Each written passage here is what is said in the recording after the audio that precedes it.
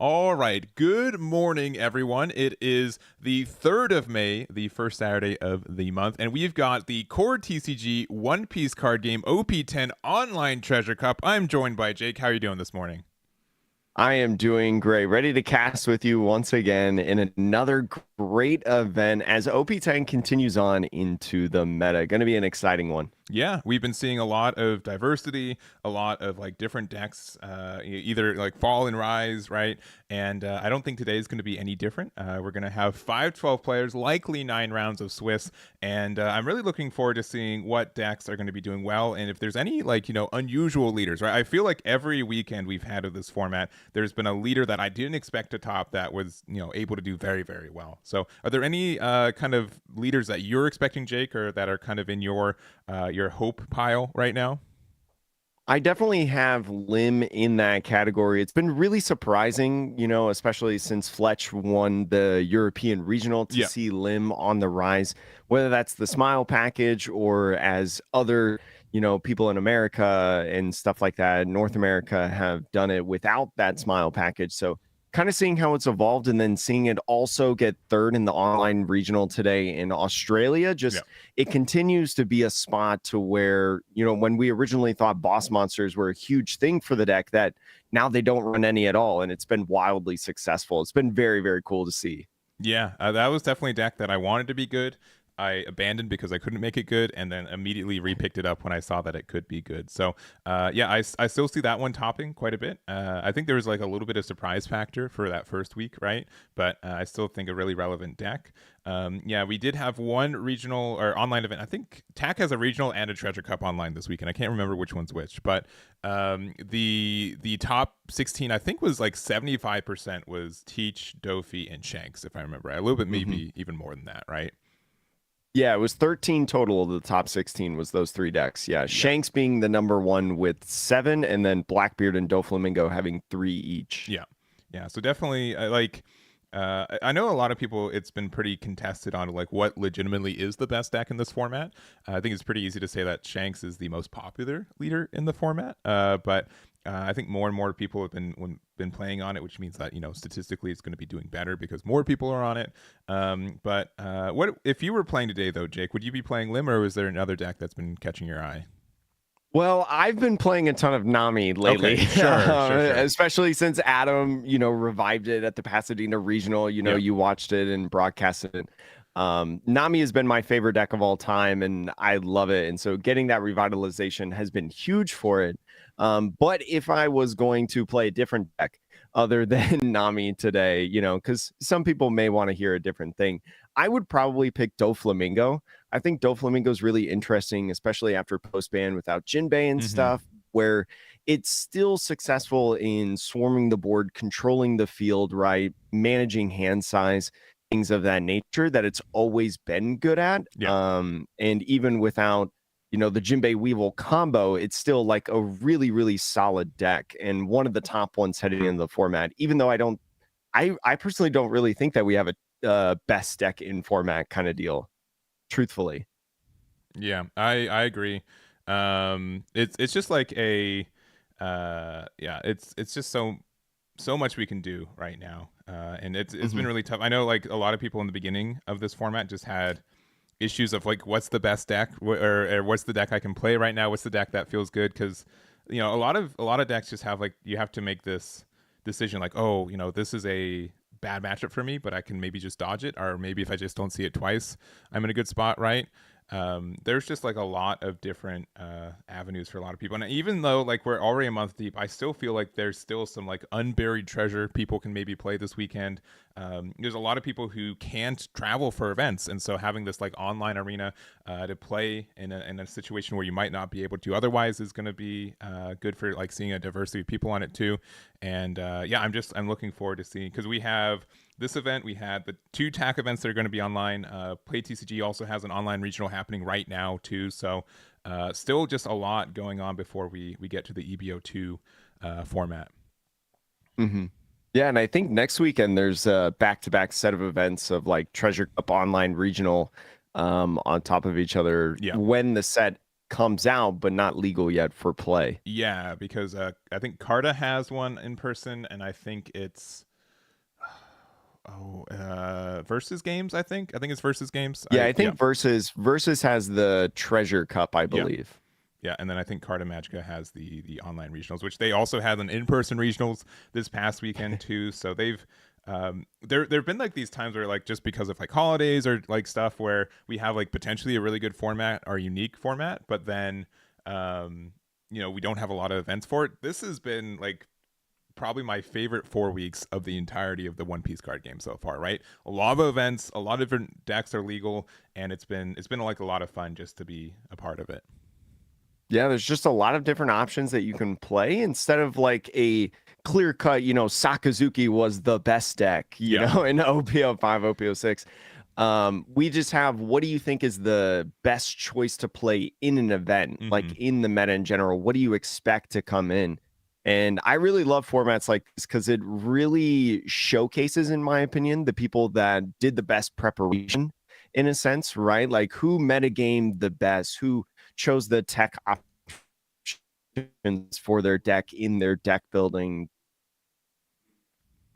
Oh, you might have lost Jake the for a best. moment It's there. kind of like these are the of like the One Piece trading card game community of people that can enter in a selection of different ones. All right, Jake. I think there's a little bit of a hiccup with your internet there, but we should be back. I think I saw myself cut out, but I kept going. I was like, I'm Yeah, gonna finish this thought. yeah. Well, But I do appreciate that, and you're talking about secret text, right? You can't spoil all your text. We still got 2 weeks mhm. of this format as well, so it should be. Again, I think there could be some interesting text. I don't know. I make a lot of content, right? And every week I'm like, why aren't you talking about this leader, right? Why have I not seen you talk about this one, right? We had last week Gecko Moria get a top when people weren't expecting that, including myself. Reiju's been a little bit up on the rise too, which is I think really interesting. And yeah, I think there's still some fuel for these last couple weeks. So, well, we're gonna actually get ready for our first round. We're gonna take a tiny break. We'll be back in like 3 minutes, and we'll get to our table. And round one will start at the top of the hour. So we will be right back.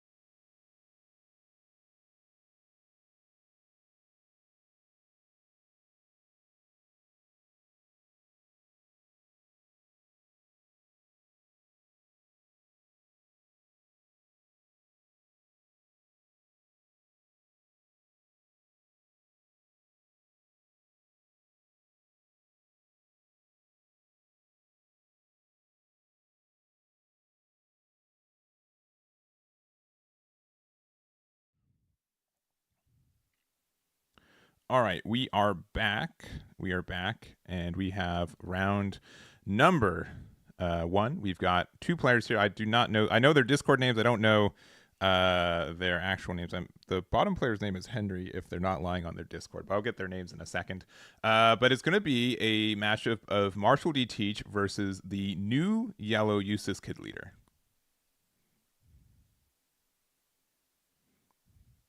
It's going to be a really interesting one, especially with the yellow kid being able to burn life, right? And how many times with Blackbeard utilizing life as kind of like a secondary draw support, how many times that's going to be hindered within this matchup? Yeah, yeah, it's a it's a newer leader, right? It's one that I think is kind of been on the cusp of relevancy, right? It's been getting some tops here and there. It's been doing moderately well at like locals and stuff, but I haven't really seen like a really breakthrough experience with the deck quite yet. We've had a couple people in Vegas really excel with the yellow kid. I think winning the Las Vegas store regionals out here. So it's a very interesting deck when it gets going, but without the on play effects, it's going to be curious to see how well it does, right? Because you talk about the different removal cards that are in the deck, like Nami, Gedatsu, that are on play, right? Potentially an 8-drop Katakuri, but also different cards like Basil Hawkins, right? With that on KO effect that burns a black hole, just gets rid of it entirely. Yeah, and we do have like a lot of effect. We have like effects that get around some things, right? But being able to disable a blocker with like our 10 drop. Or no, actually we don't. Sorry, I always get this ruling wrong. So the effect of Eustace Captain Kid Leader giving that blocker stays there even through like a black hole. Correct. Yeah. So that's something that helps this matchup a lot. We don't get like the on play of like the 8-drop, or we don't get like the heal off the loss. So that's, cards in your life are a little bit more important, but that is impactful. So it looks like we have a pretty good start here from our Marshall D. Teach player, right? Being able to get double searcher with the stage as well as the This Is My Era. So we'll see. Yeah, definitely a dream start for the Teach, finding 2 filter effects, right? To build up your hand, build up the trash in a sense, already 4 cards. As Eustace Captain Kid, not really doing anything the first couple turns, but setting up an 8K swing at life. Yeah, and down to 4 already. And when I haven't played a lot of Eustace Captain Kid, but I do like the ability where like you have to be like really aware of like when you take damage and how you take damage, right? You need the life to be face down to be able to use your leader effect, but that means you have to usually take the damage, especially when you can't heal or have your on plays in this matchup. So all of that I think is really interesting.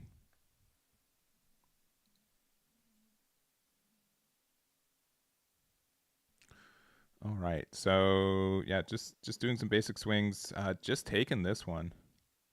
Just a basic 5, and then playing out the first Burgess of the weekend. It's the 4-drop here. Just a 6K right now, but it will get quite a bit larger throughout this game.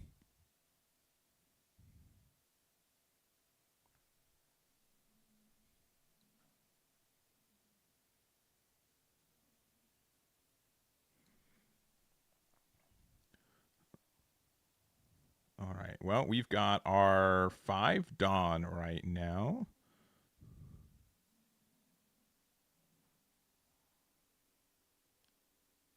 So it looks like attaching 1 to lead, swinging 6 right here. Going to try to poke out that stronger that was given, and there that is for that 2K. We'll see playing on the 4, playing that Basil Hawkins, and then using that leader effect like I was talking about earlier, making this a blocker. So especially when you saw on the first My Era Begins, right, mill 2 black holes, there's a pretty good shot that there's not another black hole right now in the Teach's hand. So I feel like this is a pretty safe play for the kid. Yeah, it's going to be able to prevent some damage. Teach is moderately okay just not attacking this turn, right? But Basil being able to generally get its on play effect, or its on KO effect is pretty good in this matchup when Cheech really has to kind of control how they take damage a lot of the time. And that My Era Begins, just building up more of the trash Burgess now, plus 2,000 power so far in this game. It's going to have, what is it, 5 Dawn now to work with for the rest of the way after using that one. Still the stage effect to be used right here to try to find another piece of the puzzle. Maybe looking for something like a Kuzan or Von Augur type of deal. Looks like Kuzan's the choice. Yeah, and the Kuzan's just a real easy choice, right? It's very difficult to remove, almost impossible for a lot of decks. The fact that you can kind of custom combo into whatever card you need it to be, but we do have the third black hole. That is very, like, most decks only play 3 copies of that card, if that, and so to be able to see all 3 copies in the top 10 cards or so is pretty absurd. And now, just with free swings that you can do at this point, the 6K swing from lead going ahead and getting a 2K counter. Now, that leader effect giving an extra 1,000, now 3,000 power for an 8K swing. Already the Burgess is buffed to 8. Yeah, and you can be moderately safe with that. They also did use the Marshall D Teach effect to shut off any on plays that we could have here as well. And especially as you go in with the later turns, you talk about the different burn options of the Uses Captain Kid. Katakuri can put that Burgess into life, right? Doesn't have that on-field protection effect like Kuzan does. So we'll see what big body he may play on this turn after this 5K swing.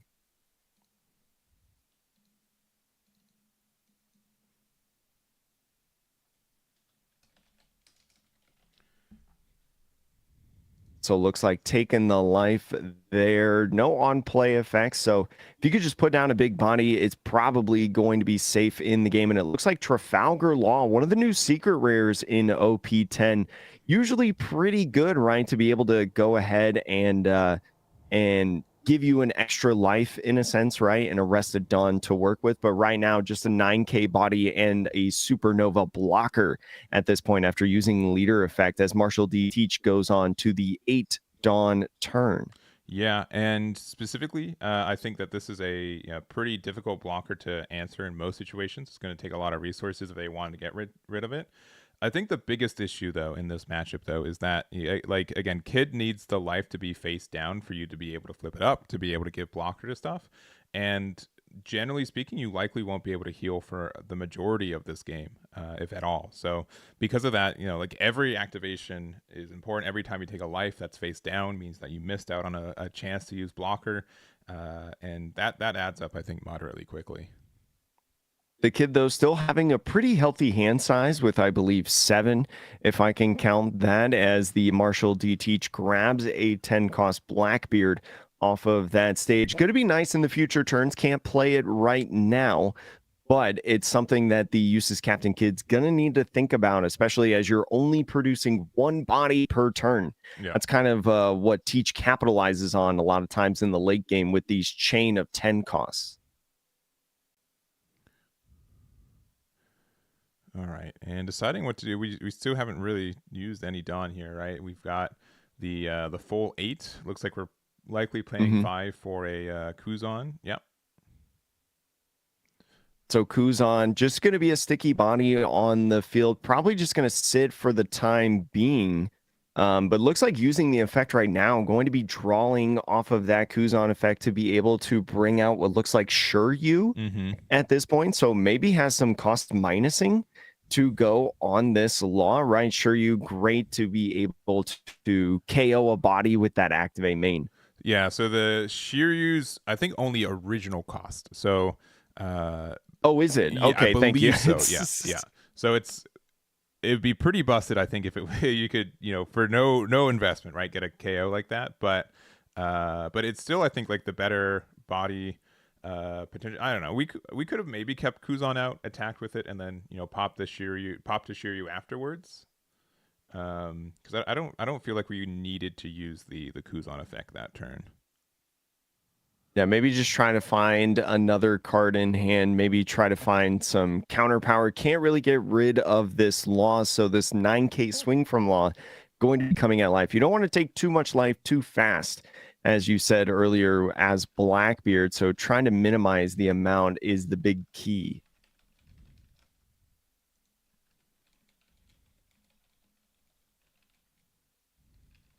So trying to fulfill this 6K swing, going to be that 2K X-Drake that we got off of life earlier, one of the top life. And with 2 Dawn left, we'll see if there's a Vasco shot that comes down on the field. Mm-hmm. And there is that little blocker there. The leader effect getting the Burgess down. So I don't know. Maybe I would have wanted to save the Kuzan later, unless you just drew the Burgess off of that Kuzan draw. Yeah. But no matter. You'll probably find another Kuzan eventually. Yeah, and it might have been like a little bit of like missequencing, right, or thought that there's another Burgess in there. I don't think Shiryu is a rough card, but if we're just bouncing into something, I think Kuzan could have probably stayed on board. The one thing that is nice about the Shiryu, though, especially on the defensive side, is that when your opponent comes in to swing at you after that Shiryu goes sideways, it is a 7,000 power body. Yeah. Yeah, so that does have like a little bit more like attack battle protection. I don't know what the best way to say that in this game, but yeah, being able to be a 7K on defense is really nice. It means that you can't just attack with it with Kid, so that's strong. And we have what looks like 9, or we're gonna go 4 for a Kikunojo. Okay, that unironically is probably one of the only heals in this deck that can happen without an on-play effect associated with it. So, and then we also are going to play out a 5/7 Ooh Rouge, just the vanilla, but being able to give blocker in this deck helps us with making a lot of these vanillas just overstated blockers a lot of the time. So, kind of a difficult board to answer. Like you can play 10-drop Teach, but you still have these 2 really relevant attackers on the board.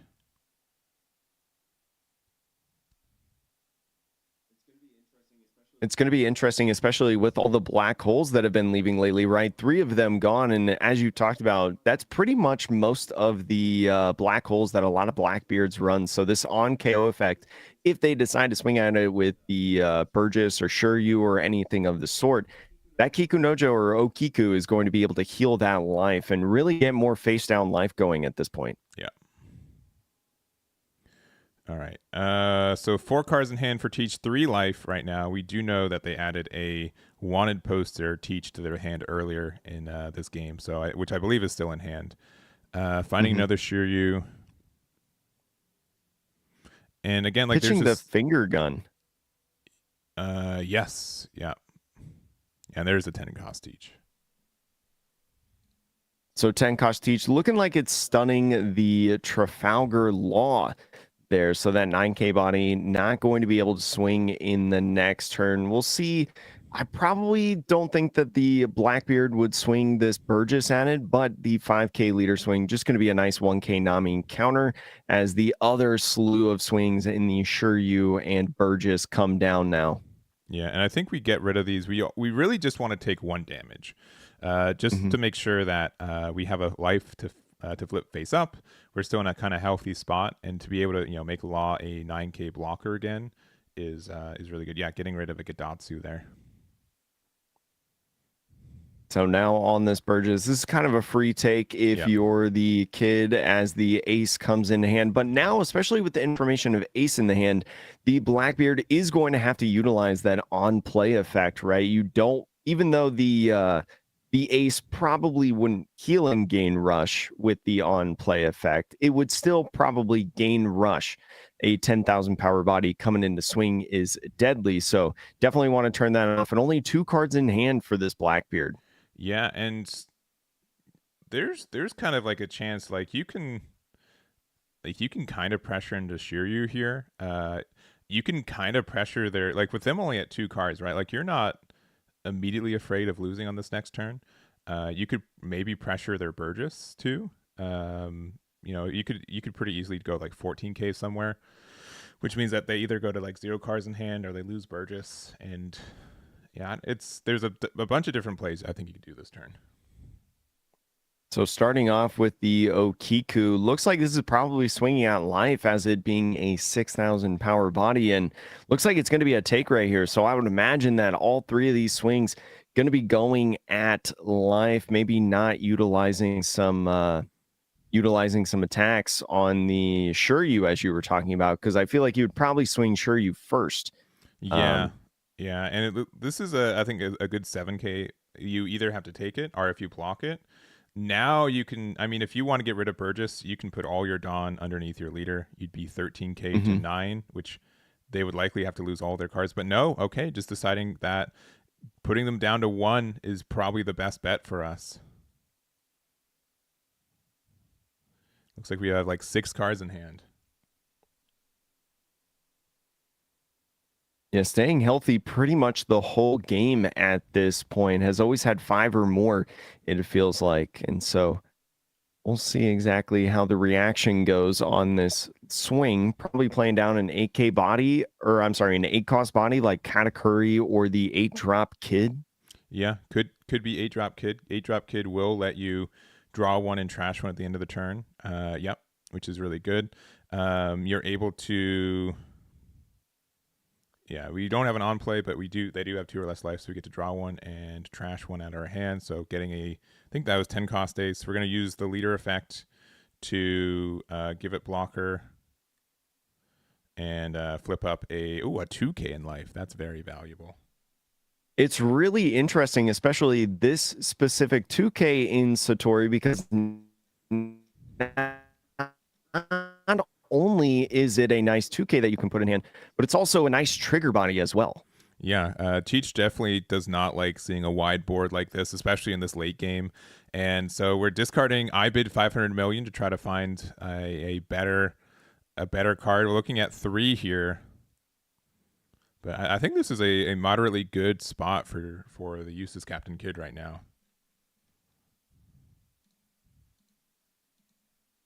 Yeah, especially when you talk about the potential moves that Teach can use, right? If they continue to chain these 10 cost bodies, that's pretty easy math for you to be able to figure out, okay, for the rest of this turn, I'm going to get a 5K Shiryu swing, a 5K Teach swing, right, from the leader. And then whatever power the Burgess is at, it'll be that swing as well. So one of the downsides of a Teach turn in the late game is sometimes when you're putting down these Teaches, it's very easy to map out the rest of the turn defensively.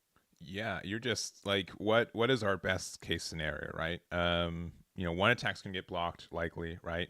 4 cards in hand here. Again, like if you're feeling confident, like Eustace Kid can play out a 5k body to maybe attack once. You only have 1 blocker and 1 life as Teach. It's this game's slowly, I think, getting a bit difficult to end. It's been very nice as well, these bodies sticking on the field, and especially the Kiku Nojo or Okiku. You got to really think about if you want to let that one go down or stay on the field, right? With that on KO gain a life effect. Yeah, because it just gives another life. It could be another life that could be, face down, so we can get another blocker. There's 2 9k bodies on the board. One of them has blocker that using you just really can't remove either. So we're going to play 10 drop Teach here. We're going to use it on the Eustace Captain Kid. Again, it still does have blocker because it's an effect that's gained, not an effect of the card. Mm-hmm.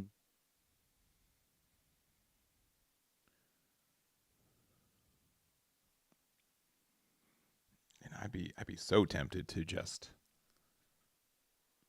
at this point, like playing out Satori might be the play. Yeah, it might be very nice, especially when trying to go for game in this next turn, because you feel like the Blackbeard might need to end up swinging with this first Teach that they played in order to apply a lot of pressure, but probably going to hold it up at least at this turn to make sure that you don't go down right away. Yeah, and also like this might be a little. We don't actually know which one they hit, right? They could have hit the law too. It's kind of actually better to hit the card that can't attack next turn, because like you can now block with Eustace Kid and feel moderately good about it because you know that it's you can't attack with an 8. Like you're okay with not defending it. You know what I mean? Mm-hmm. Like Yeah, definitely. Also, having this law not stick and swing just provides so many different active bodies that are out, right? That you can't necessarily pressure. But there's that Satori that you were talking about. Satori coming in from the life, another big body on the field. Still 2 cards in hand, right? So you know that you'll probably, or you're not in danger of losing. No Rush Burgess coming in in this game. No more active Dawn left. So just 2 swings you got to worry about, and having that blocker there, now's a good time to go ahead and block. Yeah, and so they must have prevented the law from attacking. Um, but yeah, at this point, it's about the same. Like you can attack with one of the blocker teachers if you want to make sure that like a 9 cost doesn't. But yeah, I'm But actually it looks surprised like we. Kid was the one. Yeah, I'm surprised we let this. Like we countered to save it. You know what I mean? It's kind of interesting actually, because well, I guess the law is there. I was gonna say you could swing this teach into the Aandroidd, right, and try to take out these supernovas. But you have so many supernovas on the field now with the law and Kid. It's not gonna be easy. It looks like Use's Captain Kid gonna be running away with this first round. Yeah.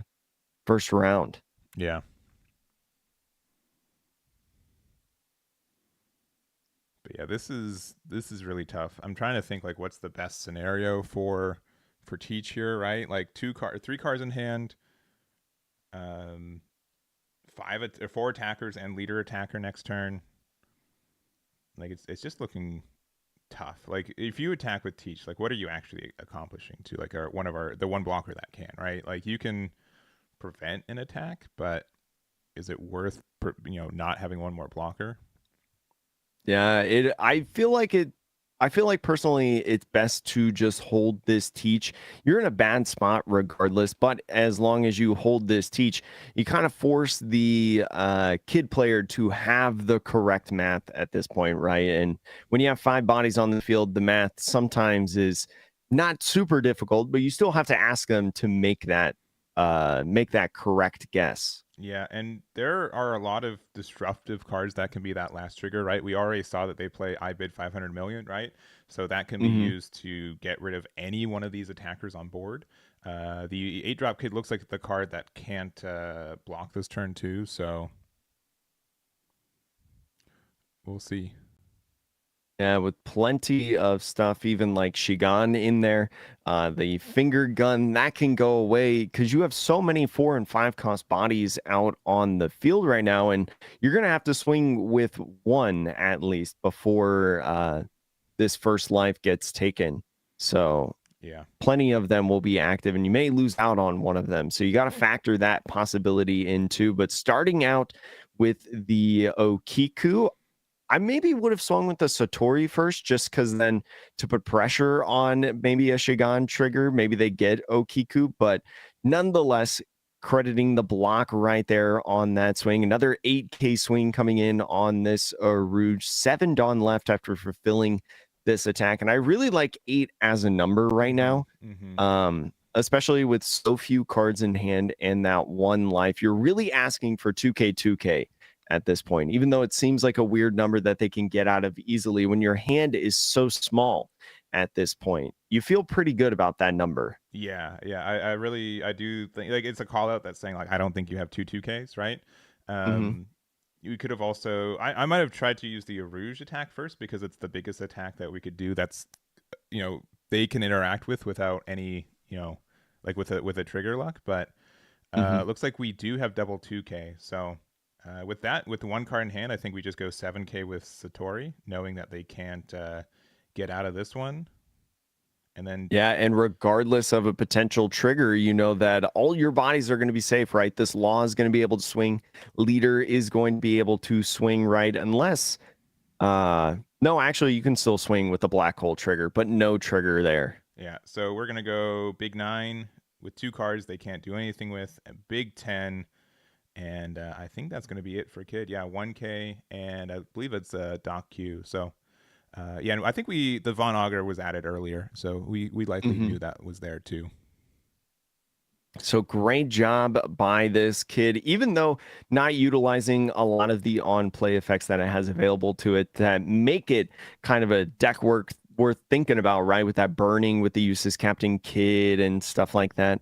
The Trafalgar Law gaining a life and a Dawn on leader, still prevailing out of it and having some good success in this matchup. Yeah, yeah. It's I haven't played a lot of OP10 Useless Kid, but I would imagine like this could be like a tough matchup. I could definitely see like you being like on played out of a lot of your good abilities, but was able to kind of recognize, right? I think being able to play the Kikunojo and U Rouge on 9 was really really strong, getting that wide board and just made it really difficult for our Teach player to like feel safe in the late game.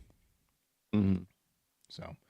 Well, cool. I think we're done with this round. We'll go back to us real quick there too. So, in case you guys have missed this is the Core TCG One Piece OP10 English Regionals. This is going to be likely 9 rounds. We've got a 5-12 cap, so that was round number 1. 8 rounds expected moving forward, and honestly, just a lot of action. I think it's going to be pretty easy to see a lot of unique matchups in today. What are some matches, and this can be for chat too, that you guys are wanting to see? I did see chat saying that there's a Perona that's 1-0 that I'd be down for seeing that match. But any from you, Jake?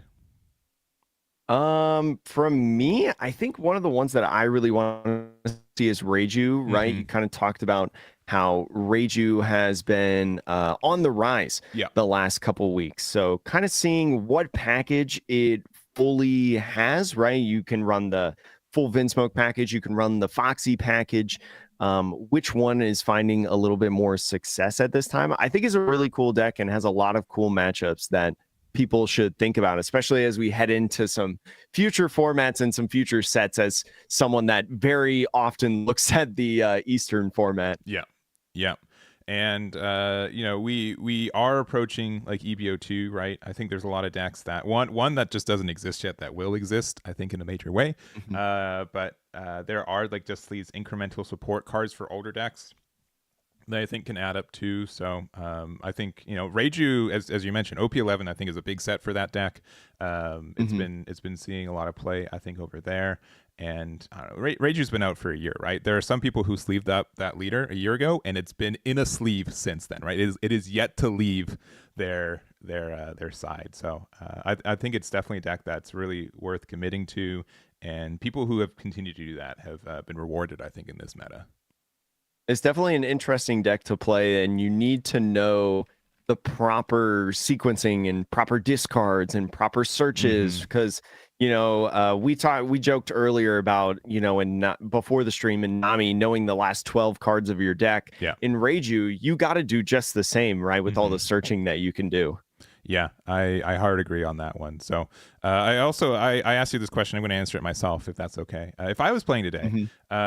I think Lim was definitely a deck that's caught my eye. I think that one would need like a little bit more like testing and sequencing personally, but I've been happy with kind of my like weirder build with it.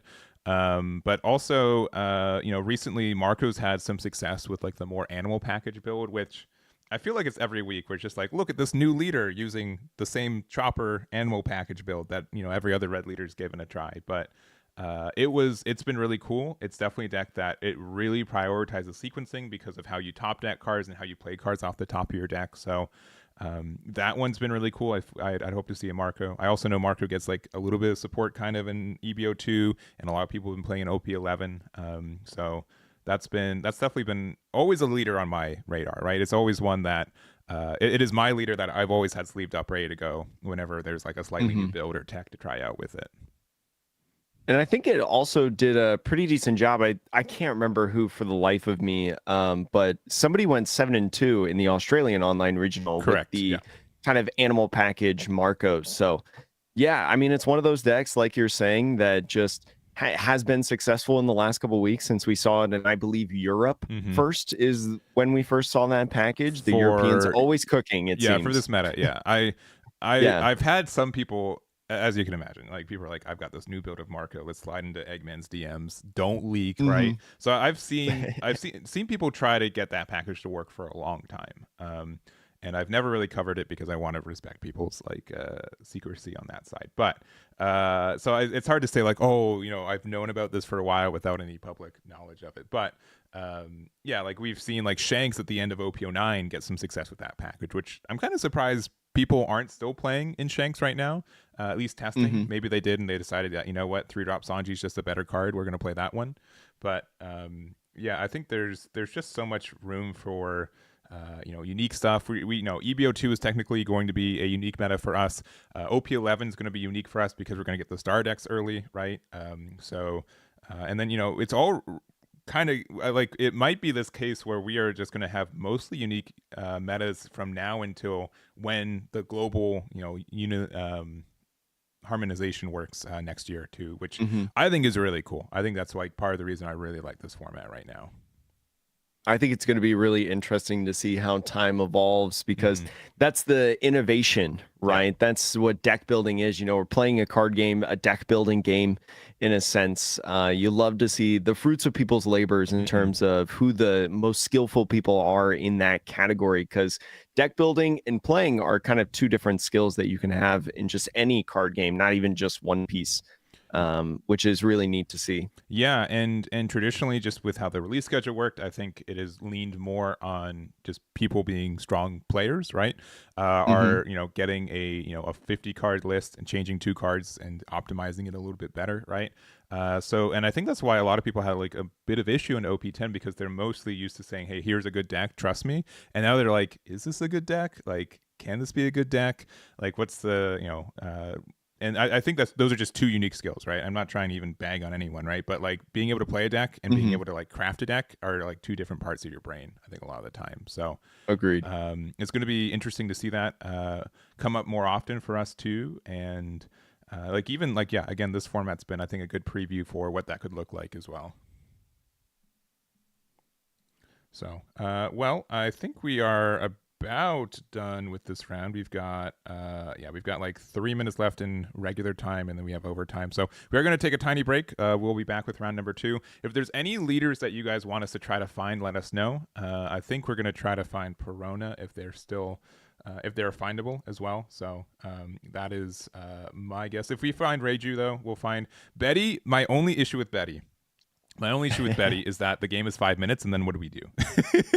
we have to get a lot of prep in terms of stuff to talk about in between, you know. And we can jump to other matches too. That's a little bit of overhead as well.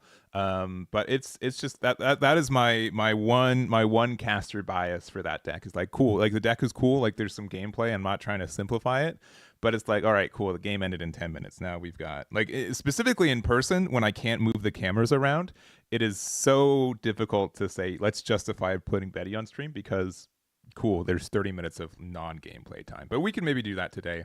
We'll see what it's like. We're probably just going to try to avoid Teach. I know we just had a Teach match, but Teach, Doflamingo, and Shanks for the first half of this tournament, because I expect them to be pretty prevalent at the end half. But we'll see what we can do with that. So anyways, we'll find what we can. We'll be back with round number 2, and we'll see you guys over there.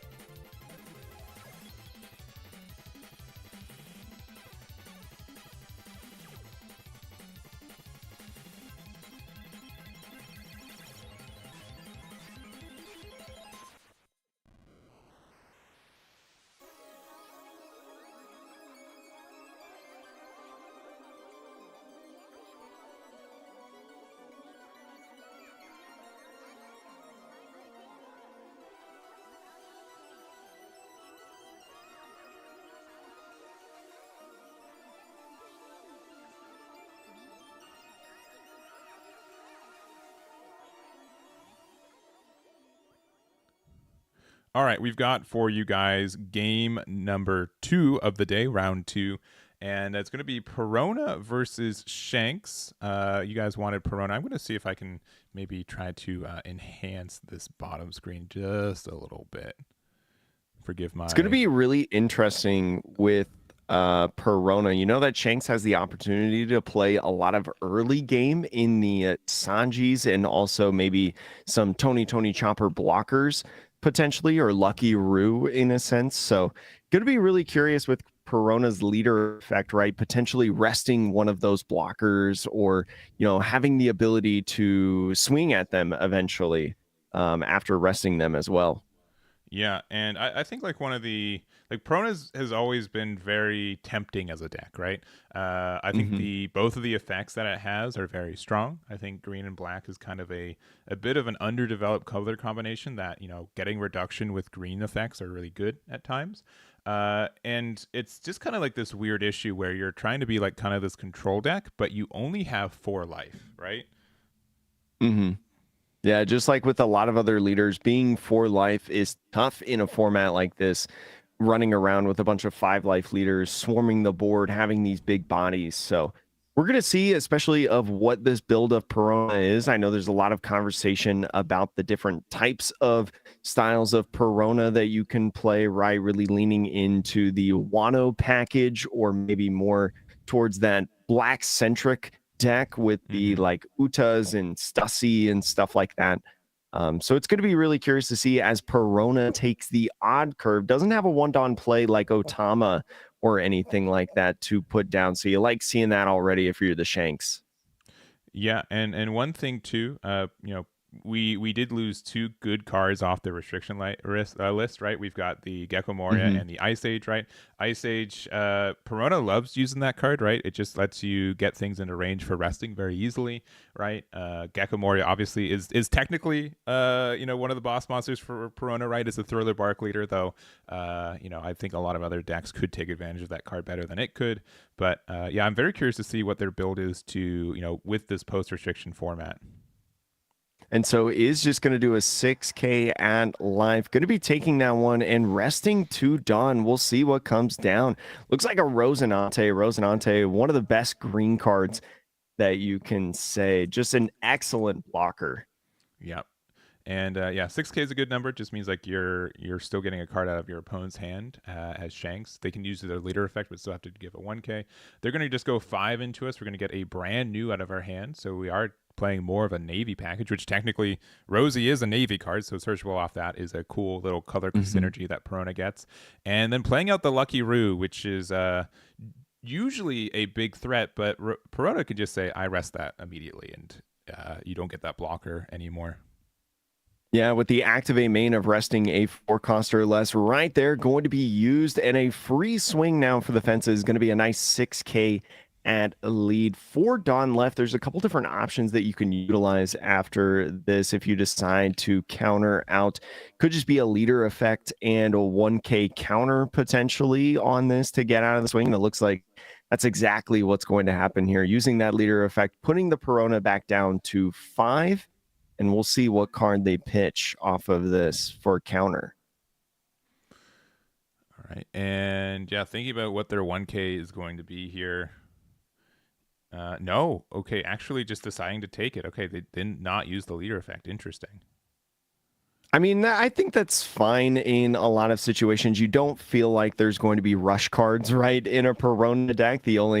I can't even think about what a rush card would be. Maybe the Gecko, right? From, I think it's OP09. But playing down a Kuzan, going to be really nice to get these big bodies out of here. Really going to force a Ben Beckman, right, later in this game to be able to remove it. And so going to start out with a 7K swing now at life. Yeah. I just don't know. Like, I'm curious what Shanks's hand is. Right. We've taken 2 6K swings essentially. Haven't really been able Mhm. to get out of any attacks. We're already down to 3 life, and then for 6 we're going to play out. Oh, sorry. For 4 we're going to play out another Lucky Roo. So we can rest one of them, but we can't rest both of them right now, which is a little bit tough to handle. So the good thing with Lucky Roo at this point, right, you are going to guarantee that one of them is probably going to be able to get that on KO effect, right? Unless there's a sort of trash effect that Perona can utilize, maybe something like a 6-cost Brook, right? That's something the Rumbar Pirates type character that a lot of people run in these decks. First, going to start out using Leader Effect. And so we'll see with the rest of the Dawn. I believe 7 Dawn turn now at this point for Perona. There's a couple different options that they could run. Yeah, and we could be playing a Hody Jones. I think that might be a little bit aggressive here, perhaps, but could be a thing, right? We could play maybe like a Sakazuki here. Oh, we're gonna play out the Brook. Oh, this is a fantastic play here for. And the Brook with 6 Dawn is going to get around that active Lucky Roo effect, right? Because that Brook trashes specifically a character with cost of 4 or less, not KOs. So 2 different effects. Really good job by the Perona right now. Now going to be able to get a 5K swing and be able to keep this Kuzan alive. Yeah, and now we don't have to like attack with our Kuzan if we don't want to, but we're deciding to. Yeah, we're gonna go 6 capes since they already used their leader effect. They're going into the Lucky Roo, so yeah, protecting that. But honestly, like if they were attacking the Lucky, I might have just let the trade go at this point, right? You can Yeah, get I rid of mean, you would have Brook, been able to Kuzan. you would have been able to get rid of the Kuzan, right? Because, well, actually, with the Rosinante, no, that's only on opponent's turn Yeah, that you yeah. can have that protection effect. So, yeah, you could have actually let that gone through and gotten rid of that Kuzan. Because you just know that card's just going to get rested like every turn, right? Um, Yeah. And especially once you start playing your Silvers Rayleigh, right, your 10 cost Shanks, this Kuzan's going to be a little bit of a problem if you let this guy stay on the field. So, going to have to answer it here soon with this body that you play. A Rayleigh would be able to, or actually, the Rayleigh may not be able to get rid of it, right, because of the Rosinante on the field. Very yeah. interesting set of interactions right now. All right, yeah, we're gonna play out the silvers here. Yeah, one of the best red cards I think in the game, and I think Shanks can definitely take advantage of just how good the removal and just like prevention of like additional attacks on the next turn. So we're gonna give something minus 3k, something minus 2k, and then we're gonna prevent or pop something that costs 3k or less. So looks like we're gonna get rid of the Kuzan. I kind of would have like to see like the removal of the Rosie after giving the minus to 2 things and then attack into the Rosie or into the Kuzan instead. Yeah, But I would have liked that play as well, especially because you can go ahead and swing at this Kuzan, right, for free, even after maybe minusing it. But really just going to go out and swing, countering the first one. And now this Lucky Roo coming in with another swing, going to counter out of that again as well. No more swings coming in. Back to the Perona's turn here shortly. yeah, and I believe the Brook is currently a 3k, so it's going to be difficult for it to pressure anything right now. And yeah, I do like the Lucky Roo attack, knowing that it's going to likely get rested anyway. So let's try to get some advantage while we can.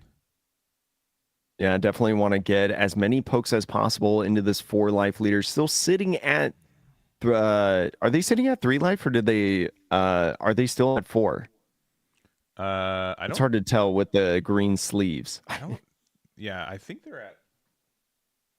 I think they're at 4. You're right. The matte sleeves are a little bit tough to when they're. It's just like one big rectangle for art quality, but yeah, either 3 or 4. But yeah, Perona's been very healthy for a lot of this. And still has plenty of cards in hand. I think has about 5 right now on a 9 Dawn turn. There's plenty of different avenues that you could go down at this point with the 9 Dawn, Stussy being one of the main boss monsters, I feel like, of this deck. You'd be able to get rid of any character on the field, and as long as you trash one of your own characters. So, but doesn't opt to do that. Instead, swings 7 right here. Still has 7 Dawn to work with. Yeah, so using leader effect and 2k, so Perona was a 6k attack, and we get out of it with a 2k. Looks like we're going to attack large with our Brook. This is like a 9k, so likely having to take this. What are we doing for our last 4 Dawn? Maybe playing a Ryuma?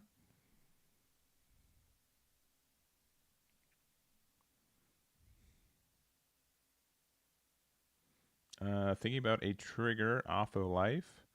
They do have the jet. They do have the yeah. If it's the mole pistol, they won't be able to remove it. Oh, it's oh Hmm. it's oh it's just. It looks like it was a rush Luffy of all things. So maybe trying to bait an activation, but yeah, Or down to 2 maybe life. clarifying, the amount of power that Brook maybe had. Yeah, That could have been something. and then we play out. I believe that's a. I think is that Ryuma? I think it is a I Ryuma, think right? that's the Ryuma. Yeah, the new binder collection, or I'm sorry, the PRB alternate art of Ryuma. Yeah. So we could have used it to get rid of um the Lucky Root, but I think we're just deciding, you know what? That just means like you get rid of a body, and I don't really care about that. So I'd rather just get the body out and hang out. Oh, I think they're okay. Your chat's right. Yeah, Brook was a 6K swing because of Rayleigh's a minus 3K. That's right. That might have been the issue because we silvered it last turn. They're confirming the number of the attack. So now at a full 10 Dawn turn for the Shanks, just going to be starting out with a quick poke of this Lucky Roo. Going to be a nice 2K counter out on that X-Drake. And now a bunch of 2Ks leaving the hand. It looks like only 3 at this point. And so maybe thinking about resting their Dawn for a character, but playing the Shanks first. Going to be doing A5, going to be asking for another card before the Rayleigh comes in. And looks like life is being taken. The first life for the Perona and full 10 Dawn. Here's the Shanks minus 1,000 across the board. And now it looks like we're swinging at, we're swinging with the Rayleigh. We'll see if it's at the Brook or not. Brook being a 5,000 power character now, I believe. Yeah, I think we want to try to.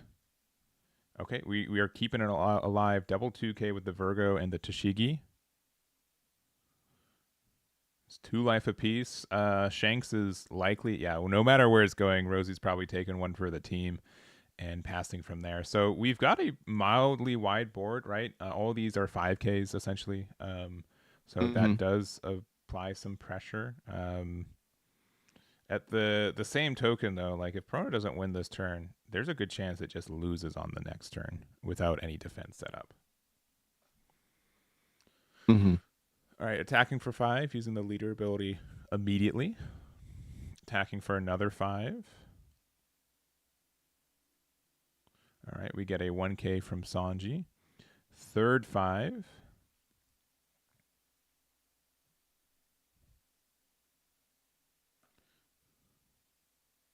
Another Sanji from hand. I mean, if we had Stussy, we would have done it after the first Brook attack. Because then the Yeah, Ryuma would because have been bigger, right? with Stussy, you do have to remove one of your own cards, but Doflamingo comes in. The nice 10 drop, freezing 3 different bodies on the field, either leader or characters. So Shanks and Rayleigh probably guarantees, but looks like going Lucky Roo, Shanks, and Rayleigh Yeah. right here, keeping the leader ahead and active. And so now we'll go on to the defense. We'll see if there's another 10 cost Shanks being slammed down on the field. Healthy hand size for the Shanks player right now. Yeah, so this is gonna buy Perona another turn, right? Only attacking, technically only 2 5K attacks, right? We only got 2 cards out of our opponent's hand. Mm-hmm. Is a little bit rough, but we're going a big 8, so maybe we have like a Beckman to get rid of one of these bodies. The Beckman would be able to go around the Ryuma's on KO effect, right, as another trash type effect in the game. But swinging at that Brook, and that Brook is going to go. Okay, yep. And yeah, playing around the Ryuma on KO is great. And now it's really to a point like our Perona player has what now 3 cards in hand, I think. Mm-hmm. We have to play another Doflamingo, or we're just a little out of luck, I feel like. Definitely going to have to deal with these bodies on the field somehow, some way. And being able to do this as well as the Perona play these different cards without having any searches in the game, really no you can be my samurai type stuff. You know, the draw support that makes Perona a relevant deck in a sense. So we'll see exactly what he wants to do. If he's got a 10-drop Doflamingo, maybe not swinging at all except into the Lucky Roo in terms of characters, maybe just going straight at life. But there's plenty of different possible routes, especially the way that this Perona could be built that could be taken here. And real quick, I do want to mention real quick. So the Ryuma was not KO'd; it was trashed. There are kind of like a lot of new effects recently that bypass KO effects because they trash the card instead of KO them. So Beckman able to put the card gently into the trash means the no on KO from Ryuma, so we don't get rid of the Lucky Roo. Yeah, trash and KO just being two different keywords within the game, have two different sets of interactions that happen. So definitely one of those things that you need to know if you're in the game. And it's really one of my favorite things about card games is that like you're like, why are these two different things? You know, like why they systematically do the same thing, right? And you're like, well, actually, you know, the end result is generally the same of like where it ends up, but these minor differences really make a difference. And so going ahead now, after that 9 cost Shanks KOing the 10 cost Shanks on the other side, some Shanks on Shanks violence, the Perona 6K swing baiting the leader effect and a 1K. So the Doflamingo swings free, puts the Shanks down to 1 life, but now the Rayleigh and Lucky Roo get to stand. Yeah, this is a pretty tough spot for our Perona player, right? They've got 2 life, 2 cards in hand.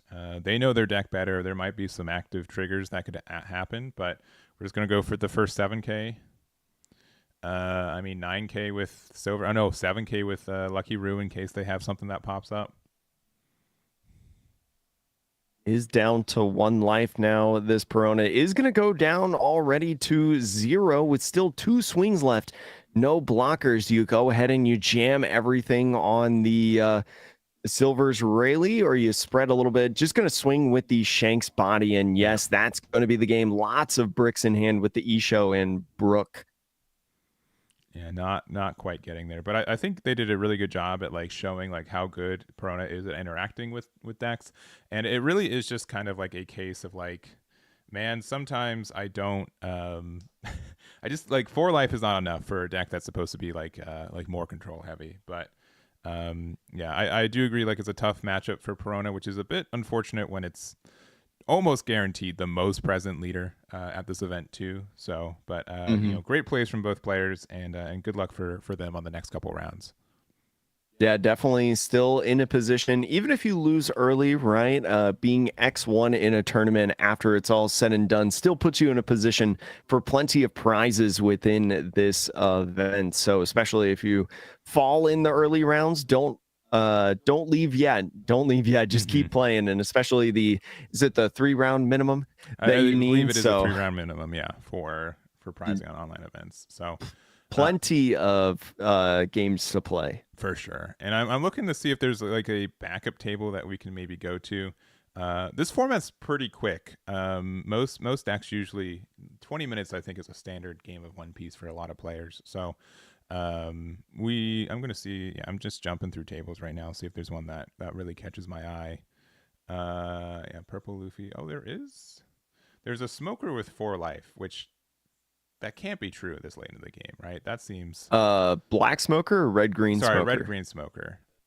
That seems they might be playing a different game. I'm gonna assume that there is a marker player. All right, I'm just gonna build my own collection of decks that I want to see.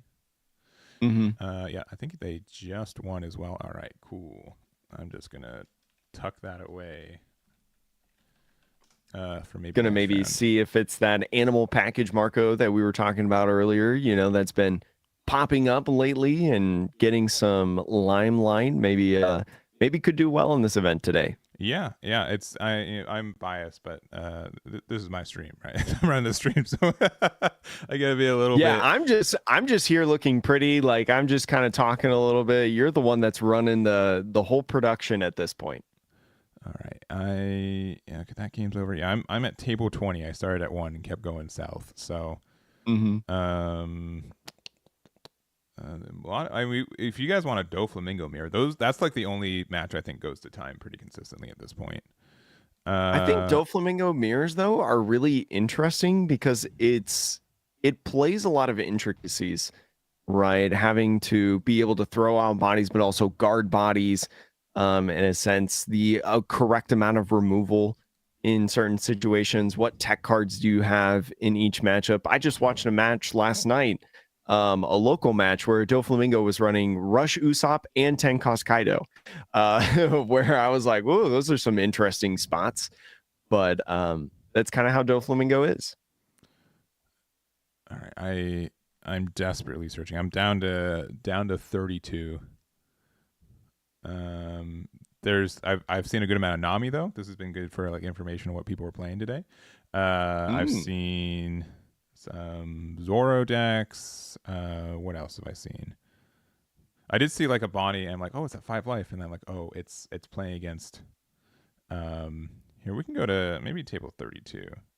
That might be the best one with what we've got. So, give me a second. It's gonna be Bonnie versus Zoro. Bonnie may be stabilizing. It's generally how it has to happen. Also, let me.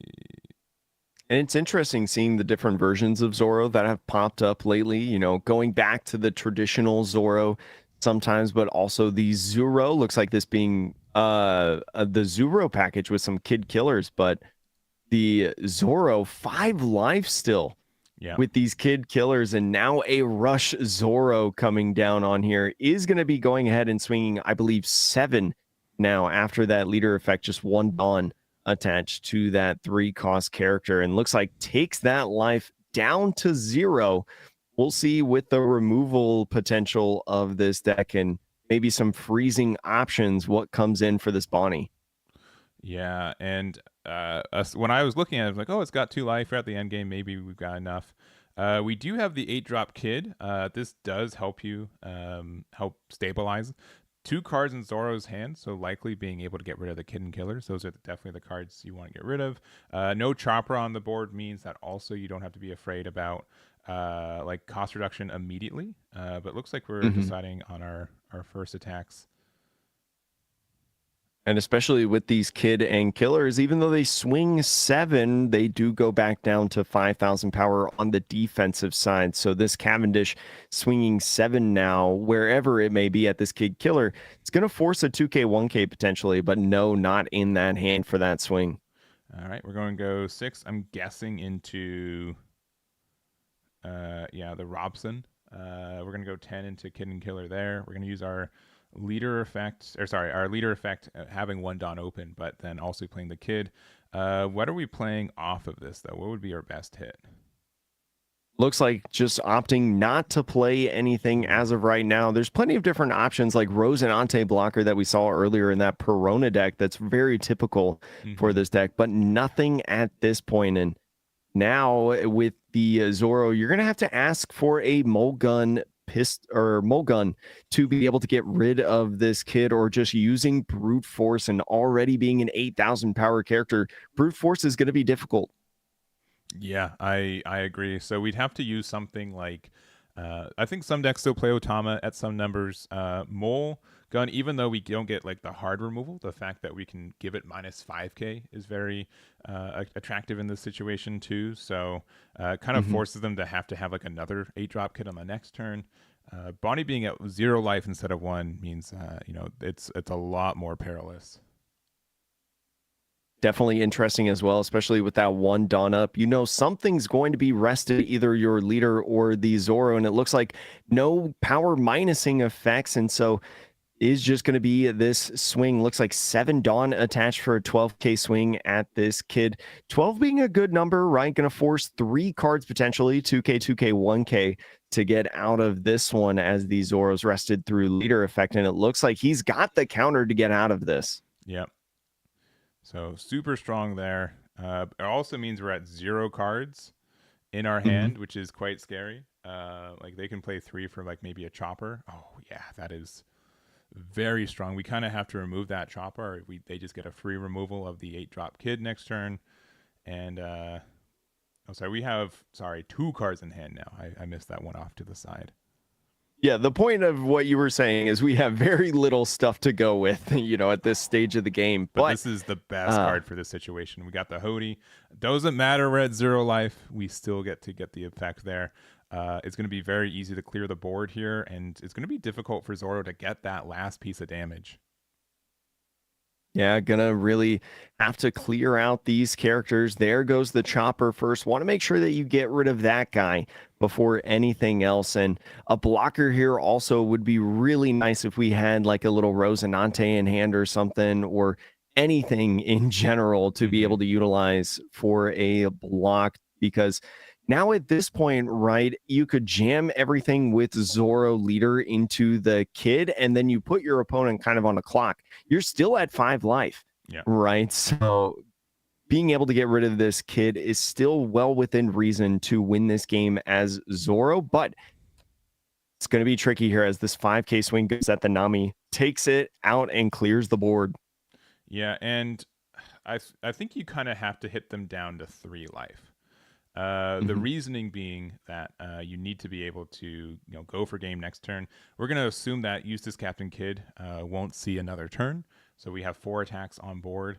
I don't think we needed to get rid of the Nami because we can rest it on the leader attack, right? So maybe we could have done one more swing or hung out a little bit, but 1 card in hand, 0 life, 8-drop kid on board, 4 Dawn active.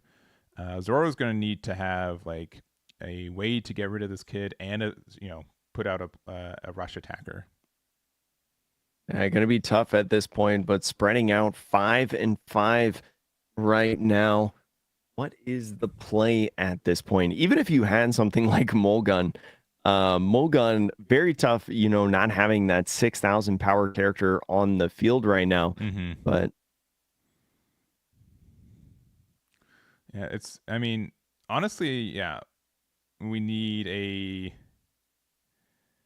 generally speaking, we need a 10k attack and then a 7k attack, right? That wins you the game, right? So 5 on this. Oh, but we're looking with Nami. Maybe trying to find something like a rush type character, right? If you can swing big and KO this kid, there's not very many cards in hand for this Bonnie on the defense. And with rush characters, the leader effect doesn't necessarily matter, but finds the Alabasta Chopper, right? Yeah. A great card, and especially a Zoro deck, but not in this situation. No, not the card I think we were hoping to find on this spot. Probably trying to find a rush Zoro. I think that would have helped us win the game here. We're going to go big 10. That might be enough. And then we've got four additional Dawn and a prayer. 4 additional Dawn. If there's a kid killer that comes down after this kid gets KO'd, gonna be really tough for this Bonnie to survive. But there goes the kid. We'll see what's left with the 4 Dawn, if it's just a pass or maybe play down, but it's a chopper. Okay, so this is pretty much means that we have to win on the next turn as Bonnie, in my mind. We're playing out a 3-drop chopper off the top. We could also have the what's it called? Just Shut Up and Come With Me, which can establish a blocker off the top of our deck at times too. So we will see. And especially with the 1 Dawn right now at this point for the Bonnie, even though you have 4 swings and 3 life on this Zoro, you got to think about stuff like Guard Point or maybe Divine Departure in a sense, right? These different 1-cost counter events, Radical Beam, still a relevant card to try to hit these numbers. Even though there's so few cards in hand, you might be able to math it out. If you don't win on this turn, it might be out. So swinging a 9, I believe, with the Hody Jones, attaching 1 of the 10 Dawn for the turn. We'll see what Zoro does on this and takes that first life. And we know that there's a 1k in hand, right? All these attacks have to go in, right? We can do, I think 9-9, that uses 3, 9-9, 10-10, I think are the numbers that they're going for. And yeah, there's so many different ways, right? If they have these just shut up and come with us and establish the blocker, Bonnie probably loses. If they have like even a mole pistol to be able to give the minus power to the Dofi, that's really strong. Like these are not easy hits. No, and so is going to go ahead, swing that Doflamingo first right here.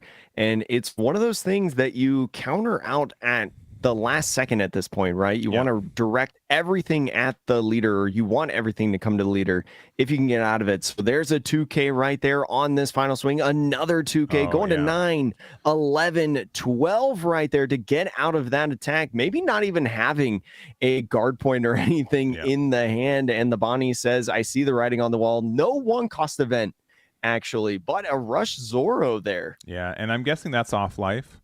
Mhm. I'm also guessing that they're like worried, like you know what, I'm guaranteed to probably not lose on the next turn. Not I no idea what their actual hand was, but um, yeah, I think it was a really close game, and I'm really happy we were able to see that one conclude too.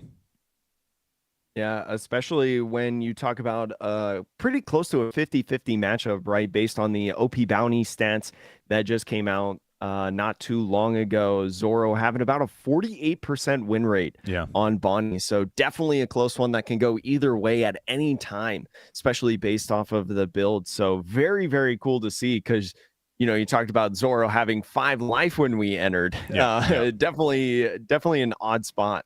Yeah, and yeah, it could have gone. I think either way. Definitely, our Zoro player was feeling a little despair of like, what do I do? Like, what are my spots here? And I do think like I think the biggest change I would have done though, I think we could have put them down to 2. It could have given them the rush Zoro that would have won them the game on the spot, right? That's always the scare for that matchup. But Mhm. putting them down to 3 life, knowing that one drop Bonnie doesn't or one drop Nami doesn't matter because you can rest one body, right? Um, but that's I don't know. I'm happy we were able to see that one as well. Yeah, definitely a cool game to kind of fill in this time after watching that Perona match. For sure. So we'll be done with this round. We'll be back for round number 2 in about probably under 15 minutes. So we will get that. I did see the marker player. I'm going to make sure that they won. And but that's generally what I would want for round 3 to see how that deck does as well. But that is where we're going. So we're going to be back. We're going to be back with round number 3, and we'll see you guys over there.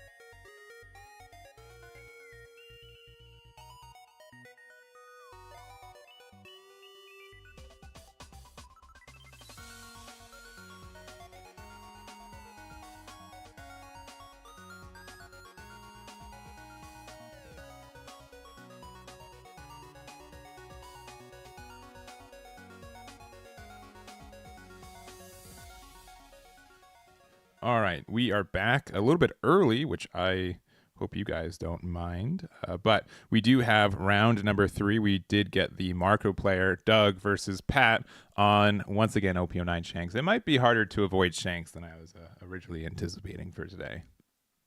And it's one of those things, too, as you had talked about earlier in the tournament, how Shanks is going to be the most popular deck, more than likely, in all these tournaments. So, going to be really interesting to see how this Marco fares against it, right? Because if you're deck building, Yeah. you got to think about your deck and how you're going to deal with this specific matchup. So, it's really going to be cool to see how this unfolds. Yeah, and I would say Marco's probably been one of the closest decks to like a control red build, right? Shanks, I wouldn't necessarily say Shanks is control, right? But he does kind of have like some factors that kind of make him like a control deck too, right? And so being able to have like this these two different play styles with the red, I think is going to be interesting. So starting off with that leader effect going first, even though Marco doesn't necessarily always have a one-drop searcher, being able to utilize that leader effect for that card filter, is so good in a lot of situations. And so Shanks on the even curve being on 2. We'll see if they play down anything or just leave 2 up for the common Red Hawk potentially. The Marcos usually play like these small bodies, so Red Hawk could be valuable in this matchup. Yeah, for sure. And I think that generally speaking, Marco, I think both decks like to go second, right? So Marco having to go first, I think is a little bit unfortunate for it. We do have a lot of plays on 3, but they are less consistent because of it. And it looks like we're just going to use our Marco effect again. And we're going to be able to get some interaction with the Sanji. But that card's just, we're not going to get rid of it, I don't believe. Yeah, going to be tough to get rid of it, but decides to go ahead and swing 6 right here. So it's not a simple leader effect. After that, Marco leader effect. Well, not doing the power minusing. Did he do the draw No, one, he put one hasn't, back he yet? hasn't done that yet. I'm guessing I was gonna say that's what I thought, but he put the die on it, and I was like, oh, maybe I missed it. Yeah, there might be some interaction out of life. You don't know, right? Like it doesn't matter to do it early. So I'm guessing we're maybe playing out a blocker. Yeah, we're gonna use the Duval here. Okay, that makes a little bit more sense of why we waited for this effect. So just means that we get to look at the top 3, we get to rearrange it or put it at the bottom of the deck, and then we get to use our cycle afterwards. So having that extra knowledge and making sure that like Duval doesn't get hit by some unique card that can get rid of it from red. I think that's the proper sequencing for this. Going to be a nice pick and grab to see what you can work with in the future turns, right? Because when you're constantly reordering your deck and restacking things like that, you're really thinking ahead in the future of what you want to do. So in that top 3, finding a card that he did not want at all in this matchup, using the leader effect and immediately putting it down to the bottom of the deck, not even putting it in hand, really. All right. And yeah, we're passing back here. Generally speaking, I think the best play for Shanks on 4 against most decks in this meta right now is the Lucky Roo. So, I think just explaining the effect. Marco's not super popular, right? So you do have to, make sure you know how the effect works and like just how the sequencing works. And I don't know, I could say a lot about this leader. It's very fun. Yeah, no, I mean, this is why we've got this on, because you are one of the masterminds, I feel like, behind Marco. You know what this deck's all about. Mastermind might be a little heavy, but I'll say it maybe top 10% due to just not a lot of people on it. Hey, you know what? Still up there, but off of that 5K leader swing is going to take the first life for the Marco. Marco being a 4-life leader is going to go down to why do we just take a life here? We're using the Sanji effect, for the but Sanji. I think we forgot to play out a Lucky Roo first because we would be able to get the Dawn on top of it. So a little maybe mis-sequencing on that. Does at least still get that 2K power boost right there to get a 5K swing. And now with that Lucky Roo, as you're saying, maybe was a little bit afraid of like a potential trigger. Yeah, maybe on the Sanji swing. So didn't want to do that. It wasn't the strictly worst play, right? Like there are definitely things you could be playing around in life. I think they would have appreciated a 7K attack instead of a 5K, but still applying pressure here and they're still in a pretty good spot. And generally speaking, I think the Sanji is going to try to get answered right now anyway. So trying to apply pressure while you can is probably fine. Yeah, and so now at a 5 dawn turn, we do know the top card of the deck, right? From that Duval, we drew the second card from turn after bottom decking the first card. So this card on top, we know what it is once we utilize our leader effect. So is it going to help us at this point or no is the question. And what could we play down? There's a lot of different avenues, right? With Emporio, Ivankov being in this deck could just be like a Marco, right? The 5-drop Marco gets played to remove this Sanji in a free swing at life, essentially. Yeah, it's like these are just some tough decisions, right? Looks like oh my goodness, this is a card I don't know, so now I have to read it. I've never seen this card sleeved up. Let me double check the effect. Yeah, and immediately throwing it out, showing it to the camera as well. Is probably he knows that he's going to get this question a lot. All right, what this exact is. This is Barrier Pistol. It is from OP10. Place up to one of your opponent's characters with 6k power or less at the bottom of its owner's deck. So we did just get a clean removal on that Lucky Brew. It also has the trigger to get the same effect. So generally speaking, red's the only thing that cares about the power and cost of stuff. But this is a a moderately good way to remove stuff without proccing on KO effects, and it did cleanly get rid of that Lucky Brew. And they did save the Sanji very, too. very nice. Yeah, the Sanji stays alive now in this game. And so here we go now back into the Shanks turn. Definitely this build is different than some of the animal packages that we've been seeing as of late, I feel like, of Marco. Yeah. All right. Looks like for 5, yeah, we're going to play out Marco ourselves. That does get a clean removal from our blocker there. We're going to be able to go. So now with this blocker gone, going to be a 5k swing at lead. And you could see like a little character come down, or that's this last dawn attached, get put on the Sanji for a big swing if you want to go big at this point, take another life. But countering out of that first one. All right. Yeah, we're going to do it. Yeah.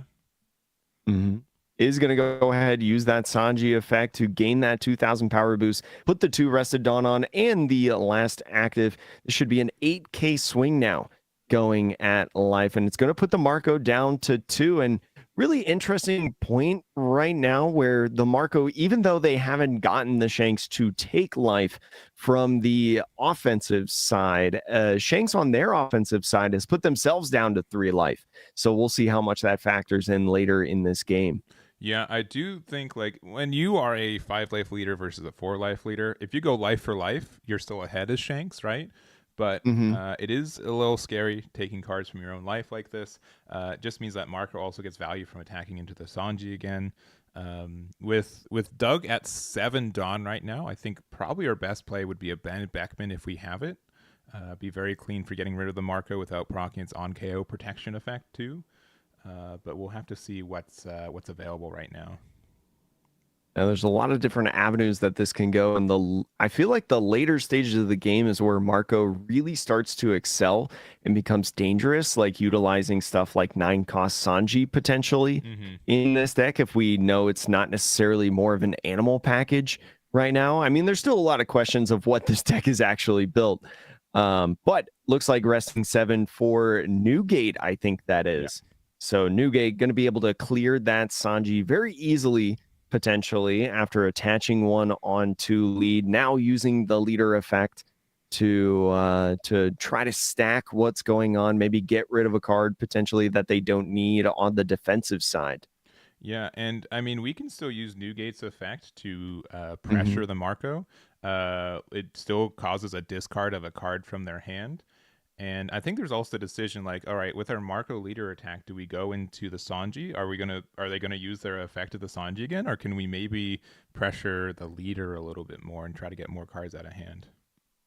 Especially because when this Marco uses its on KO effect, in a sense. If it comes back on the field, it comes back as rested, but no event in the hand to get rid of. So now the 6K swing going in. We'll see if it goes at life or this Sanji right here.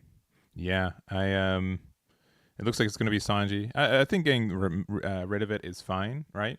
Um, but yeah, being able to pressure their life, either one, right? I think either was a valid play, depending on what your hand is and what you're trying to do on the next turn.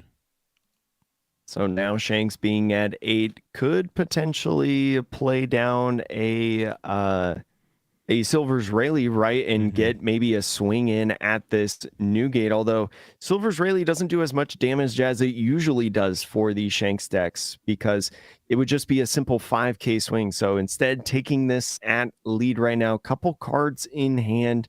Gotta imagine that maybe something like Dragon could come in. So countering out of the first one, that Rush Ace from the starter deck.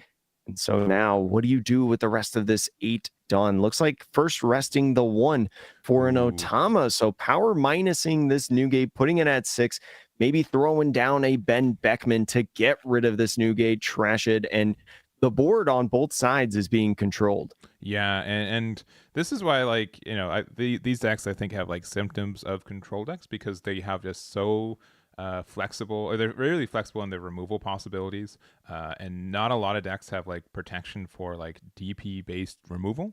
So because of that, yeah, there's going to be like a lot of back and forth. We're at 9 Dawn for Marco, which generally you want to be 10 to guarantee like a really good Sanji play, but you know, I don't think it's going to be too outrageous to say that this Ben Beckman might not survive on this next turn either.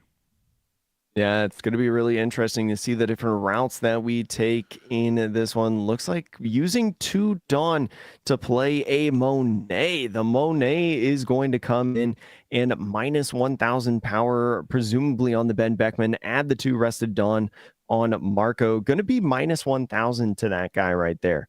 With Marco leader effect, maybe minusing 2 more thousand to put it at 4,000 total. Yep, and we're gonna use the leader effect, put one on top. I really do like this Monet in this set. It's such a weirdly good card. I think. Yeah, we have the Beckman here. I mean, this just means like we get better removal, right? We could have just used like the leader effect, but putting another body on board means your opponent has to really answer that, or you get value from Monet every turn afterwards. Yeah, definitely going to be a swing that comes in on this, or utilizing some Dawn to get rid of it in the future turns. But first, we have to fulfill this 7,000 power swing at lead before we can do that. Yeah, and I think it just makes it clear like why we removed that Sanji too, because otherwise Sanji could just pressure the money for free.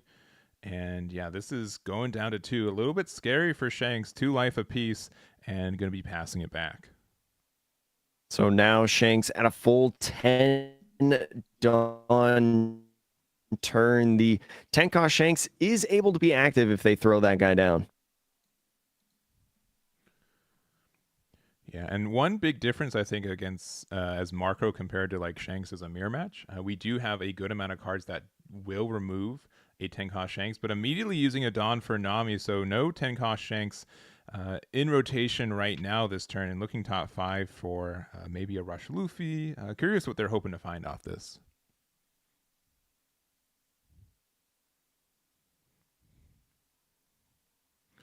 And looking back at cards in hand right now, it looks like we've got about 6 for Shanks right now. Seeing what will be the 7th card to add to that hand, right?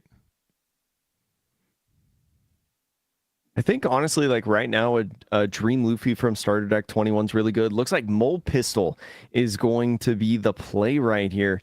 Maybe, oh gosh, it's really interesting spot right now, I think, for the Shanks after grabbing that. Yeah, I mean, we could do it. So we don't have a 6K on board, right? We could put 4 Dawn on Nami and then use Mole Pistol, and that could get the removal on specifically the Beckman, which is moderately good. I'll read evaluating the Dawn.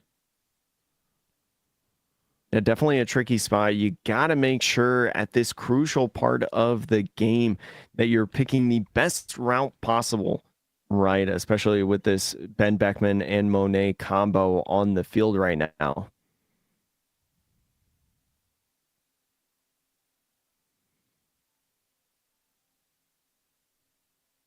All right, reevaluating it. We still have 9 Dawn to work with, right?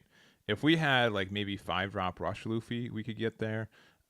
We could even maybe play like 4-drop Lucky Roo, and that would still give us the, with an additional Dawn on it itself, we can get that. But numbers are just weird here. Yeah, definitely a curious spot. Maybe trying to think about a possible play where you can get rid of both characters at the same time. The Mulgun, as you're saying, would be nice, right? You can minus the Ben Beckman and go ahead and KO it, as well as then swinging into the Monet. But is that valuable enough, as you'd have to swing with leader at that character to get rid of it? Yeah, and they're just doing a straight 5. Yeah, Monet's left the board, so it's been able to get its effect and also, be a 1K essentially out of hand. We're playing out the Sanji for 3. Okay, that does develop a 6K, and then yeah, the Mole pistol that we added to hand, we'll be able to get rid of the Ben Beckman. Yeah, going to be a very nice card. Kind of a staple in a lot of red decks since Starter Deck 21 released. A great addition for Straw Hat built. And it looks like we're going to be passing off the turn, heading it out to Marco for their first official 10 Dawn turn of this game. Kind of some low bodies on the field right now. You like to see that as Marco. You didn't have to lose any life on this turn, but now you've got to start developing a little bit and utilizing too. So no Sanji on this play, but the Duval is going to be able to stack the deck and find more pieces of the puzzle to potentially use in the coming turns to help develop this board. Yeah, and I do like this. Be able to, simply say, what are these 3 cards good? Are we able to? Do we want these on top? Is there, do we need a gamble for another 3? Duval and leader effect, essentially letting you go 4 deep into your deck, is so nice.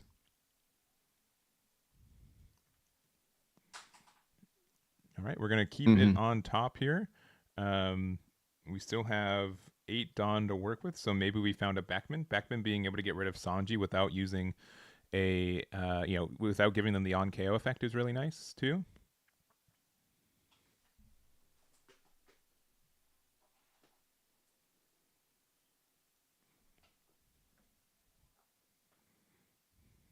So he's going ahead, putting it on bottom there and minusing that Sanji down. Looks like Newgate's coming on the field. Yeah, and we're gonna go 7 into the Shanks leader. Removing the Sanji is still great. Newgate's a little bit worse here because we have to have it rested and we have to, they get the card draw from it. But I think it's still the best play that we can do right now with what we have, and go from there. Oh, did they need to draw their card off their Sanji? Yes, I think there should be a card draw that goes right now. Because Newgate doesn't KO. Or Newgate does KO. No, it doesn't KO. trash. Sorry. Yeah. Beckman, Beckman, you'd miss it, but you should have 1 extra card in hand. Yeah, because it's not optional.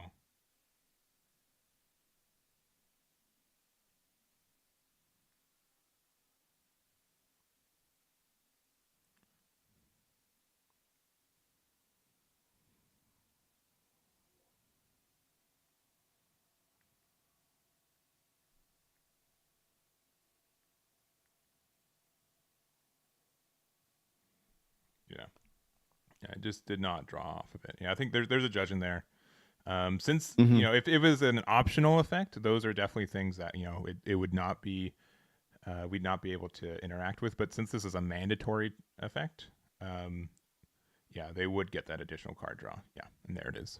And a lot of the reasons that you can tell of what is mandatory, especially if you're newer in the game, you're like, oh, when do I have to draw? When do I not have to draw?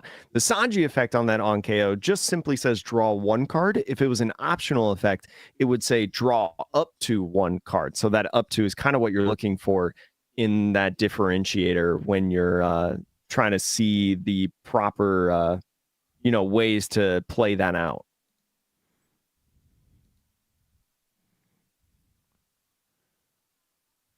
All right, and deciding what to do with 10 Dawn. So no 10-drop Shanks still. We are going to play out the Marco.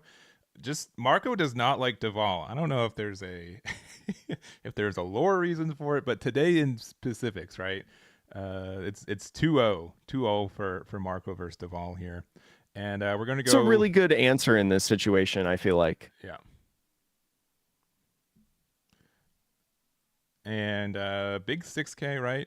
Where you are going down to 1. But yeah, this is kind of a weird matchup because neither player is really seeing a lot of their top end, right? Mm-hmm. And So playing out with the Lucky rest of the Roo. four playing the Lucky Roo going to be a nice blocker in case any other Duvalls come out on Yeah. the field, right? With that on KO effect, not going to be letting him stay on for the defense. But moving into Marco's turn now, that Newgate survives is going to be able to push some aggression in this game, and we'll see exactly, especially with the Marco leader effect, right? You could Marco leader effect, put that Lucky Roo down a little bit on power, and then use Newgate to KO it and bounce around that on KO effect if you have nothing else on the field. Is it the best option? That I'm not sure about, though. Yeah. Yeah, there's a lot of different plays you can do here. Again, not seeing like a 10 cost Shanks or like an 8 drop Dragon, I think prevents, Shanks from putting a little bit more aggression in this matchup. Not seeing another Silvers, Newgate, or even Sanji is tough. We're bottom decking a card for Marco, which means, likely 9 cost Sanji's not coming down. I know some people just aren't playing that card too because Teach is just such a relevant deck. It makes it difficult to really, activate that proactively too. Yeah, especially in all these animal packages that we've been seeing in Marco. Even though this might not be an animal package today, still very, very prevalent. And so looks like KOing the or swinging with the Newgate and then the Lucky Roo blocking on that one after power minusing the Marco. And so 6K swing going at lead right here. Only 3 cards in hand for this Shank. Still has the ability to use leader effect and 1K to get out of this one, but the resources are dwindling down for this Shanks player. Gonna really need to evaluate when the correct time is to take life, but using leader effect and 1K Sanji to get out of that. Yeah, and this is tough, right? I mean, we could KO this. We could also have like Ben Beckman get rid of the Marco, right? I think it's pretty like with them having 2 cards in hand, moderately likely that they don't have anything there. We are playing the Gum Gum again, getting that. So multiple copies of this card. Yeah, and then we do get rid of the. We do get a blocker established, which is really great too. So. Yeah, really like low resources. Both players, 1 life to 2, 2 cards in hand to 1. Newgate is the stronger card to have on board, but yeah, very very low. Plenty of opportunities. Yeah, plenty of opportunities for this Newgate to go away if the right card comes down on the field. So full 10 done now, still 2 life for the Shanks. Has the Nami and Otama, but might not be swinging with those. They might just be sticking out, hanging out on the field. Yeah.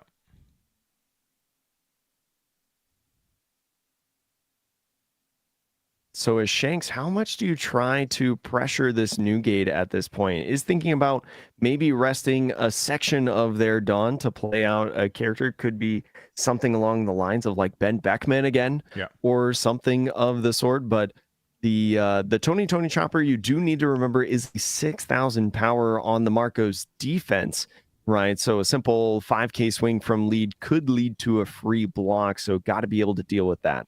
Yeah, for sure. This card's just great. They, Red was kind of missing out on some more generic 2Ks, and this Chopper being able to be a 2K and a blocker, just a 6K blocker is also just really valuable too. Obviously it's a 7K blocker in the deck, Smoker, which you're mildly coerced to play it in. But yeah, I love this attack. This attack is very good here. So it's a 5K into Marco. You either block it or you go down to 1 card in hand. Both feel bad. Yeah, definitely an interesting spot for this Marco player. You gotta imagine they're thinking of their future turn or what could play out in the rest of this 7 Dawn that the Shanks has available to them after this swing. Feel like right now you get the free block at this point, or uses the Otama, maybe says, all right, show me another swing or show me another card coming down on this turn.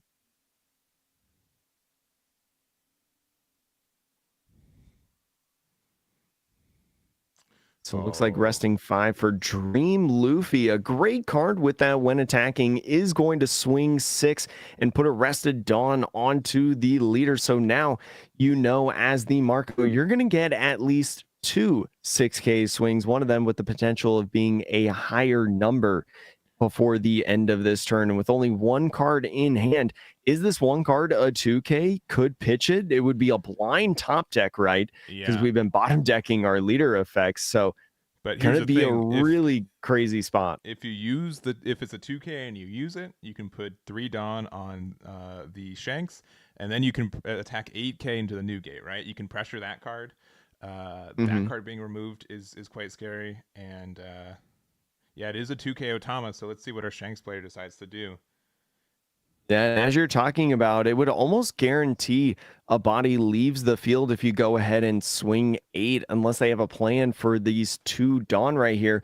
Is thinking about just swinging 6, but Yeah, like the I really guaranteed like your removal idea. of either the blocker or the new gate might be enough, because then it means that Marco just has to like top deck a rush card, and if they don't, they just can't win next turn, and then you can kind of do the same pressure again. Yeah, it's definitely going to be a crazy spot. And there's that 8K swing coming in. We'll see. It looks like it's at Okay, life. yeah, no, into new gate, Actually, yeah, or yeah. maybe, He's like, please give me yeah. this card.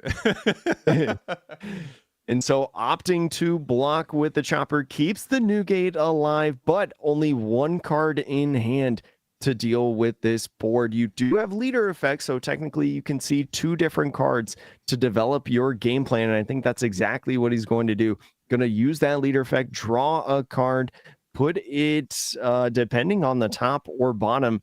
The magic card, if one of these cards was like a 9-cost Sanji and like a blocker or something, right?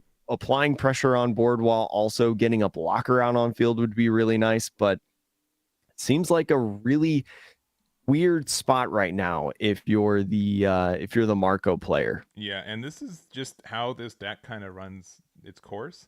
You always feel like you're a card or 2 behind, but your cards are better on average because you have more cycling potential, right? So, if we had like one more card, we'd feel safer, but we don't. We are deciding what we're putting on top or bottom after using our leader effect. There's a route to be able to go, maybe clear board, right? But like the weird thing is like this Otama, if we leave it around, we could lose the game because it's just 2 attacks they get with no additional card advantage, right? Yeah, I mean, you have a full 10 Dawn available to you next turn, and it only takes 5 to be able to swing with Otama. So ends up swinging the new gate at the Luffy, I believe, and gets that knockout. Still 9 just Dawn to using the work activate with. main of new gate. Oh, did they use the activate main? Yeah, I'm guessing like right. Oh yeah, power minus, it's the and same then thing, right? and then But, yeah, it leads to the same Yeah, conclusion. yeah. I guess one is technically better because it's a guaranteed yeah, it's a knockout. guarantee, Yeah.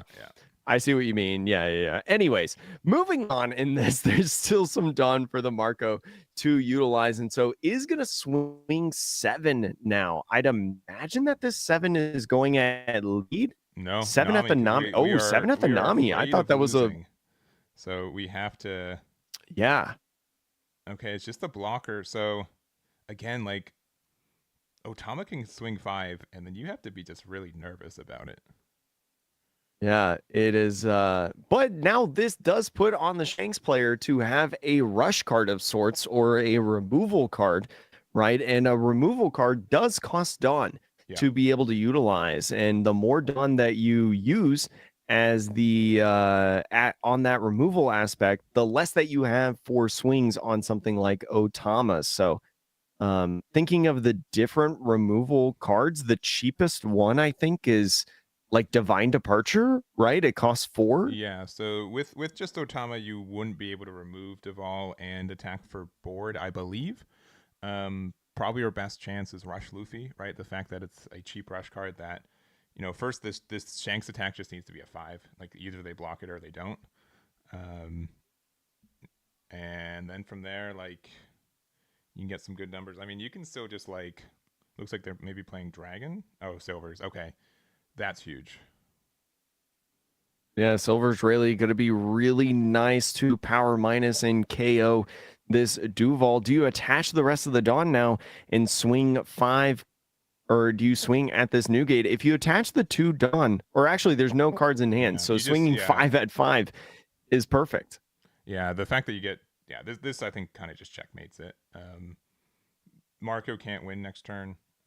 It's very difficult for them to interact with this board. Like it has to be like specifically Sanji into Mm-hmm. I don't even know what like the best. I guess we can do Sanji into Silvers. Sanji into Silvers is like the only way that we can win here. But even then, it's still difficult because your Silvers is still like a 5,000 power character. But attaching 3 and swinging 8 at lead is going to potentially grab a life. I think taking a life is pretty safe here. Yeah. We've got Divine Departure. Okay, we get rid of the body, but like Beckman was gonna feel way better, right? Or even another new gate, because now we still need to establish like another rush card. 5 with leader, and then like 10 with Otama wins the game. There's a lot of times I play Marco where just an unassuming 1-drop just loses me the game because they can put all 10 Dawn on it.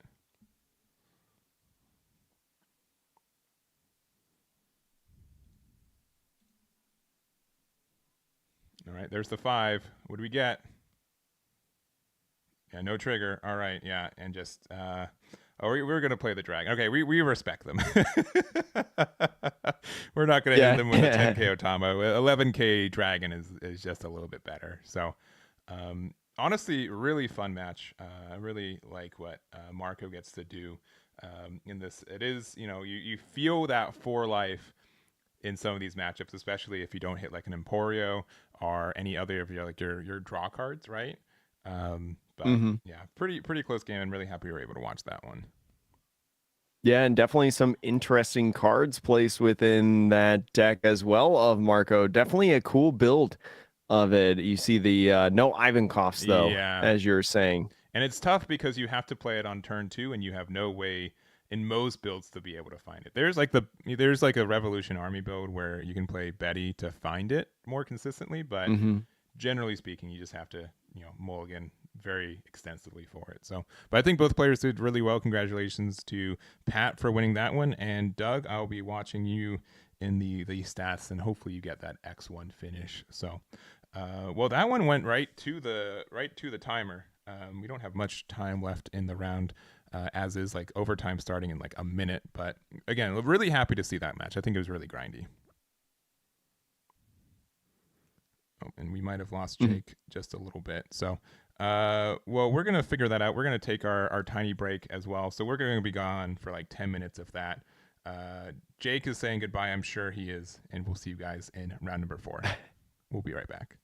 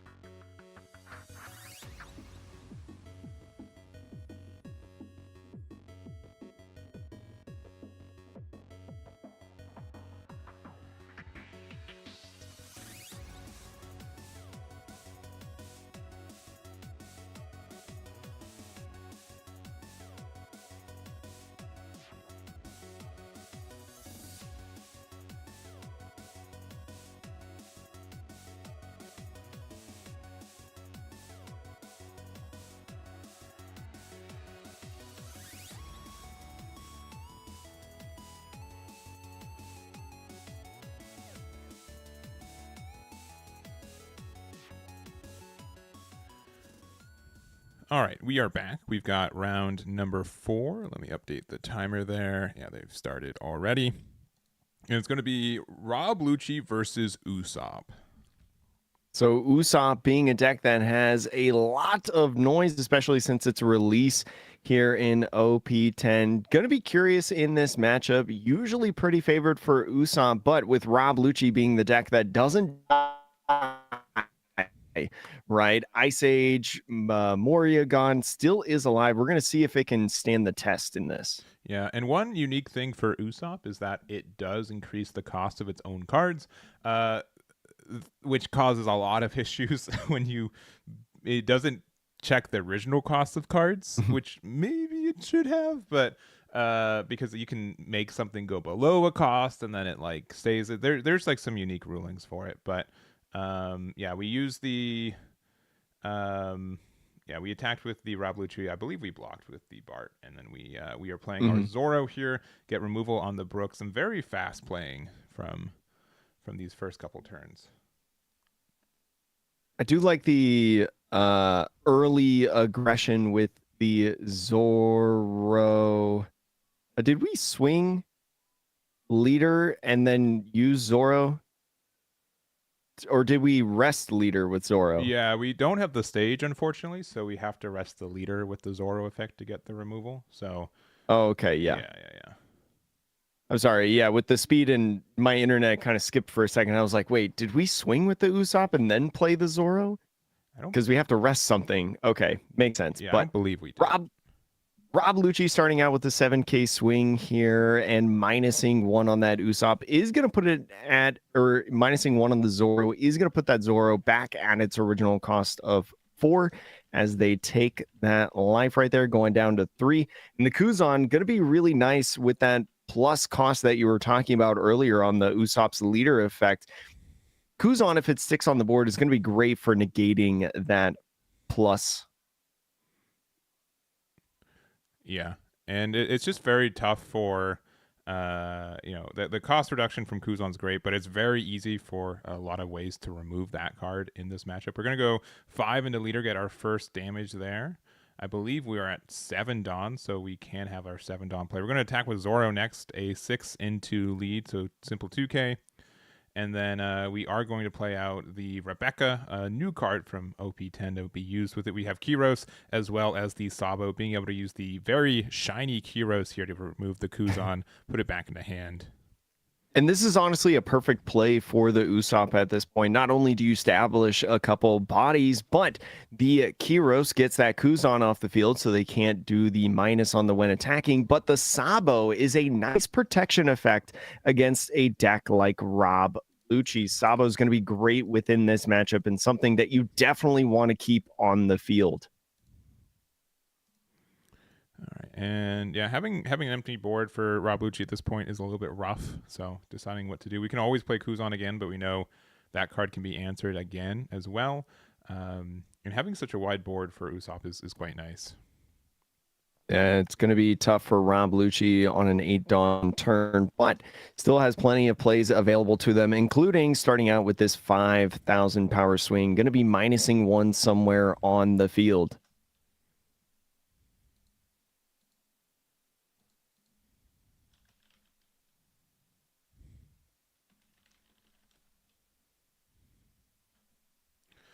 All right.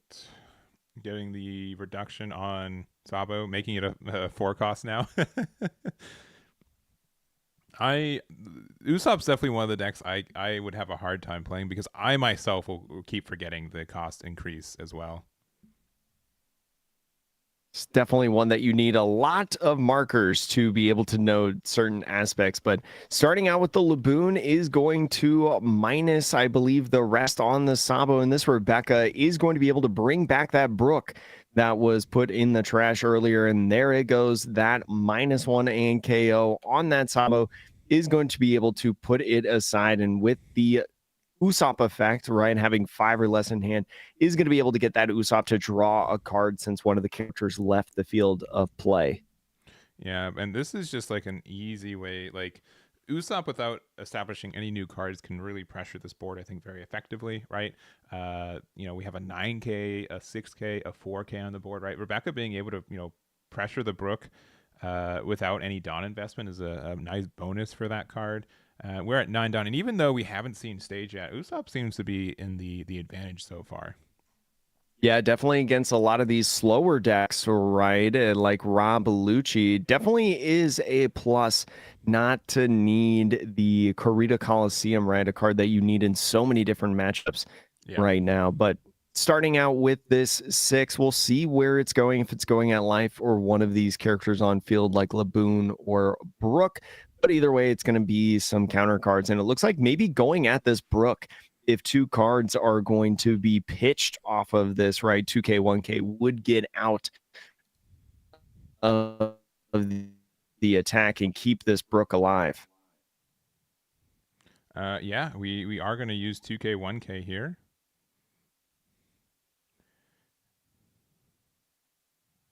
All right, we're going to go 7 with the Usopp here, likely into Laboon, I'm going to guess.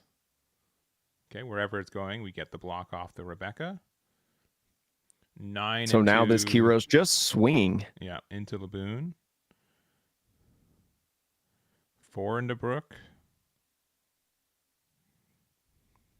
It's Brook could ask for another 1K card in hand, especially if you have in the rest of this Dawn, right? You have 7 Dawn left.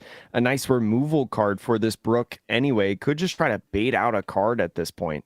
Yeah, we could do something like establish the stage and play another Zoro. If we have stage in general, just being able to play like Cav, right, to attack too. Maybe trying to be greedy about pressuring that extra card out of hand. Especially with Zoro, or I'm sorry, Rob Lucci having so many bricks in hand, right? Potentially in this deck, getting them to get rid of all their counter cards early could be very beneficial for you. Rob Lucci having 6 in hand after that attack goes through.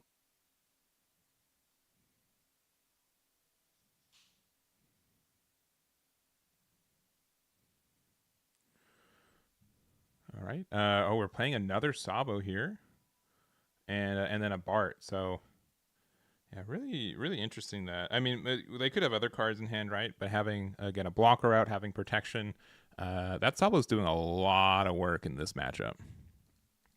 Yeah, the Sabo is one of the more important cards in this deck for this situation, because especially your Bartolomeo blocker, even though it's a pesky little 3 cost 4 with the Usopp effect, you know it's going to be able to stick on the field relatively well, and you're probably going to get that value on blocking because of that guy. So going to be interesting to see how this continues, right? And even though Kyros is technically an 8 cost, right, especially with Rob Lucci's minusing effects that it can do. If it puts it back down to 7, it fits within the clause of Sabo. So something you definitely need to think about on there as we're moving our cards around, maybe trying to get it out of this light. All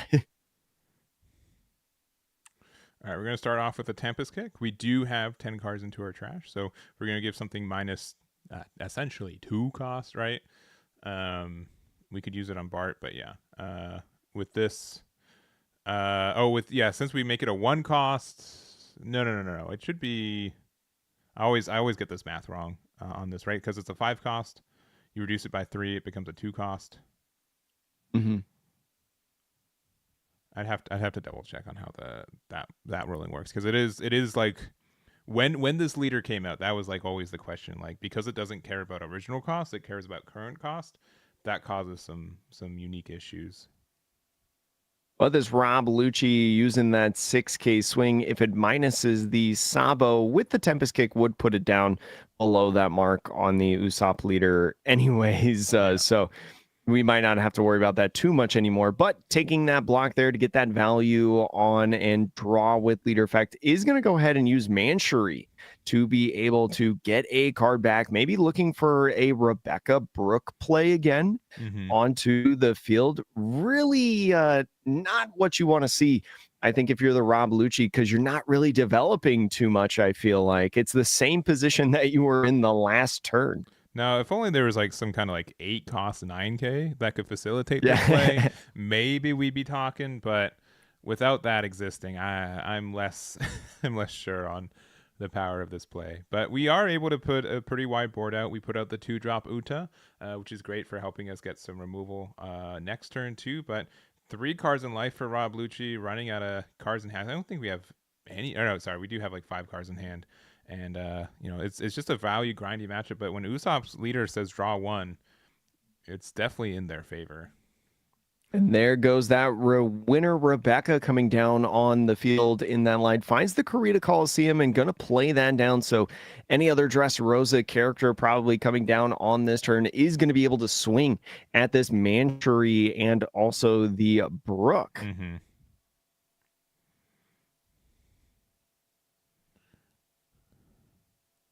Yeah. All right. That Rebecca now having the ability to swing. Mm-hmm. Yeah. This. So it is going to be some nice value right here. Mm-hmm. Yeah. I haven't really played this matchup that often. It does seem like such an uphill for Lucci. You get so much advantage as Usopp. Like, you get to do the same thing but better in a lot of situations.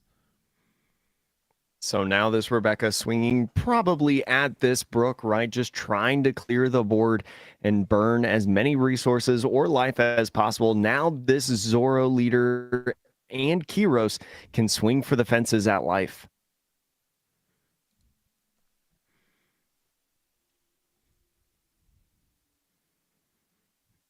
Yeah. All right. Going down to 2 life. And probably attack with the Zoro first, just in case any funny business in life. Getting a 2K there. Attacking big 9 with the Kiros. Getting the block off the Rebecca. And do we have another Rebecca we're playing? No. Oh, just 7-drop Luffy. Being able to attack into the 2-drop Uta. Ah, man, this just seems so rough. Very, very nice as well, especially as the board builds up, right? If Rob Lucci decides to clear some of these characters, or maybe Usopp decides to counter out in hand, there's plenty of cards in trash for that Luffy to be able to restand, and plenty of swings coming at you Yeah. in the next turn. So what do you prioritize getting rid of at this point in terms of either using your effects to take KOs or going at life? I think this Luffy's got to be at the top of the list. Yeah, but man, it's such a long list, though, right? Like, there's 7-9 Kiros, the 4-6 Zoro. Like, the 7-4 Rebecca is still just applying pressure. Like, there is, there's just so much value already on Usopp's board. We got 5 cards in hand, so if you try to KO something, we get the draw. We're still at 3 life. Like, I don't know what the best route to even start to come back into this one. So this Rob Lucci starting out with a 6K swing. Looks like it's going to be at life, just, or maybe not. Did a little fake out there, but the 6K swing pitching the Lucci and Uta, I believe, Yeah. getting rid of that Rebecca there, the first victim of Rob Lucci. Oh, and then we're going to play out the Kaido. So this does help remove cards on board, right? This will let us get rid of the Luffy, assuming that we did the -1 with the lead effect from Rob Lucci to do so, and then we got to discard. It looks like a Cavendish from hand, but 2 life for the Rob Lucci. We've got a lot of attacks on board right now. I don't think we can get rid of the Kaido as Usopp very easily, but I don't know if we really even need to. Yeah, I don't think it's something that you're really worried about at this point. Only 4 cards in hand for this Rob Lucci, and pitching some brick cards with the Kuzan on that Kaido effect. So how do you go about this, though, is the real question. Do you go full aggression right here? Maybe play down another body or two, but testing out the waters on a 5K swing first, just saying, all right, I'm going to dwindle down this hand just a little bit as that Laboon gets pitched. We can do something like 5, 7, 9, and then 11 by putting 9 Dawn on the Rebecca. I wouldn't hate that play. Rebecca could be KO'd. Yeah, and it is actually going to get hit by Tempest Kick, so likely not losing this next turn, but I think good awareness that that is something you can lose to. And it did buy you another turn, but curious to see what we can do with the resources we have left. Only 3 in hand for the Rob Lucci. One more swing coming in at this point. I think if you're the Usopp, what you do is you just swing a bare 9 right on the Kiros, and then just utilize your Dawn to go as wide as possible. But attaching to swinging 11, this one is going to take. I don't think there's any rush cards within this deck, right? Like true rush cards. So no more swings coming in, but 4 Dawn, it looks like, is going to be played, or 6 for the Red Rock to bottom deck that Kaido, clear the board entirely, and pass off the turn to the Rob Lucci. We'll see with the 3 now upcoming 4 cards in their hand what they decide to do. Yeah, Red Rock's such a strong card. I think it's a bit of an option on with Usopp players or wanting to play it or not, but it's being able to be in these situations, right? Make it so. Like what is Rob Lucci's best play right here, right? We can play like maybe Rebecca Sabo, get 2 blockers up, pass, but we still just have so much pressure from Usopp. So maybe thinking about doing like a Tempest Kick at this point, or Span Dam with that 1 Dawn. Looks like it's going to be Tempest Kick on that to draw a card, see what they can do, and minus some on another character with plenty in the trash. Looks like it's going to be the Kiros that they minus that 3 on. Yeah. But Usopp still makes it a 6. All right, double Tempest Kick though. Which will make it now a 1. So double Tempest Kick being used in this turn. Still plenty of options. You could have an opportunity, especially with those 2 Tempest Kicks, to clear board in a sense if you've got any more minusing that you can utilize, right? There's plenty of minus costs with the leader effect, 3 cost Hinas that come in that can help set up and KO from Rob Lucci, the 4 cost character that we've only seen pitched off of leader effect so far. All right. Getting rid of a Brook and a 4-drop Lucci. So just swinging this 5, trying to take out a card. And so adds the life into hand, going down to 2. And now 4 is being rested. I see right here for this Rob Lucci. A nice Rebecca coming in. Looks like the Rob Lucci is going to be put in hand. And a Hina comes down. That Hina is going to be a -4, probably to the Zorro, I would think. Yeah. And then the 4 for that Rob Lucci that we saw is going to be able to take out both bodies, right? Because the cost being 2 and 1, I believe. Yeah. So at this point. Yeah, getting the double removal here is super strong. I think this is like the best you could really ask for at this spot, right? But if you get rid of the Rebecca, right? Like there are so many ways for Usopp just to be able to take it, but it's not guaranteed. You have to have them on it. 4-drop Zoro, I think, would be probably the easiest way to do so. Yeah, 4-drop Zoro, and then going in with 6 Dawn, 11K at lead would seal the game, but we'll see if he's got something. I feel like if you had it right here, you'd slam it down, but it looks like Red Rock might be the option. It's going to be Rebecca.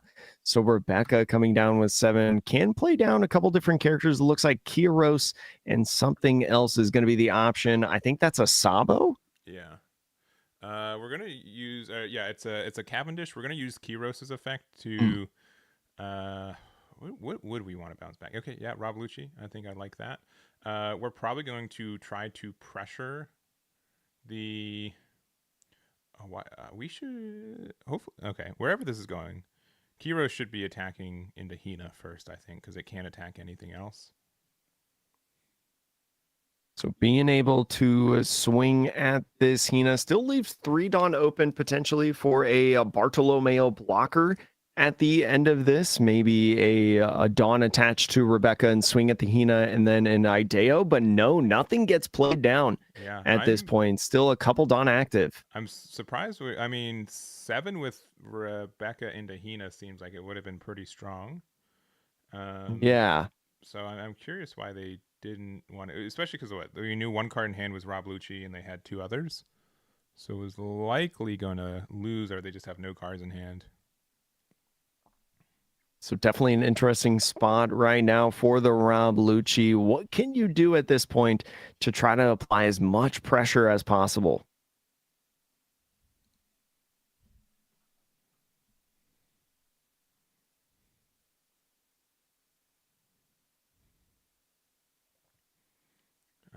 You know that you're likely not going to be able to win this turn. Sabo's a great defensive card here, right? Giving all these cards protection from KO.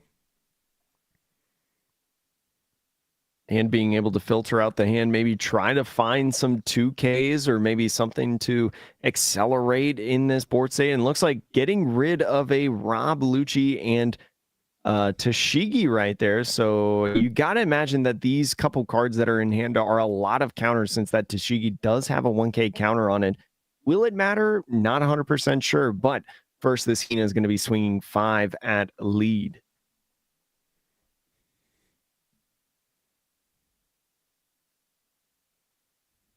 So 5 Dawn still left to work with. Could just be like a double Sabo play as this Usopp takes the life, going down to 1, and a 6 now is going at lead. No minus for the leader effect there, and all 4 is getting rested for a finger gun. So the finger gun is going to take away that Cavendish.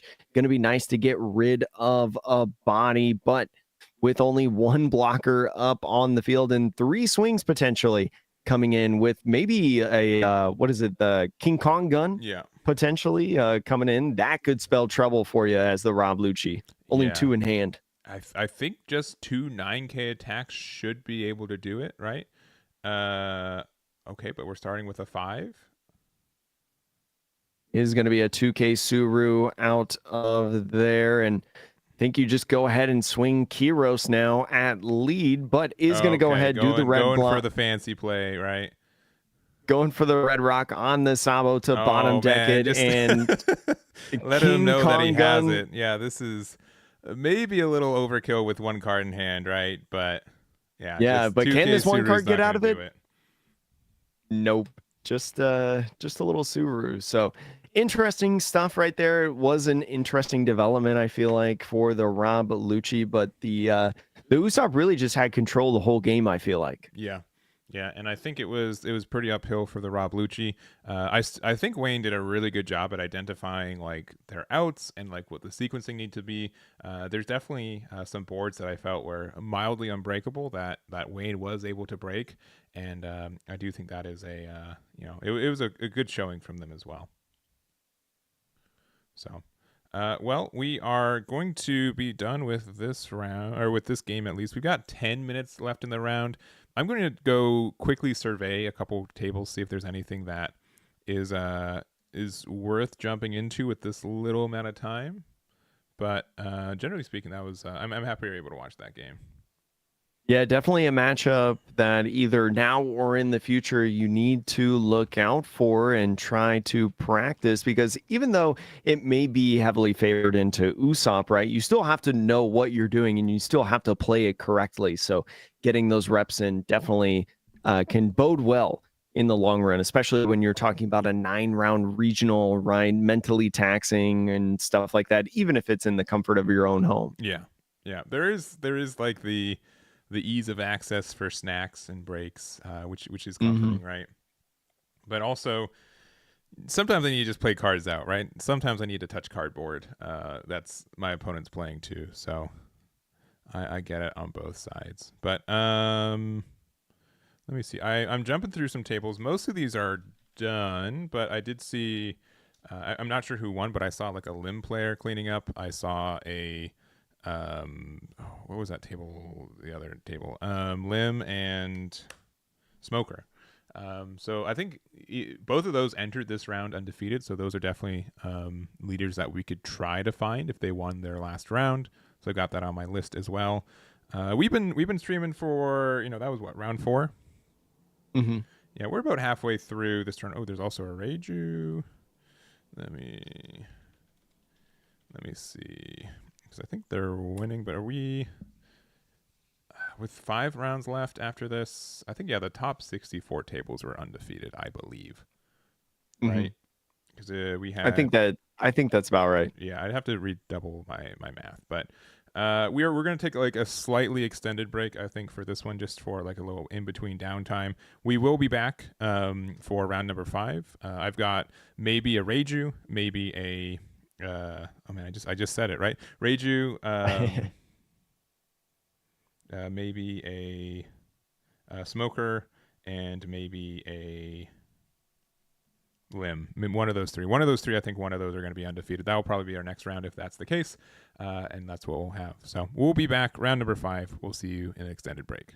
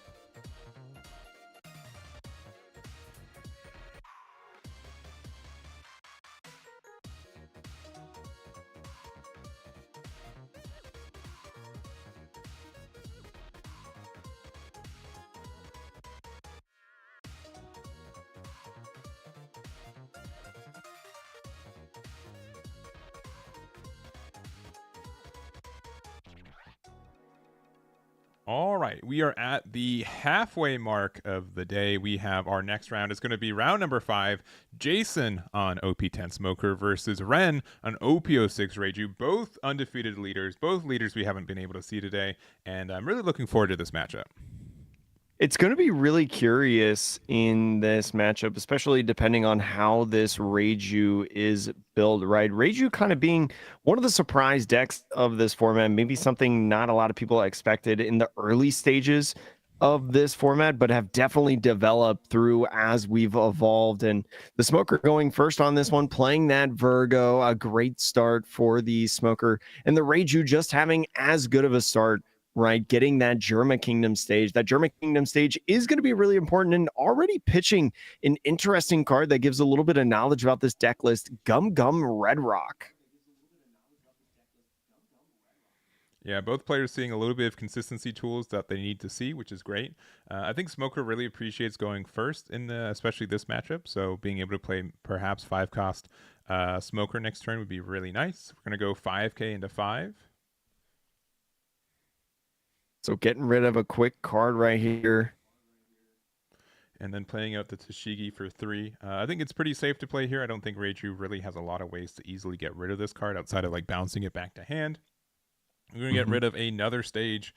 Yeah, we have the tools for consistency, but it looks like Ren's having a little bit of an issue finding some plays to go for. We do have our 4-drop Reiju that we have, so maybe we have the 2-drop in hand. We have the 1-drop Sanji, so hopefully, searching for it. The 1-drop Sanji, an excellent inclusion in this deck when it got printed in OP10, has really been a gateway to get this deck on the format and into the meta. Going to be finding a Germa 66 event card. This event card could still be nice, right? As it's played right now, can still help you find one of those babies that you may need, especially because this baby Reiju right here that he's getting off of this event does still cost 2. So excellent spot right now. Swinging these 5 at lead with this leader. Just going to be either a 1K poke, taking the first life right here. Yeah, just really great. Just that one extra search to help consistency was great. Being able to finally find our 2-drop, we're going to be able to play it out.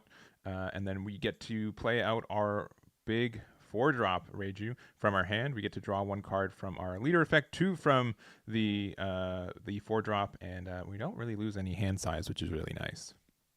And that's the really great thing about the Reiju leader effect and also the baby combo, right? Even though that 4-cost Reiju did come from hand, as you were mentioning, you're still refilling the hand size on a draw 3 system. And now this Smoker coming in, right? This 5-cost to be able to restand 3 Dawn alongside the leader effect is going to be able to help reuse this Dawn and place it in different spots. But first, we're going to be starting out with a quick 5K poke. Gets a 2K Foxy. And one of the big things that you need to do as Reiju is manage this hand size, right? You'll probably see Reiju counter a lot more than a lot of other decks because, especially with that 4-cost Reiju that you constantly want to use, you're going to need to balance the hand size to about 5 or so in the turns. 5 or 6 is kind of the magic number. So we'll see as this Reiju now goes on to their 6th Dawn turn, what they decide to do first. Yeah, and having everything active is a little bit rough. Each G usually is like one of our quote-unquote removal cards, right? So, on top of like Smoker also giving plus 1K to everything on the defense side, there's not a great amount of interaction. Even if we have like the Niji, I believe, that can only really bounce back a 2K back to their hand, right? Can't really interact with anything else. And especially since we see a couple of these Foxies in here, that removal might not even be in this deck in general. I think leaning a little bit towards the Foxy Pirates package. So finding that big 7-drop right there, a key piece, as you're saying, to this puzzle in the future turns, could be interesting if we played something like a Porsche on this turn. But first, we got to resolve the 5K poke to this leader real quick. No, I do think Smoker is really susceptible to this these pokes though. We don't generally have a lot of cards in hand and not a lot of proactive draw. Like our only like card advantage is like that 3-drop Sanji, which Mm-hmm. they'll likely not really interact with. So that is a little bit tougher. They are going to get a 2K out of hand, and we'll see if they. Oh, they've got the black bug there. So Black Bug is going to be a really nice card at this point, right? To be able to bottom deck that bottom deck the Tashigi to get it off of the field may help with removing cards later in the game. Yeah, and that's like the just being able to identify that like early turn, we could play Toshigi early, to then be able to now play Sanji and Smoker in one turn, just helps out a whole lot. So Smoker now getting that Dream Luffy from starter deck 21 out on the field is going to go ahead and use that when attacking effect, attach the Rested Dawn to that Luffy to swing 7 at the Reiju. Lets the Reiju go, right? Doesn't want to give anything for that. And now 7K Smoker swing goes ahead with the Banish. A baby goes to the trash. You definitely don't like seeing a baby, but it's not worth giving up too many cards for that swing. Now, with the restanding effects of both Smoker Leader and the character, you still got 5 Dawn remaining to work with, which is a ton at this stage of the game. But first, a 6K poke off the Sanji.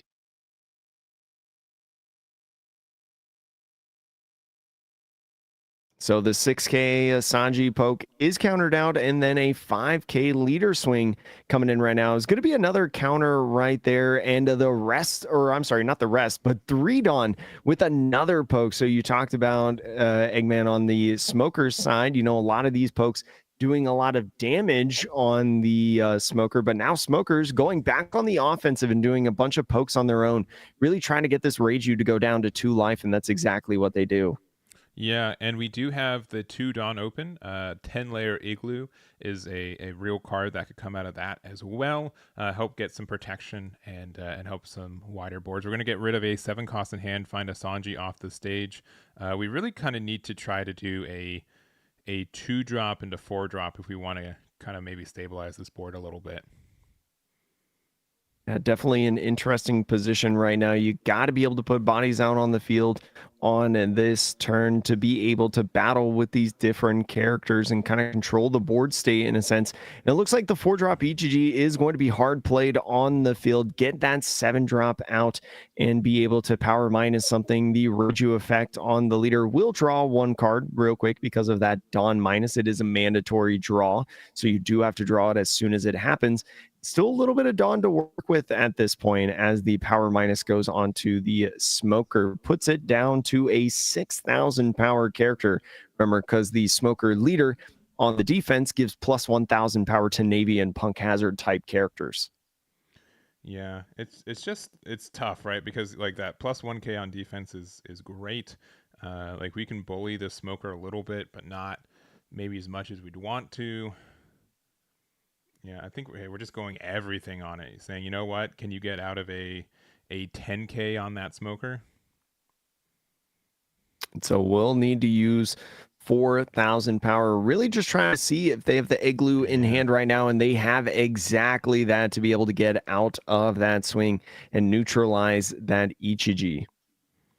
Yeah, that 10-layer Igloo is such a strong card, especially in a leader like this that can keep 2 Dawn open very easily.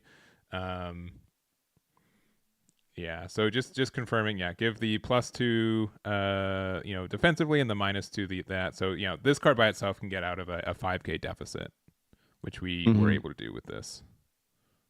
So no more Dawn left at this point, just a 5K leader swing that could be coming down. You got to think about if you want to swing at the Sanji, right? Could be a card draw, but that Sanji is a threat on the offensive side, and only 2 cards in hand for the Smoker, right?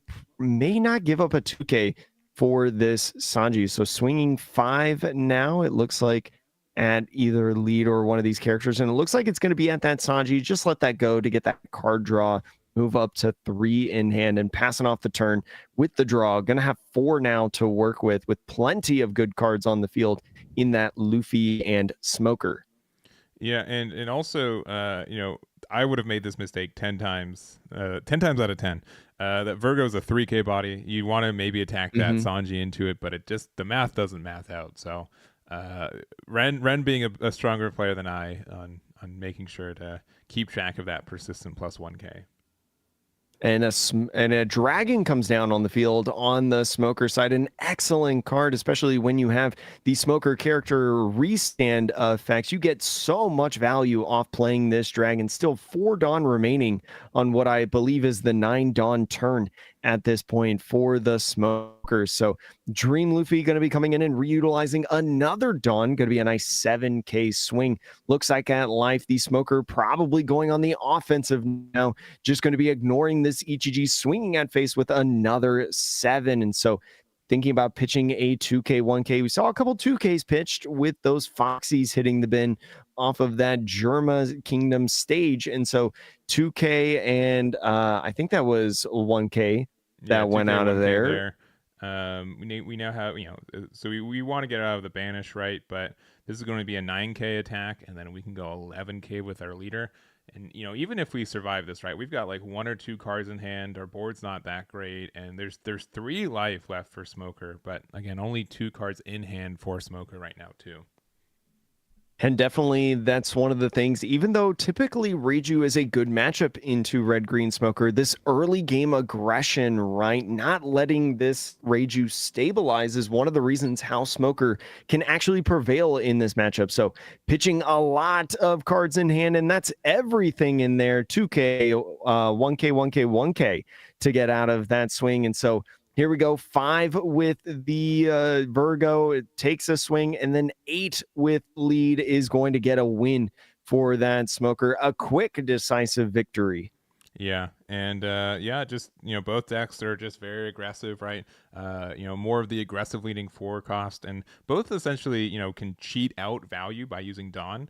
Smoker does it by untapping 2 every turn in the late game, and Reiju does it by converting Dawn minuses into bigger bodies. So I do think that Smoker going first helped a lot, and they saw a really good curve on Smoker with 5, and then also having the Tashigi to protect the Smoker. It just helped out a whole lot. So Jason's gonna, start this day 5-0 with Smoker, 4 more rounds likely to go with it, and we'll see if he can go the distance. All right, and we've got quite a bit of this round left, so I'm gonna jump through some tables. We have 32 players undefeated at the start of this round, so the first 16 tables are in range for that. We can go to table 10. So we did also have a what did we have? We also had a limb player. It's against the smoker player that we saw earlier. I might just go to this one. I might just go right on over there. So let me do that. We will have to change the names. But yeah, it's going to be limb versus the Shanks player that we saw earlier, who's able to beat Marco. So definitely good against 4 life leaders so far, and we'll see how this game goes. So with this position right now, going to be taking care of that 1-cost limb. That 1-cost limb is so good in this limb deck. You've talked about it before a couple times on stream, how instrumental it is to get it down early. It's going to be removed from play, not going to be able to restand these different characters. All right. Yeah, and it looks like it's a little uphill for Lim right now. We are at what looks like 2 or 3 life. We don't have a super wide board, but Shanks really only has a couple Namis and the Sanji on board right now. So not an overly threatening board. You still have that Doflamingo standing, even if you're Luffy after getting Mulgunned. Did get KO'd by the Nami, but the 5K swing is going to just lead to a free block with only 2 Dawn left. Passes off the turn, makes the opponent think about possibly a Gum Gum Red Hawk or an Igloo at this point. And so Lim now moving into the turn, still with a couple life remaining, fair bit amount of cards in hand, I will say at this point. We'll see what they can do. I believe it's either 8 or 9 Dawn they're on. Yeah, and they get to do a lot for this 9 Dawn, right? It'd be very easy to do like a Sanji or any 3 cost, and then like Sakazuki to get rid of Sanji. Edward Newgate, a new card from OP09, also gets the removal on a Sanji since it gets rid of a 3 cost or less. Anel is a great card to maybe get some more card draw and card advantage. So we're not out of it yet, and I think this Rosinante is one of the key cards for this matchup as well. And one of the big things about this board state as well that you can think about with Lim having to play out rested characters because of its leader effect, the Doflamingo, if any character gets played, it can be a free swing with the Doflamingo, only needing 2 characters on the field at the end of turn rested to be able to restand. So first we got to resolve this, I believe, 8K swing at what I presume is lead right now, maybe trying to bait out this leader effect before the Doflamingo swings at maybe the Sanji or something like that. Yes, interesting to see such a large board. There are times with Lin where you just honestly don't have more cards to use with it, but I think this could just also be maybe a case of like, well, I want to maybe play my 3-cost Lim, and I don't want it to be in a situation where I will, it can get hit by Red Rock. So we're going to take that first 8K, go down to 3 life as Shanks. So plenty of Dawn still left to go, as you mentioned. The 3 really nice for a 3-drop Lim, and then more can be used for playing out a character. But it looks like we're attaching 4 and swinging 10. Now we're just getting on the pure aggressive now with this Lim. Maybe not any character that they really want to play down at this point. Maybe just going to put down another 1-cost Lim at the end of this turn. Yeah, 1-cost Lim would be good here. It would mean that both these cards start off active. We're going to use Leader Effect and the Red Hawk and the 1K of hand. We're going to play, 2-cost Nami. So this will prevent a card from being set active, I think Dawn-wise. So this will prevent them from being at 10 Dawn, I believe, on this next turn.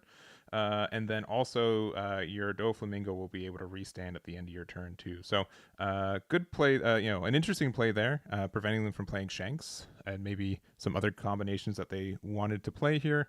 And I think if I'm reading right, Lim still has 3 life, so we can definitely take some cards from that life to get more advantage.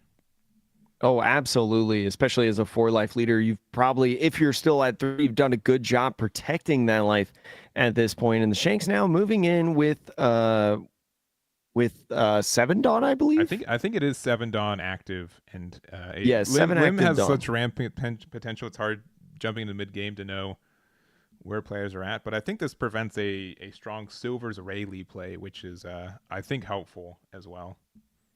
Yeah, very good. Even though you're playing down a 2K on the field in that Nami, it does wonders in preventing your opponent from doing things in this turn. The only real option that they have to get rid of this Doflamingo is potentially a 7-drop Ben Beckman, right? And so then at that point, that's all they're done that they can even utilize, so you can math out much more of the swing. But with the 1 attachment is going to be swinging 7 now at lead. Gonna want to get some cards in hand or life, and it looks like a life is going to be taken, going down to 2 now at this point for the Lim. We'll see what they use with the rest of the Dawn. Maybe going to try to play something like a Lucky Roo or a 5-cost right here in the Dream Luffy. So another swing coming in, the 7K swing now at life.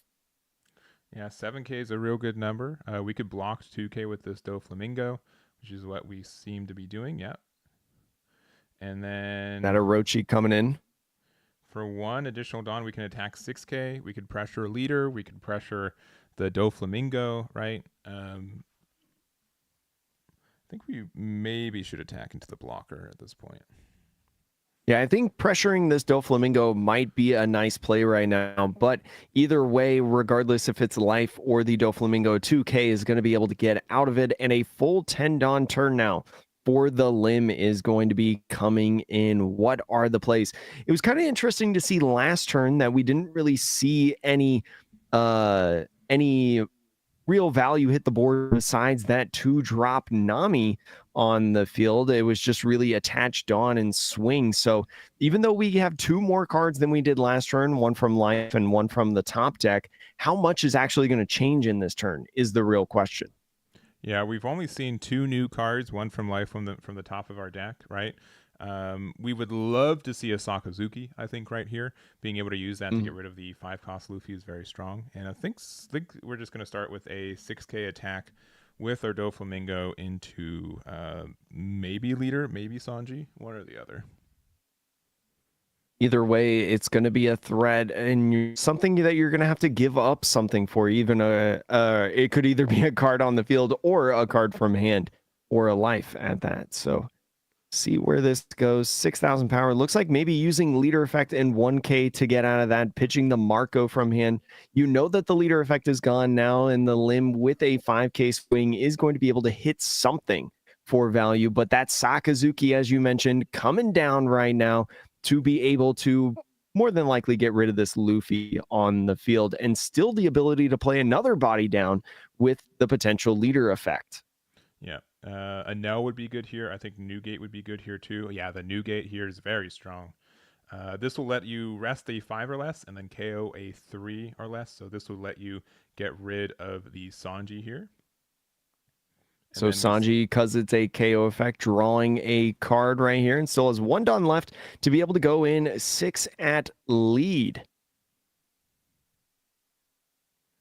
I would have probably loved the 6 at lead first before swinging the or before putting the Newgate down, right? That's 1 less card in hand on the Shanks, but still a difficult position because you did use your leader effect earlier, is going to have to pitch that 2k Tony Chopper.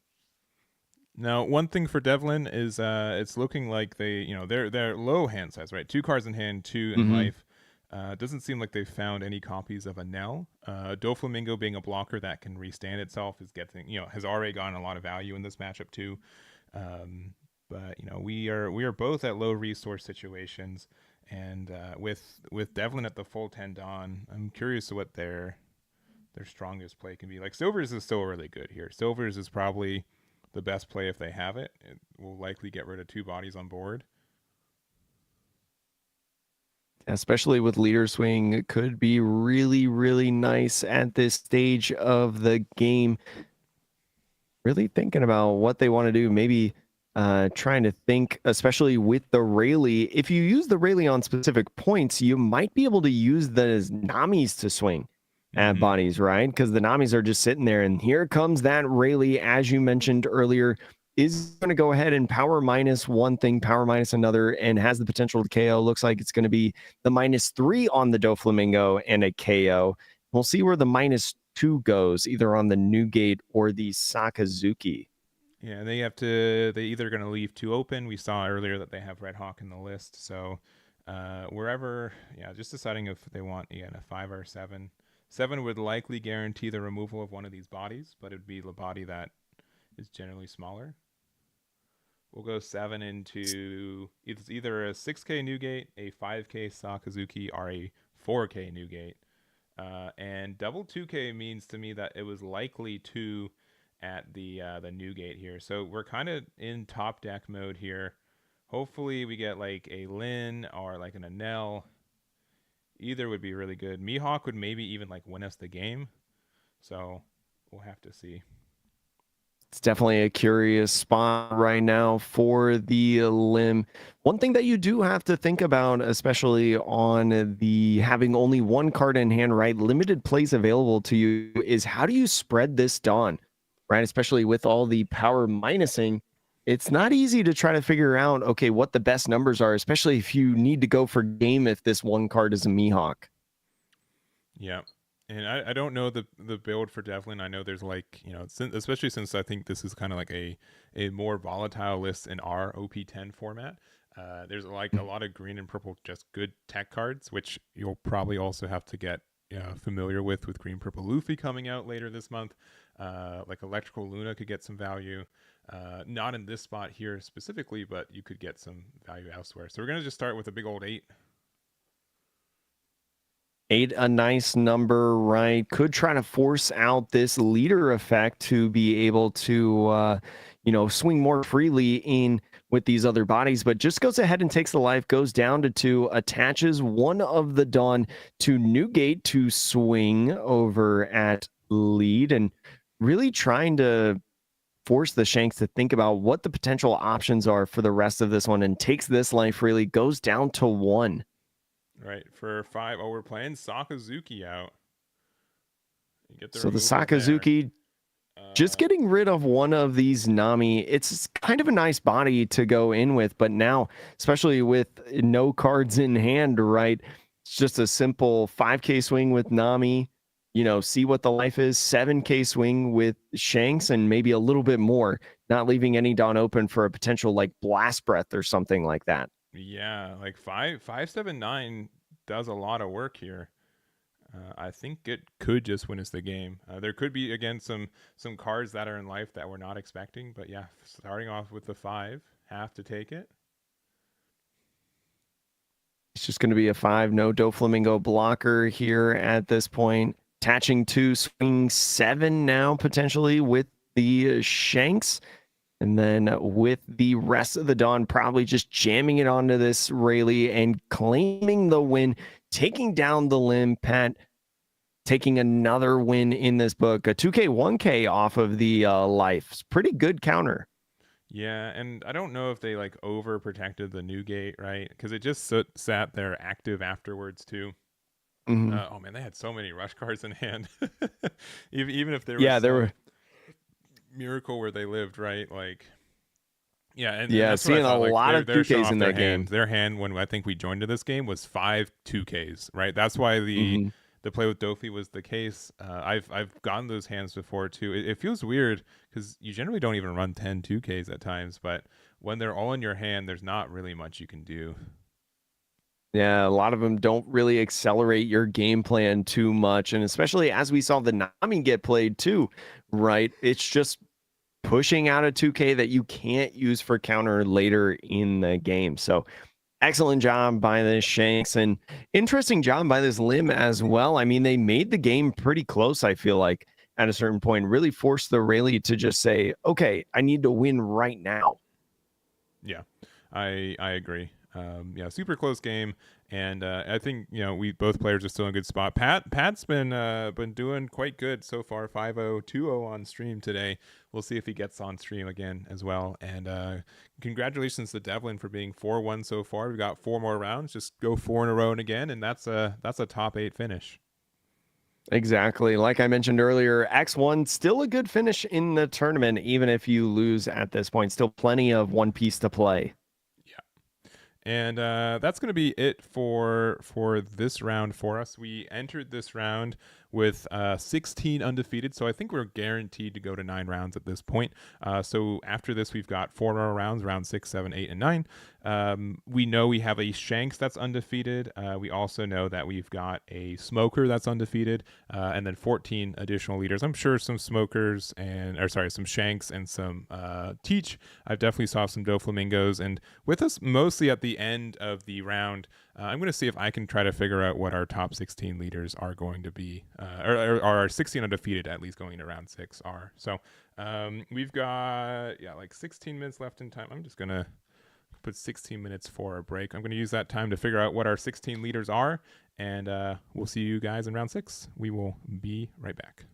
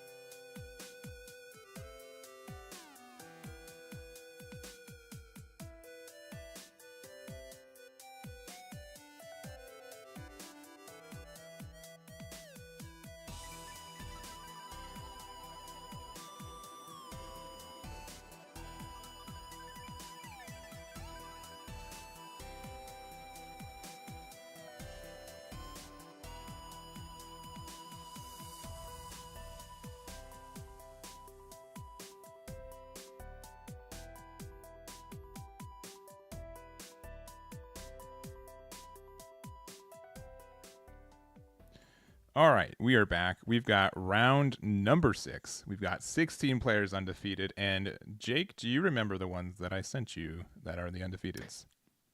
I do. I have that little message that you sent. 5 Shanks, 3 Purple Luffy, 2 Bonnie, and then 1 each of Doflamingo, the Edward Newgate that we have on stream right now, Marshall D. Teach, Smoker, the Usopp that you see on stream right here, and also Red Zoro. Going to be an interesting top 16 that we have right now and see how it develops, especially this match. Yep. And it's looking like maybe the Usopp player's camera is freezing. JCM was a good sport. He's got a bad history on being on this YouTube channel, our stream, and not getting first, getting second place a lot in one-on-one matches. So if it continues to just freeze like this, maybe we'll switch to another one. Maybe he'll get his wish to not be on stream. But I'll jump out of this one. It looks like our Usopp player's having a bit of issue, and we'll go back to us real quick. So let's look at the other tables. Were there any other ones that made sense? Oh, wait. Did he unfreeze? No, still thinking. All right, we'll just leave table 5 alone.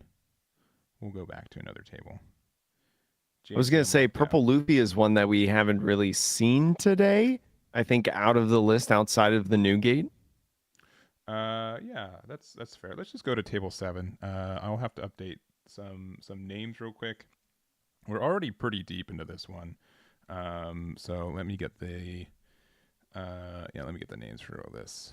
These will all have to change. So it looks like right now 7 Dawn working with this Purple Luffy, gonna be swinging 6 now at lead, gonna be using that Lucky Roo block to pop the Zoro Juro and use that leader effect, take a life, ramp back up to 7 active Dawn for this Luffy Taro play. So Luffy Taro is going to be coming down, going to be playing a 5 cost. What could it be? Sangoro, probably the most ideal candidate for this switch, but going with the Zoro Juro, just trying to build up the hand a little bit more. Going to be looking at the top 5 for a Purple Straw Hat Crew type card, and it looks like a 2K Sanji is going to be grabbed right here. So you've got some good Bonnies on the board now, and you've built up your hand just a little bit more.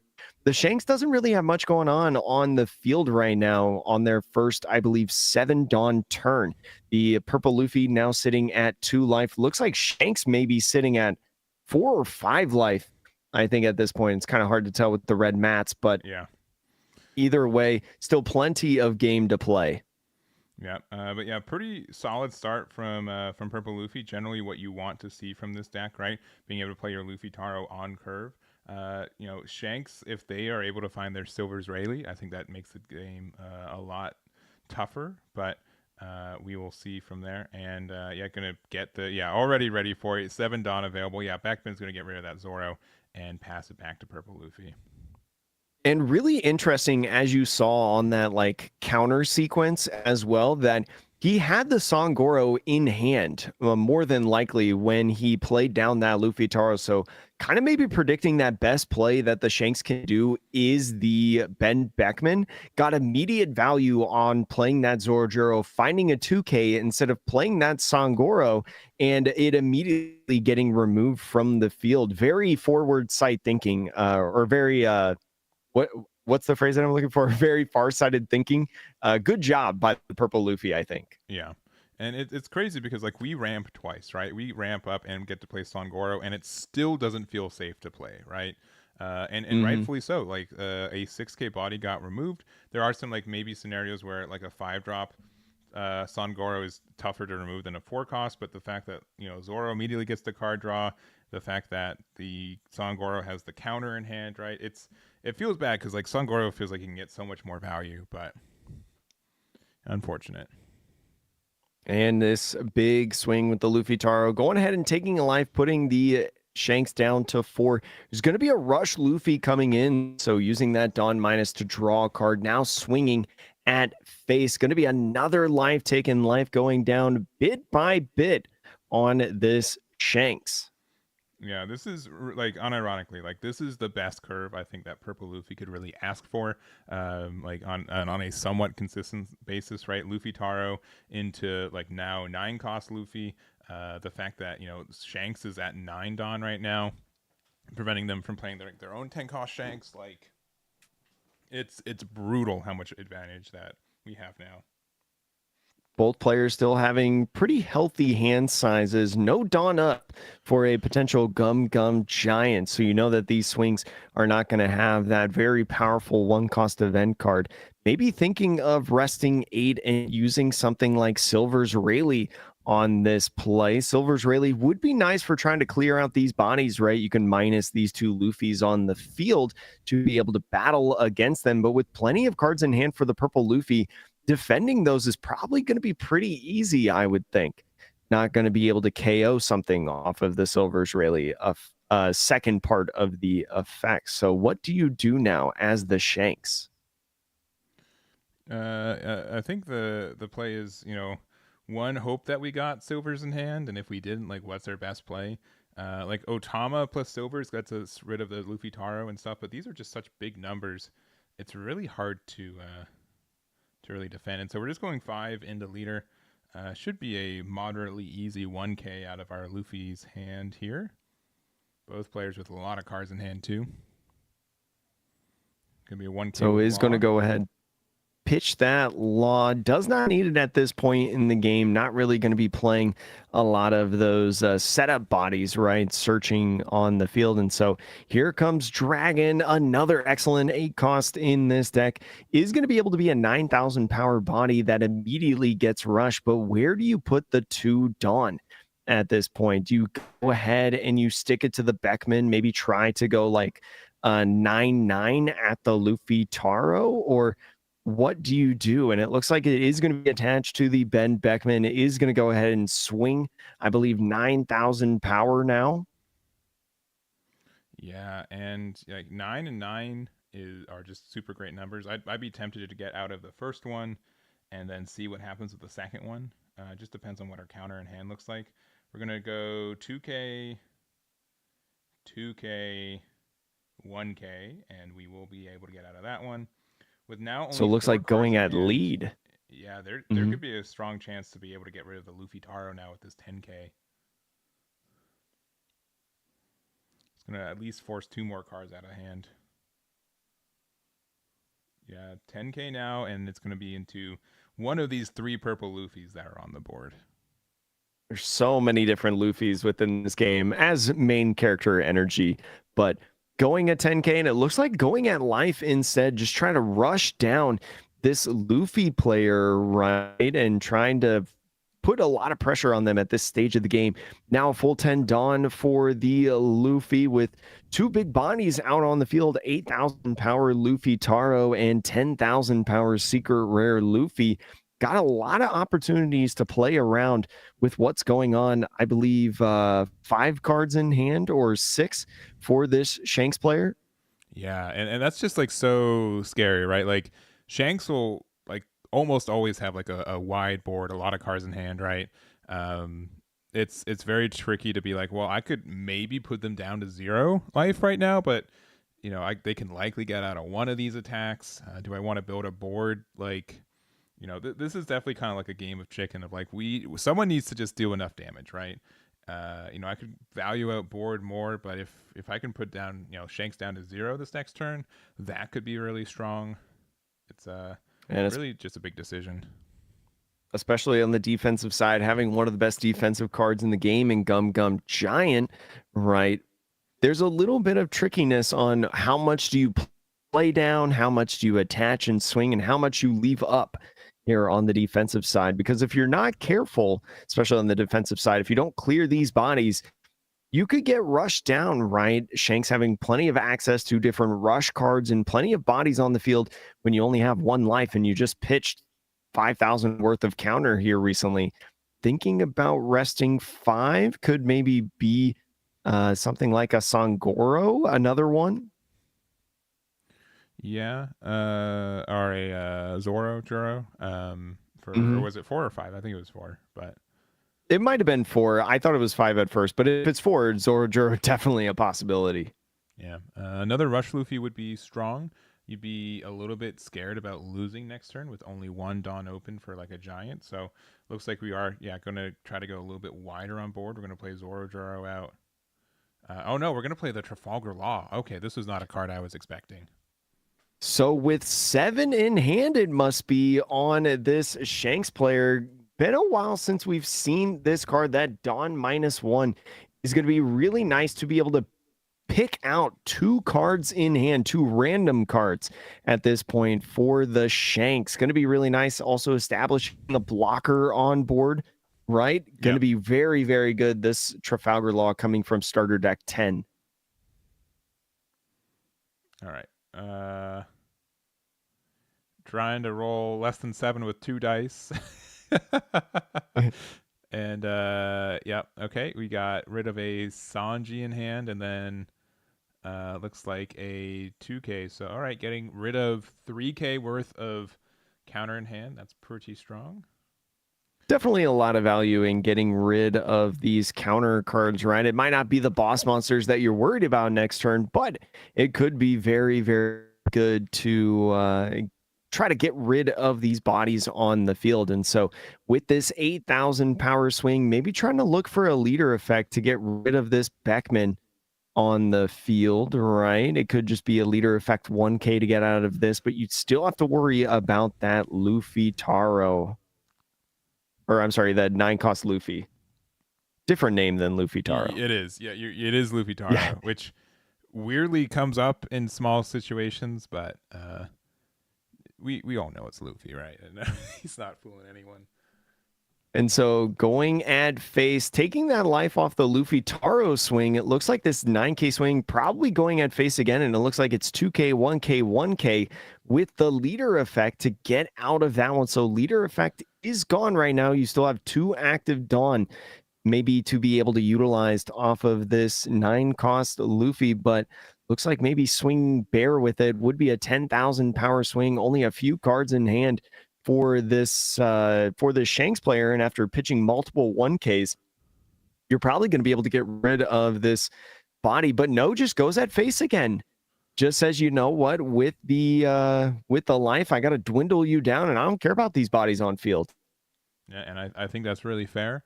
If they hit a Silvers, I think Silvers is good here. We can get rid of the Law blocker, make the Luffy Taro pretty tiny. But worse, like we still have like all these large bodies on board. They have to respect that they can be really pressured to lose next turn. So, having to pressure Purple Luffy while also not losing, it's a hard ask in this specific situation. Yeah, you definitely force your Shanks opponent to say, okay, do I go at board or do I go at life? Because if you leave these big bodies on the field, you may be threatened after losing a little bit of counter on that Trafalgar Law blocker. So how much counter do you actually still have in hand is the question. Yeah. And, doing swings without any Dawn investment, I think are great. I think 7K, the leader, is fantastic here too, because they have to really just, it's a tough number to, you get rid of the one Gum Giant if they do have it, because they are presenting 2 open right now. Mm-hmm. Trying to bait out that Gum Giant is going to be the highest priority, and trying to go for lethal at this point. So thinking about attaching 2 Dawn maybe to leader right now. Could just be a 7 like you talked about to start out with.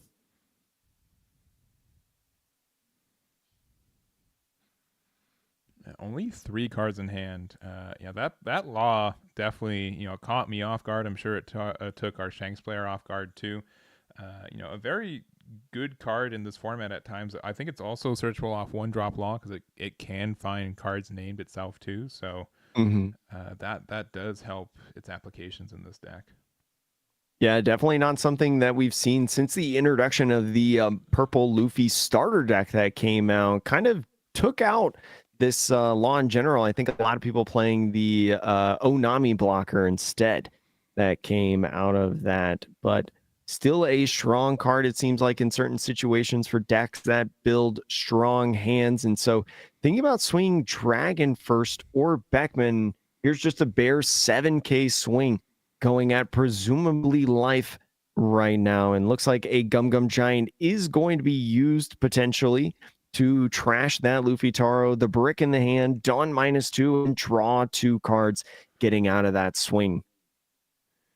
Yeah, and you really don't want them to, you really want to kind of pelt with a lot of smaller attacks first, make it really tough to find the right time to play the Gum Gum Giant, and making it so it's a mildly good trade on the first attack makes it a little tougher. But yeah, we're just gonna block there. We could have 10 cost Shanks still hit the board here. Looks like we might have silvers by the two Dawn, or 8 Dawn, maybe another dragon. Okay, powerful card. Dragon coming down. Another 9K body hitting the field, and 2 Dawn getting attached to leader. Could just be a 9/9 going at life, asking for a second Gum Gum Giant potentially. So starting out with a 9,000 power swing on this dragon is going to go ahead, take the life.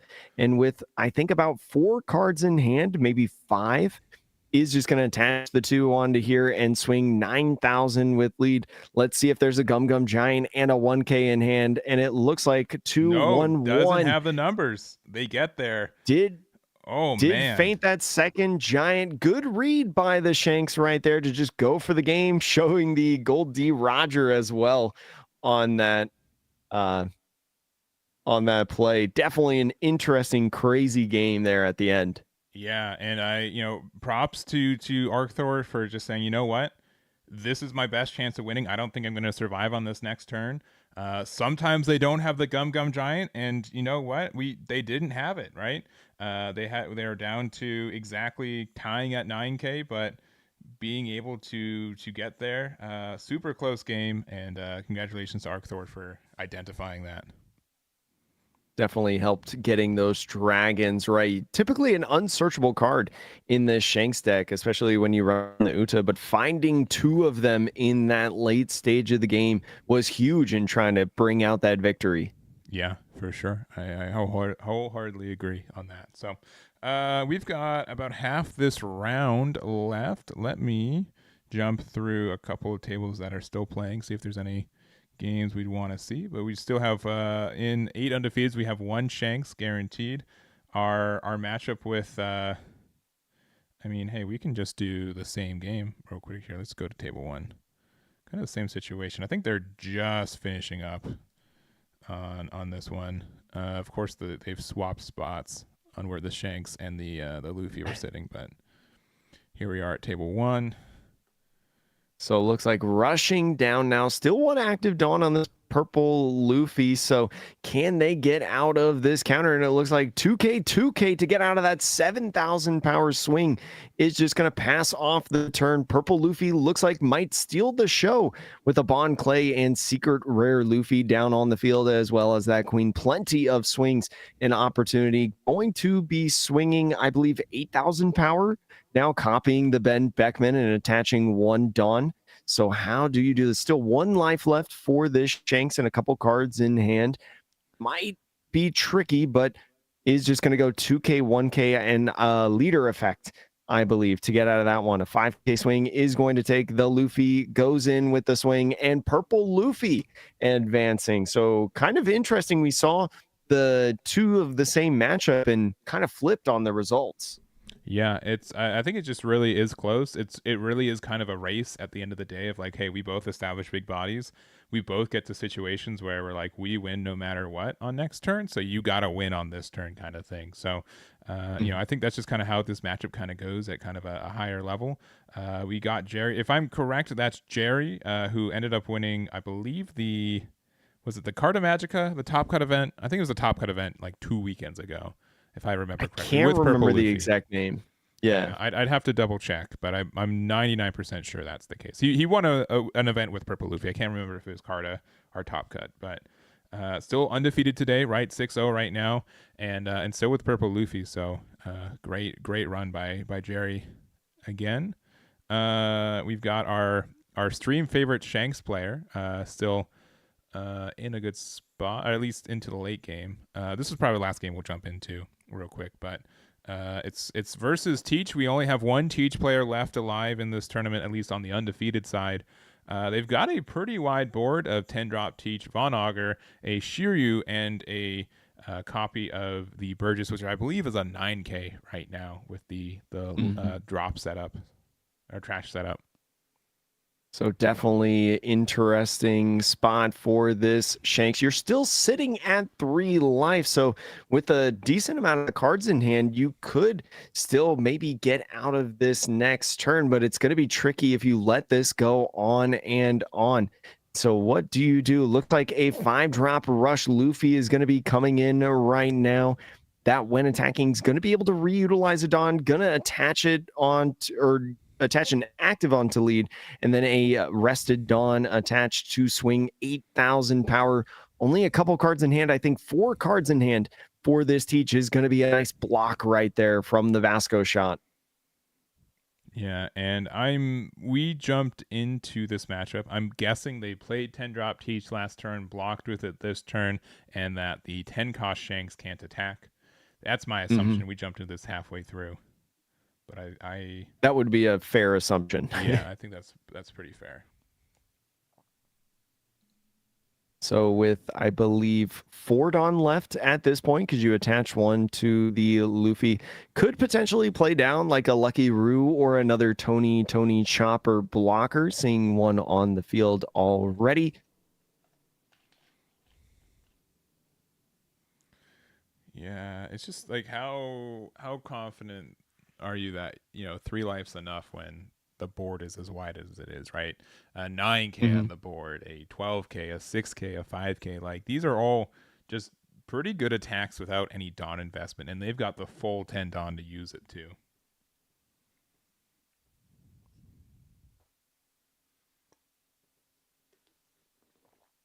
So with the 2 is going to be playing a Sanji, and Sanji just might be a position to put the Blackbeard in of like, okay, if you don't maybe hit game right now, I've got a real set of threats on the board, especially with 2 up for potentially like a Gum Gum Red Hawk or an Igloo event going on right now. So now into the Blackbeard, going to be using that stage effect, pitching the Shigun, try to find something to help. A 10 drop is a great help, I will say, is another blocker on field, as well as neutralizing this 10 cost Shanks again, as you're chaining your 10 drops when they're not chaining theirs. So is going to go ahead, play that guy down.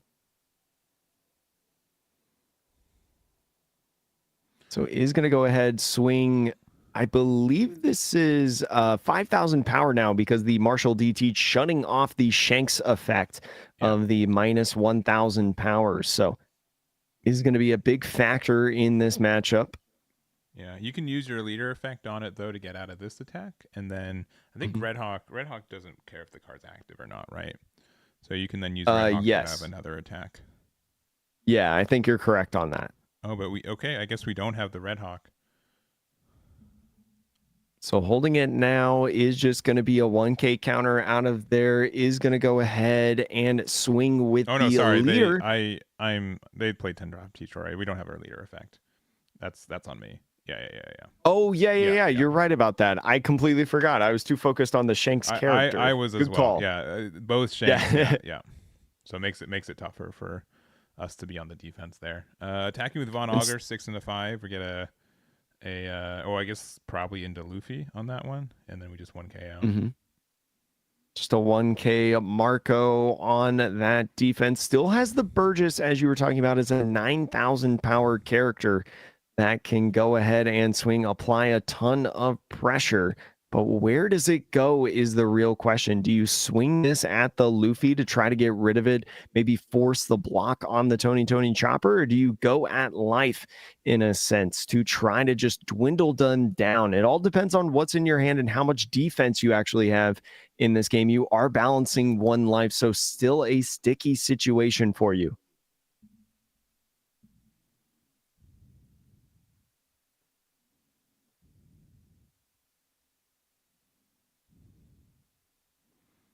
Yeah, and I think we're deciding just where we want to attack into. We might be thinking. Yeah, so right now this is what, a 10K. Yeah, so we do have the Red Hawk and then a 1K to get out of. Assumingly they were swinging into the Luffy. If they were Mhm. swinging to leader, they would have blocked and made it a 6K as well. So, but yeah, that Luffy getting So value is fantastic here. is going to pass the turn off to the Shanks with a couple bodies potentially to swing. Not that 10 cost, but you've got two blockers on the field as a Blackbeard right now. You've got a fair amount of defense and some cards in hand. You got to imagine that those are maybe a couple 2Ks in there, at least some cards with counter to be able to provide some defense. Yeah, and they use their leader effect too, so they can't like that. You can play Dragon, but you don't get the attach the 2 Dawn. You definitely, Mm-hmm. if you have another rush card, you want to play it maybe early, and then you can use Sanji's effect to then be a free 7K body too. But yeah, I feel like we're a little bit pressured to have to try to go for game as Shanks right now. Yeah, especially with that Sanji on the field, playing that guy down, you are going to have to take a life to get that 7,000 power effect off. So bringing your Blackbeard opponent even closer to hitting for lethal at this point. But I think you're right. I think just with what's on the field for this Blackbeard right now, if you don't win at this point, it's going to be really, really tough on the defensive to try to hit game. Yeah, and I think also some other minor things. One, staying at 1 life is important because then the Goldie Roger can just come down. Also, but if you hit Shanks down to 1 life, Sanji can make you go down to 0 life, and then you play out Mm-hmm. the Goldie Roger as well. So I think pretty good awareness on what those little tiny optimizations can be, and we'll see. We'll see how this goes, but it looks like we're probably going to be playing out Dragon. I think that's a good card to play right now. It's just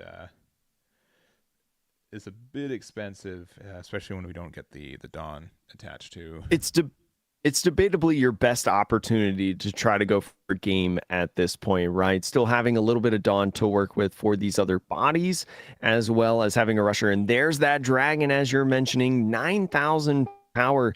And so using the Luffy effect to put a rested Dawn on now and swing 7, we'll see if this 7 is going at life or one of these characters. I'd imagine life. And so here's the math right now. When do you block? When do you take the life?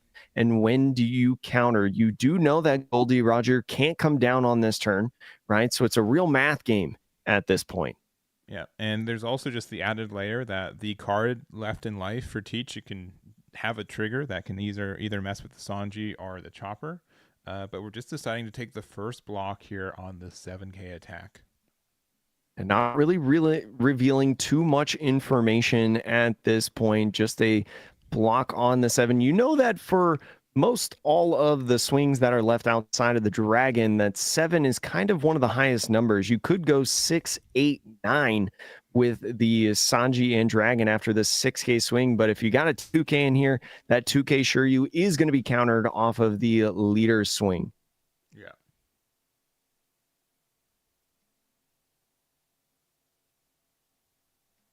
So really coming down to what's left in this Blackbeard's hand, right? You could kind of math it out. You could, if you want to, swing 5 with the Chopper, 7 with the Sanji, and then 9 with the Dragon. But in that scenario, just 1K counter can be able to get out of this for the Blackbeard. So it's a really tricky spot. This is definitely not a situation that I would want to be in if I was either of these players. That's why I play Nami. Yeah, you're always defending. You don't have to do aggressive math, right? You're just waiting for them to hit you. So thinking about using this Sanji effect, kind of going on this all-in play right now, attaching to swinging 7,000 power at lead right here. If these are both 2Ks, it would spell game for this Blackbeard, but takes the life right here. And here's the interesting thing, especially with the Chopper right now. If they swing with the Chopper right on the 5, you just need 1K counter, and then the block on the Dragon can block with the Blackbeard. And that's a free block right there. So there's the 1K, there's the block, and it looks like Blackbeard is going to be running away with this one, still undefeated in this tournament, but he's got to be able to finish it out, I will say. Yeah, and you know, we don't know the last two cards that were in hand for Teach. Might show us, right? The last card they countered with was the card they got out of life, which was a 1K. But yeah, I don't think the numbers were quite there in most spots. Yeah, double 2Ks in hand. Yeah, I don't think there's any way we're getting there with numbers that we had or hadn't. So it looks like they were looking for Sanji, though that 2-cost Sanji doesn't work with Teacher Effect either. So it's tough. It might have been better just to go bigger numbers on board instead of investing onto that dragon. But really, with how the board was like, right, we just had to really they had to really respect the numbers that we could do, I think. Yeah, definitely chaining those 10 drops and neutralizing the Shanks in general. That 10 cost that hit the field was so dangerous at the stage of the game and provided so much value for the Blackbeard player. A great job there recognizing that. For sure. So that's going to be the end of round 6. We've got 3 more rounds. We've got 8 undefeated players, including 1 Purple Luffy, 1 Shanks, and 1 copy of Teach. We'll see what the other 5 are as well. I think they're going to get deck checked as well. So we're going to let them do that. We'll be back with round number 7, and we'll see you guys over there.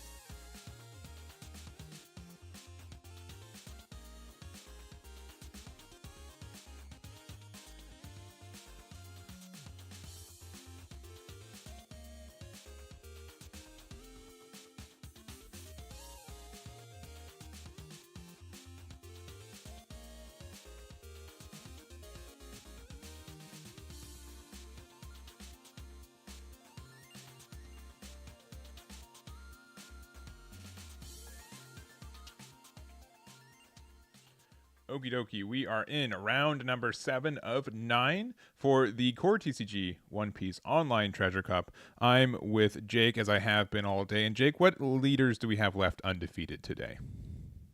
We've got left undefeated, Shanks being the most populous deck so far in this top 8 with 2.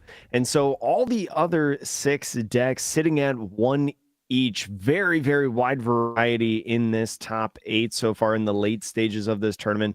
1 Purple Luffy, 1 Bonnie that you see on stream, 1 Doflamingo that you see on stream, the Teach that we saw the end of last round, a Smoker, red-green, and also Edward Newgate.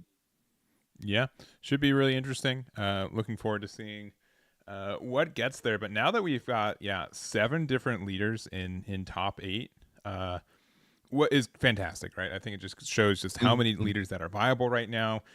We had 5 Shanks with 3 of them losing last round, which is quite remarkable to see that. And I really don't know who's going to take it today now. Yeah, it's anybody's game at this point. Just a couple more rounds to be crowned the victor of this Treasure Cup. Going to be really interesting as both players set out their life. Bonnie deciding on the hand, and Doflamingo going first in this almost 50-50 matchup. It seems like getting that Sengoku right away to be able to grab a 7 Warlords of the Sea. And Boa Hancock is going to be the first option, a great card from the starter deck.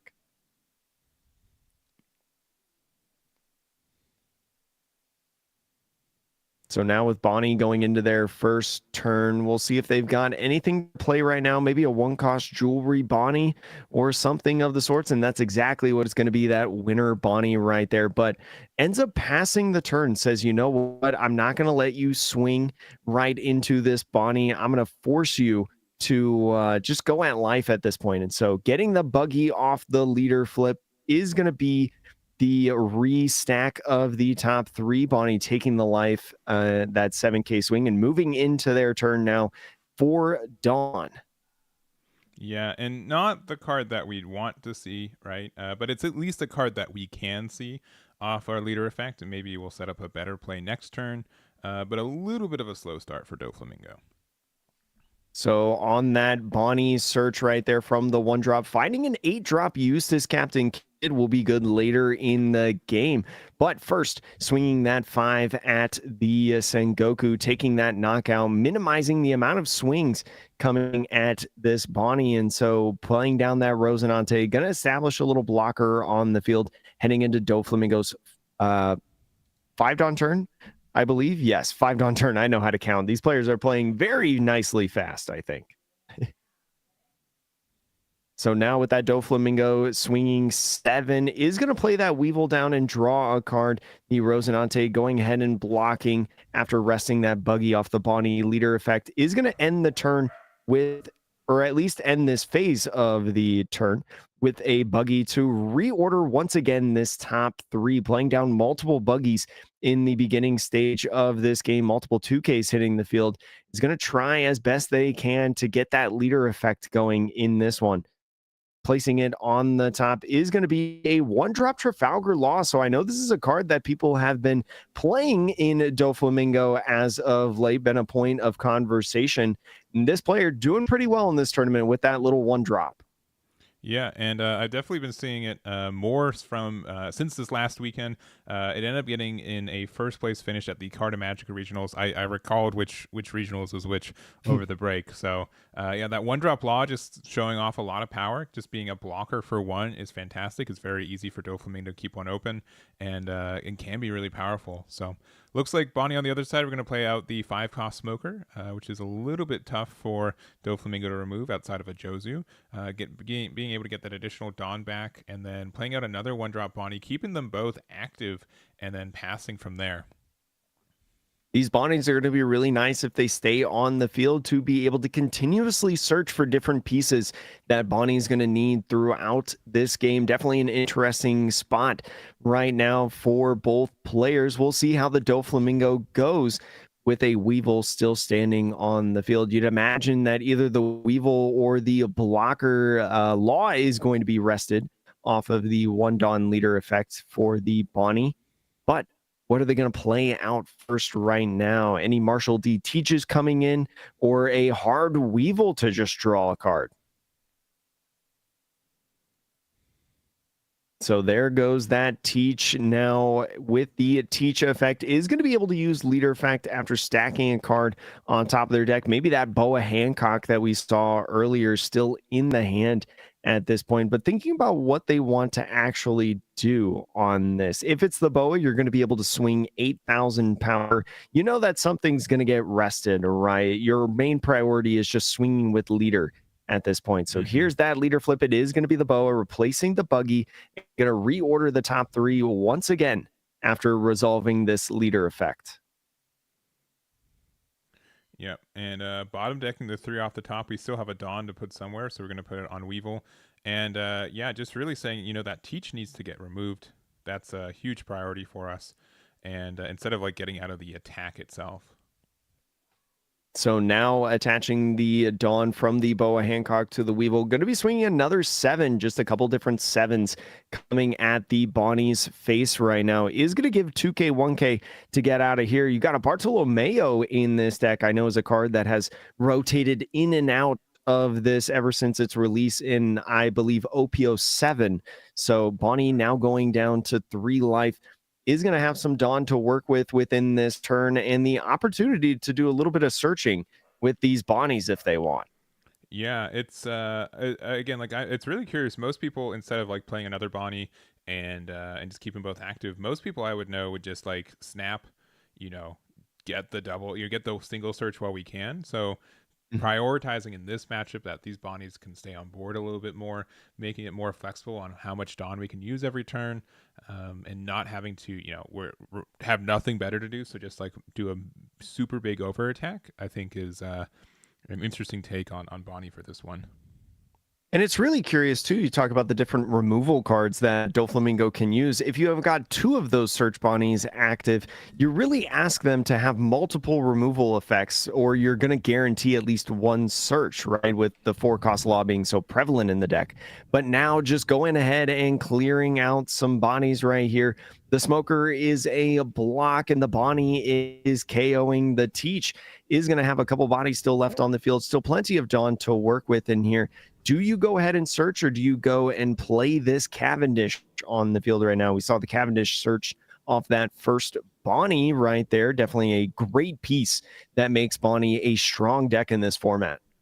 Yeah, biggest issue about that is that you know, Red Rock could come out next turn if you play Cavendish and just get rid of both of your 5 drops, which just feel real bad in this spot, especially since, you know, Dofi's already has a board of 3 6Ks. So it's a bit of a tough spot. Yeah, definitely one card like Gravity Blade can take out multiple cards in this deck. So thinking about the Dawn, how they want to distribute it, I believe they're at 8 at this point in terms of the Dawn, so about 7 to work with here in this turn. Yeah, I agree. So it is going to be resting 3 for a Bartolomeo right here. So it is going to go ahead and do some searching with the Bonnie. Yeah, you got to rotate that sideways to be able to do the search. Did rest the Dawn first, at least, though. So no harm, no foul. But looking at what you've got left, you've got 3 Dawn left. I know how to count. 3 Dawn left to work with to play off of this, or maybe just grab some counter. But no, grabs a second 8-cost kid. So we know they have 2 in the hand now at this point. Yeah, and the next thing too is that Bart, you know, it doesn't care on who's gets rested. As long as a card is rested by an effect that you own, you do get the draw 1 and discard 1. So 1-drop Bonnie does activate this, so we do get a draw 1 and discard 1, and we got to decide what we want to do for this additional 2 Dawn afterwards. So going to be curious because all the swings have been resolved. It does pitch an 8-cost Rosinante. So another spicy little card that we don't see a lot of times in these Bonnies, right? Is very cool to see in this, but not needed in the matchup. Is just going to cycle again with another Bonnie right here. But 1 Dawn left in here after grabbing this Cavendish is going to be the end of the turn more than likely for Bonnie. Yeah, this is such a funny board, right? And Bart's only, it's a once per turn, right? Thankfully for this, it's not like, you could have gone an additional cycle if you wanted to, but a lot of Mhm. cards in hand for Bonnie. On the other side, there's only, there's a lot of bodies that are 6Ks that are kind of troublesome for the Doflamingo. And you also have this weird thing where you kind of want to attack with leader first, but that means it might be your smallest attack without Dawn. So it So looks like got we're to be gonna use thinking the right buggy now. though. Looking at top three, see if there's something we want to play off the top of our deck. Buggy is going to be nice for setting up your future turns in this game as well as the current turn. So leaving it what looks like on top in that order. We'll see if like another teach can potentially come down or something like that as the last one went away earlier. But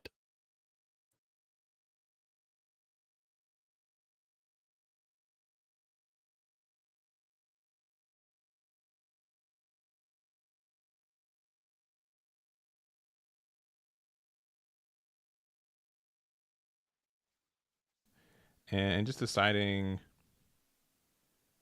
yeah, I will say that like it looks like our Doflamingo player has been a little bit unfortunate with like some top deck sequencing and just kind of not even like their fault, right? Just like the first hit off their Dofly leader was the buggy.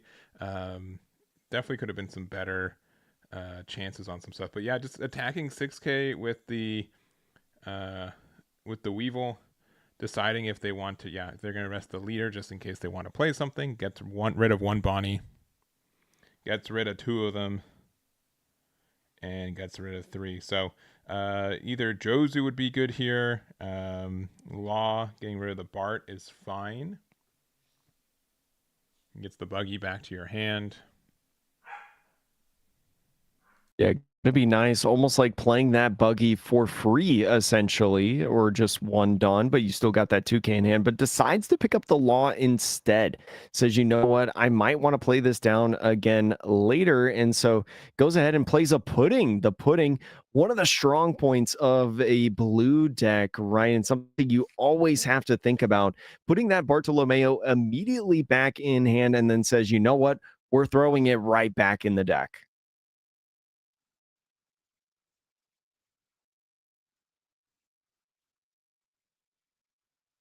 Mhm.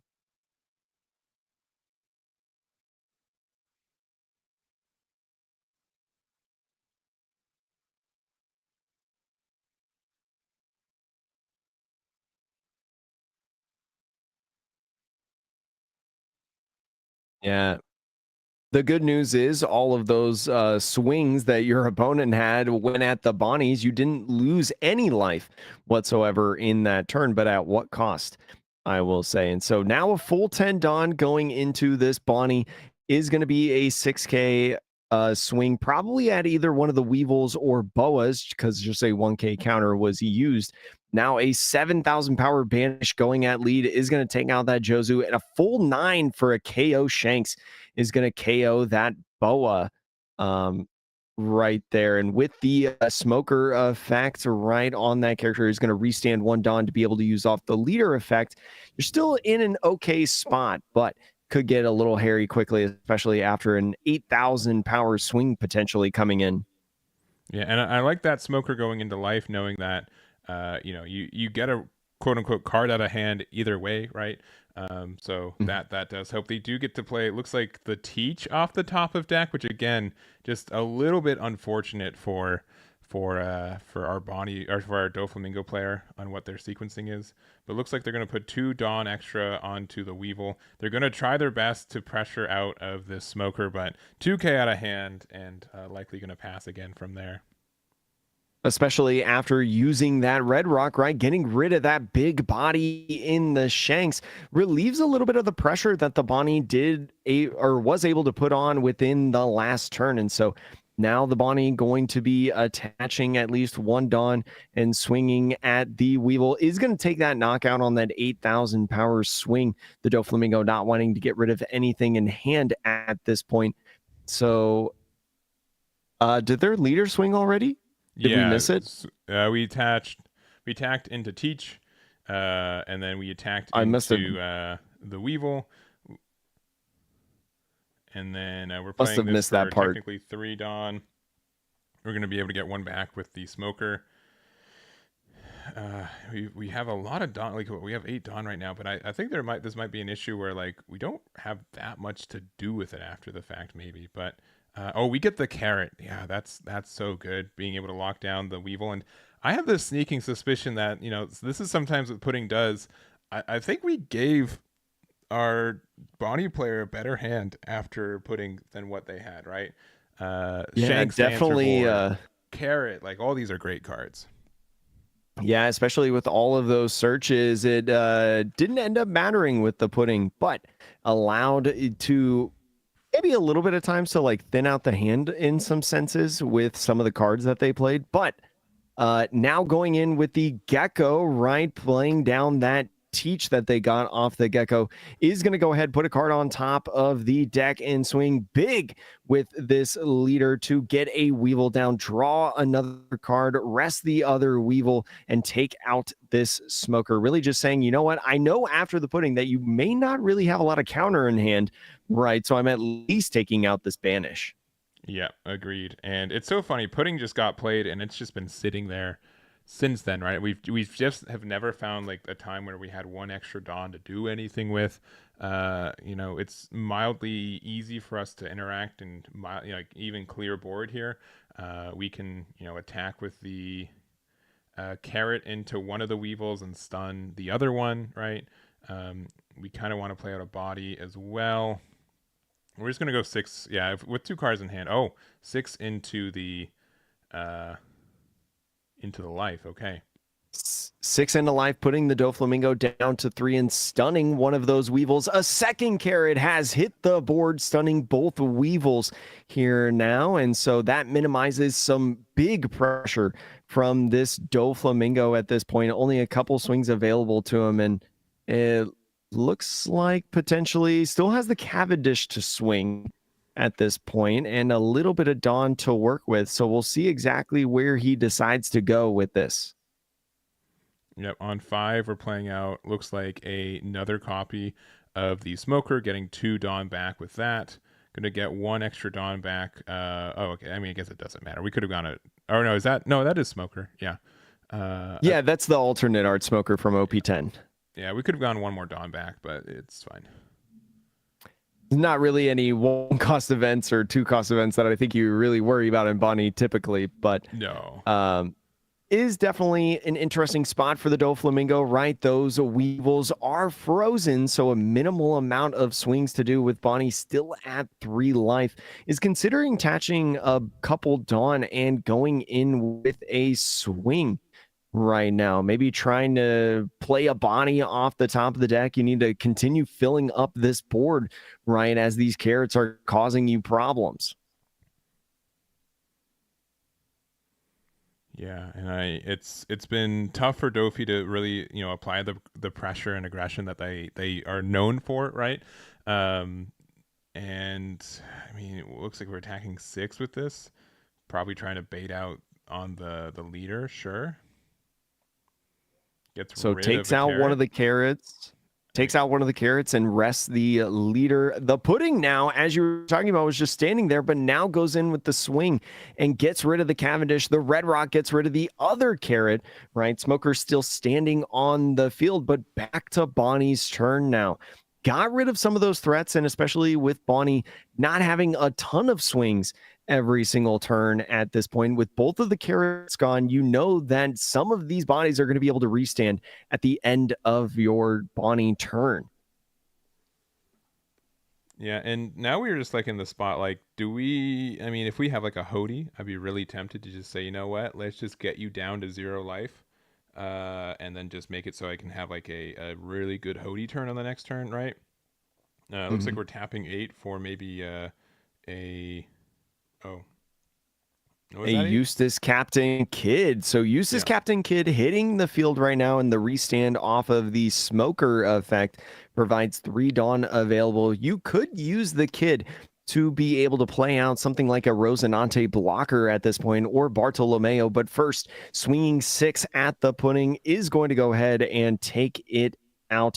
Don't want it to come back to hand off a Jozu and potentially play it again or something of the sort. I think putting probably wouldn't be good to play at this point, but still a factor. Going to be attaching one, swinging 8 now with this smoker, and a 2K coming down on the field to save one of those bodies. Yeah, it's either that or it was at life, right? Double 2K would let you get there. Has the blocker too. I do like the idea of like just not using the Eustace Captain Kidd effect right now. We're not afraid about losing this next turn, right? With just life and cards on board and stuff. We do want to, just one card in hand for Bonnie. I think we have to like respect, like we might need to find a red rock if we haven't already. I think we've played maybe 1 or 2 in this game too. I think we've played 2 so far. So we will go ahead and swinging 9 potentially, maybe a little bit less. Really got to think about the math right now. And leaving that kid up now is very interesting because if you play another kid here in a second, if that other card in hand is a kid, right, you can have a turn next turn where you go double kid on the field to where if there is a red rock, like you're saying, that comes down, maybe a third copy, well, you still got one kid available to you to be an indirect blocker of sorts. Yeah, and we looked at the top 5 of our deck. We're looking at that. We tried another blind Doflamingo hit, and we missed after we used the Boa effect, and we had to bottom 3. And assuming there's no targets off of it, so just 5 there. We could have also used the leader effect to rest the body instead. But this kind of indicates that maybe we have a Hody as the last card in our hand to try to go for game. So we will have to.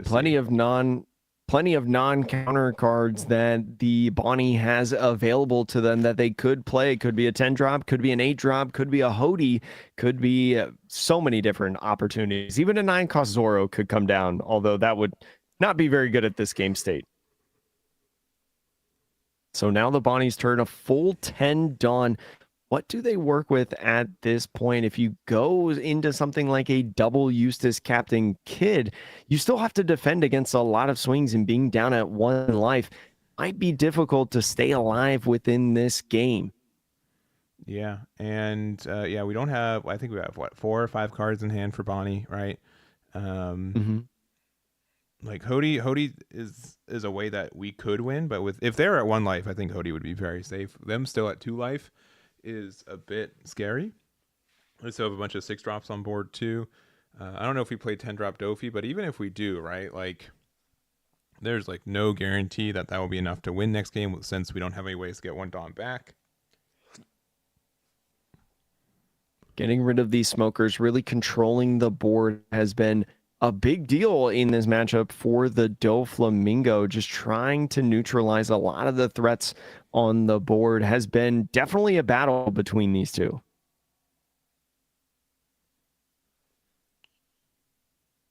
Bonnie thinking about splitting up the Dawn a little bit to the swings. Could be interesting of whether or not they want to try to focus on board or try to just go in straight at life. All depends on what they've got in their hand right now. It's like setting up 4 and 3 off to the side. Could be a variety of different things. Yep. Okay. So easy choice, right? I mean, we've got 10 minutes left in round, right? We've got like 2 turns left, so it's okay. Like I think like these decisions will make some time, right?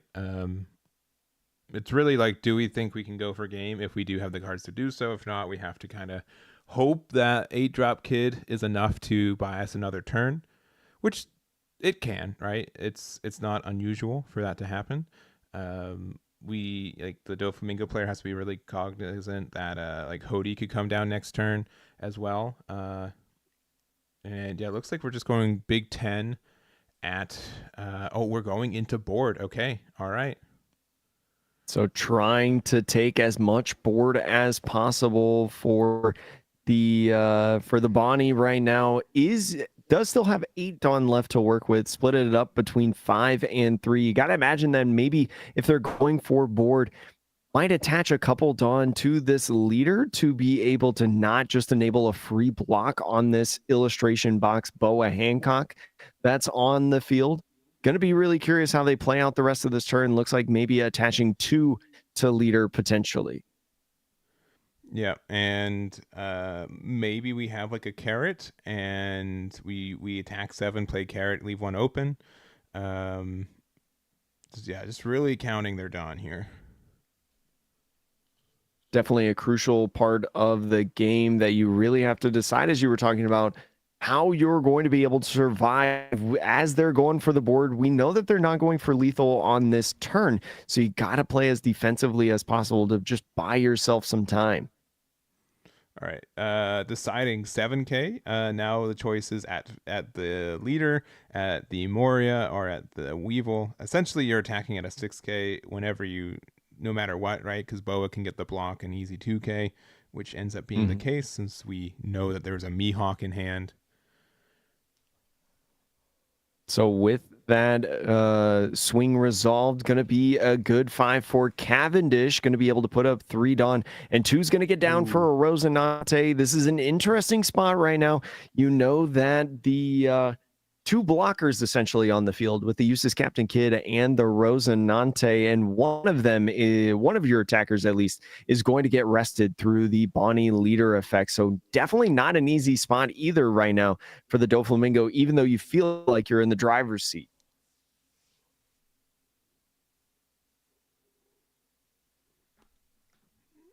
And deciding now on their own Dawn, right? We can pressure this. We know that, generally speaking, the Boa blocker is getting rested. Yeah, like immediately right here, right? Has to be. So it looks like a 10K swing going on right now. That Boa is rested and decides to block right there. Really tells the Doflamingo opponent that they need to commit the rest of their Dawn to swing at this kid. And it looks like it's taking a knockout. A free 5K swing now at life because that kid was taken out.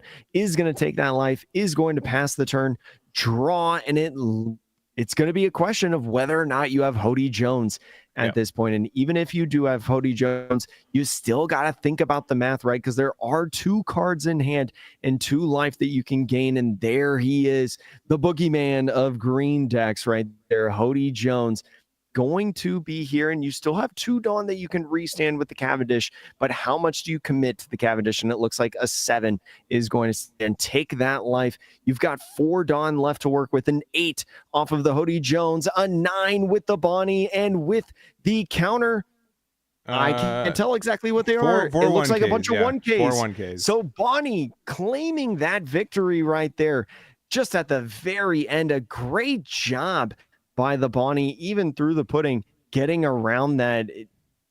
Excellent stuff. Yeah, and I can't tell. I did see the Bonnie player really quickly take the card from their life, so that could have been the Hody that ended up winning the game, right? Super tight game, super close, and really just down to exact Dawn math.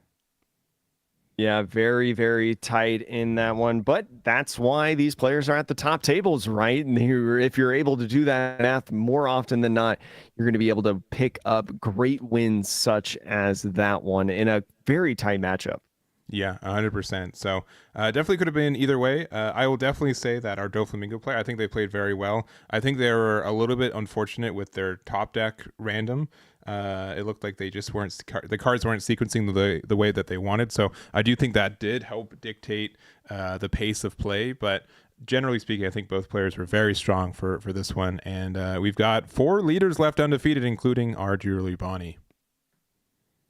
It's going to be a tight one. Going to be interesting to see which of the 4 leaders are left, right? We know that the odds are that maybe one of the Shanks makes it, the only deck in the top 8 having multiple entries in there. So it's all going to be matchup dependent at this point of who sees the good decks, right? The decks that they want to see within this wide meta tournament. Yeah. 100%. So we're going to be done with this round. We've got 2 more rounds left. Again, we have 4 leaders undefeated. One of them is going to be Bonnie. We're going to find out the other 3 real quickly, and we'll see you guys in our 8th round. We'll be right back.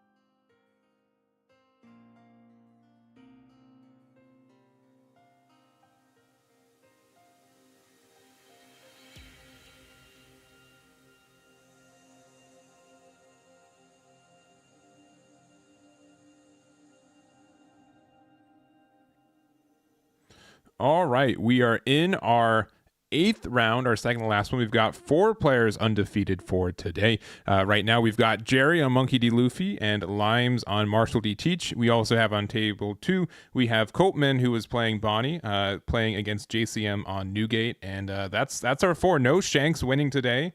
And it's either going to be Purple Luffy, Teach, the Green Bonnie are the Edward Newgate leader.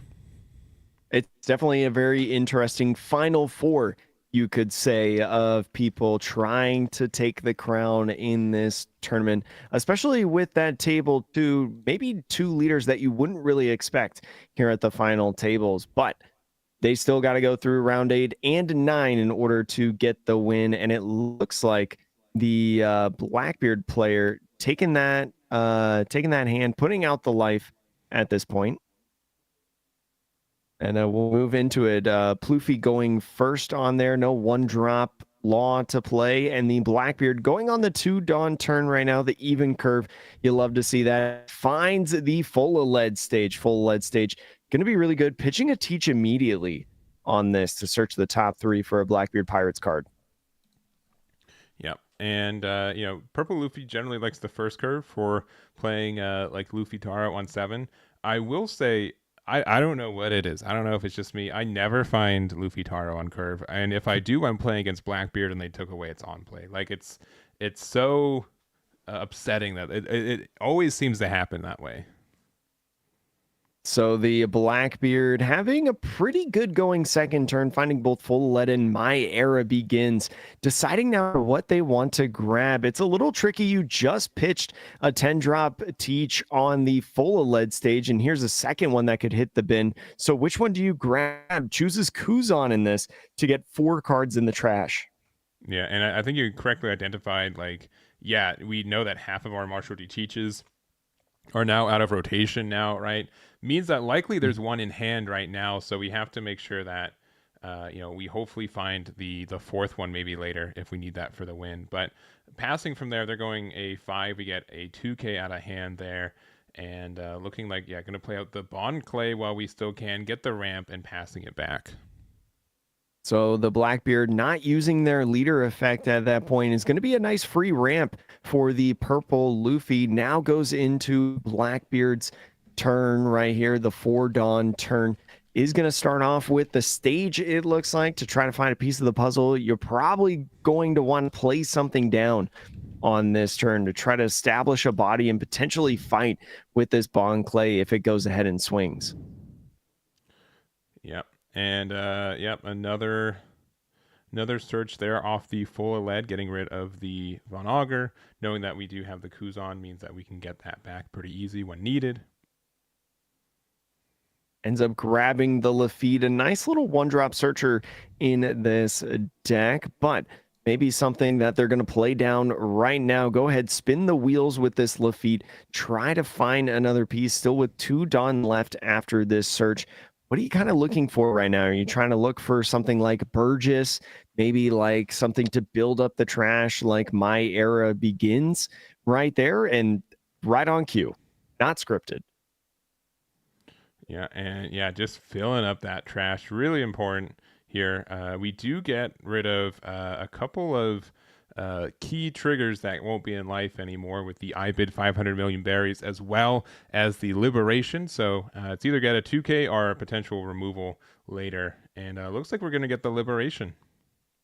Liberation, a decent card in this matchup, right? Luffy being able to swarm the board with different bodies. And so with that card, you might be able to get ahead and clear out some of those bodies later in the game in a future turn as the 6K swing goes through and takes a life. And so is thinking about maybe using the leader effect before he ends the turn, right?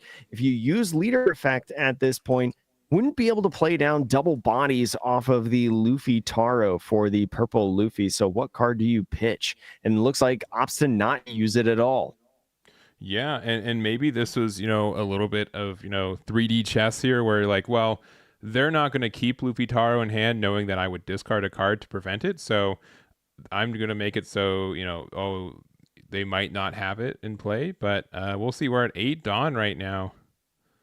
And we are going to play out the law for 1. All right, we have a chance to find a Luffy Taro off the top 4 here.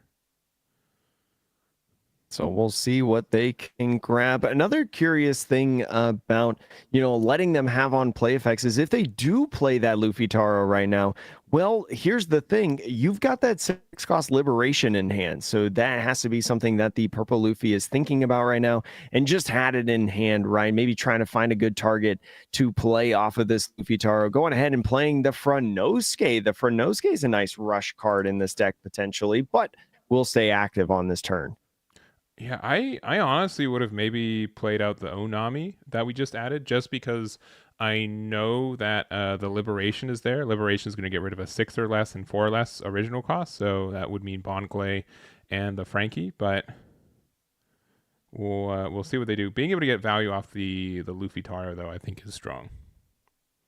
Definitely a key point in trying to overwhelm the Blackbeard deck, right? Blackbeard, sometimes struggling with Swarm, decides to pitch the Kuzan off of the full lead stage and grab a 2K in the Shuryu. So Kuzan, that we knew was in the hand from the beginning of the game, is now off the table and just swings a bare 5 now at lead. Tries to get a card. It's going to be that Onami, and there's that Liberation that we saw last turn. Is going to be taking out the Bon Clay and the Franosuke and passing off the turn, maybe after a leader effect. Yeah, and I think it's kind of needed here if they have like a 9-cost Luffy, being able to, attack with a 10k rush this turn is a little bit brutal. So, yeah, looking like getting rid of a Vasco shot in hand to prevent it. So plenty in the trash. Looks like about 13 cards in the trash right now. Only 4 cards in hand for this Blackbeard. Still sitting at 5 life compared to the purple Luffy's 2. But you got to be able to be on the defense now at this point. The Luffy is going to be able to swing an 8K at some point, at least in this game. So now trying to guard against this 5K swing here from lead. So Limes over on Blackbeard, really thinking about what he wants to pitch, is going to go ahead and give a 2K off the Shuryu. This Luffy now swinging, puts him down to 4 life. A potential trigger could be a I bid 500 million. So the 500 million is going to be a nice trigger of putting a 6 cost or less back to the owner's hand. Puts the law back in, right? Doesn't want another potential swing, but with the 9 Dawn, goes ahead, plays the Linlin, doesn't get the on-play effect, but a big body that's hard to remove off the field, especially when Blackbeard's only at 8 Dawn in this turn.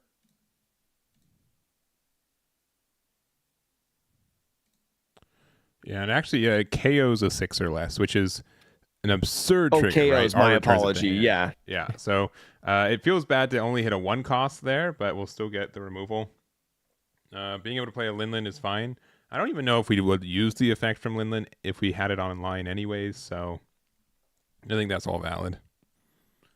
Yeah, not really a target anyways to get off of this, but off the full lead, pitching a black hole, I believe it is, that he pitched there, thinking about what card he needs to get off of this, thinking about the Dawn, because you're not at 10. You can't just spam the 10 costs if you had one on field. Going to need to play something down to battle with these different characters, maybe looking for Burgess at this point and not finding one yet. Yeah, and maybe one's in hand, right? We've done enough cycling. I'm not exactly sure what's in that hand, but yeah, going to 10 drop, Teach next turn, having no cards on board is a little bit unfortunate here for Teach. So now with this 8 done, thinking about doing the 2 for the Lafitte that we just saw, and it is going to turn sideways to look through that top 5, trying to find a piece. Kuzan would also be a really nice card here, right? Allows you to get a little bit of card draw as well on that activate main.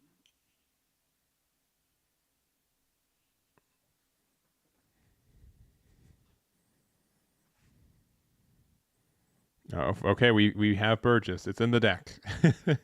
We've confirmed So Burgess is Burgess is coming down, and with one 9-drop Linlin already on the field, you probably have a good feeling that this Burgess would stick. And so using that leader effect and playing down the Kuzan is going to be able to bring that Burgess back onto the field, draw a card to refill the hand a little bit, replace the Burgess in general, and put him on the field. Looks like +4 at this point. A nice 9,000 power body that's going to be ready to battle some characters next turn.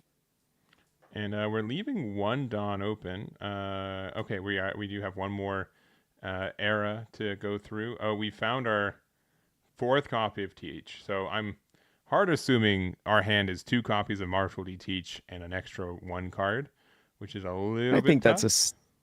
I think that's a safe assumption for the Blackbeard up to this point, based on how they've played. So now with Burgess being 5,000 power bonus, being a 10,000 power character, you got to be careful at this point if you're the purple Luffy, because that guy is going to swing huge and maybe delete one of your characters. So you got to have enough counter in hand for that. Yeah, but I would be pretty confident to either swing 5 or 7 with leader, right? But yeah, 5 is Mhm. probably fine. So 5,000 power coming from leader right here to the swing is going to be a nice, easy 1K Doc Q to get out of that one before the 8K Luffy Taro goes in and hits life. 9K with Linlin. And then if we can maybe establish 2 bodies on board, this is going to be kind of tough for our Teach player to really respect that. And I think that's what's going to happen. Yeah, we're going to play out a Songoro and a Bon Clay, 4-drop and a 5-drop. Passing from there, 10-drop Teach could come down, but I don't even know what the best card to stun here. Like we can stun the Linlin and maybe pressure the Luffy a little bit, but 1 Dawn open per usual for purple Luffy. That both these cards are fantastic to be played here. Definitely an excellent start for this Luffy to put himself in a great position to maybe make it to the finals in the next round, but he's still got to finish out this game. Still plenty to play in this one. The Martial D Teach now got to think about, well, you're probably playing the 10-drop on this turn, but what do you do outside of that, right? What do you pitch off of full lead? What do you pitch off of leader effect maybe at this point? And what do you swing at, right? With this Burgess is going to be a tough decision, but starts out with the full lead and gets rid of that Shiryu to find another Burgess.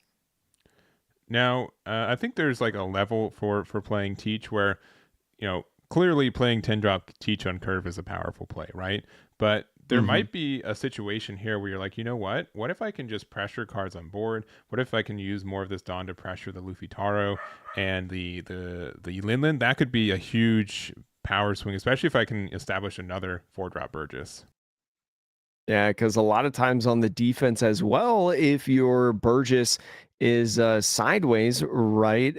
Playing on the defense, it's a little bit easier to guard, especially at this point in the game when you built up so much trash already in this one and sitting about 6 cards in hand, 5 or 6 cards in hand up to this point.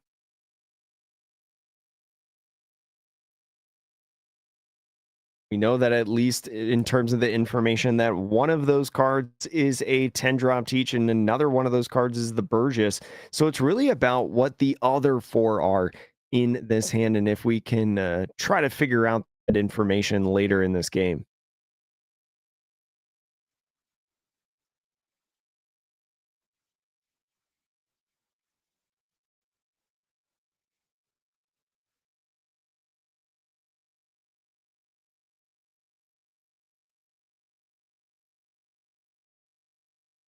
So thinking about going that wide, like you talked about, is going to use the finger pistol to get rid of the Bond Clay. Don't want to copy that Burgess. Is a really nice play to be able to build up the Burgess just a little bit more, right? Making it an 11,000 power character, especially if you're going to go ahead and swing at this Luffy Taro right here on this play. Still has plenty of.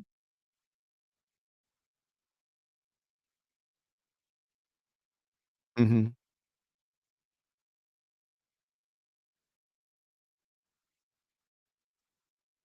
So the other finger pistol is going to go ahead and take out that Sangoro, right? And put the Burgess now to 7,000 power boost, a 12,000 power character.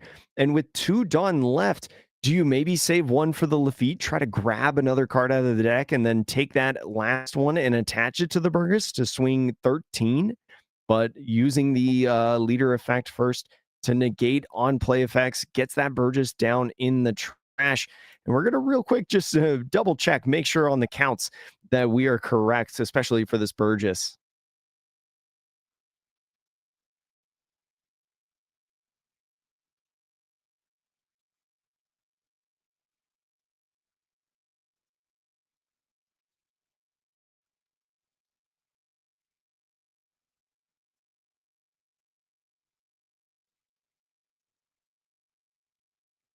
14-8, so a little bit more than Gum Gum Giant if you have it to be able to save this guy.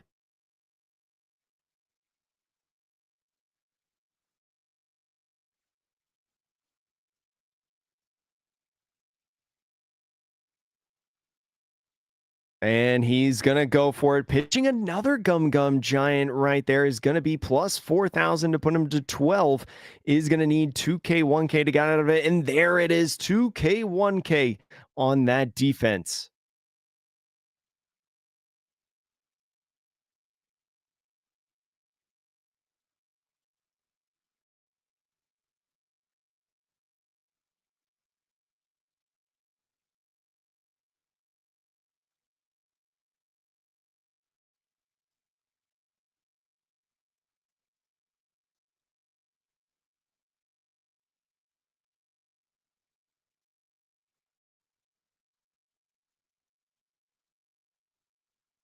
Mm-hmm.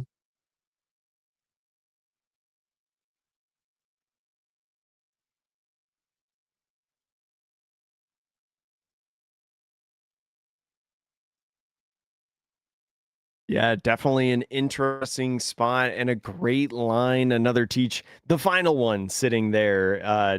Did not have Teach in the hand as we thought in the early stages of the game.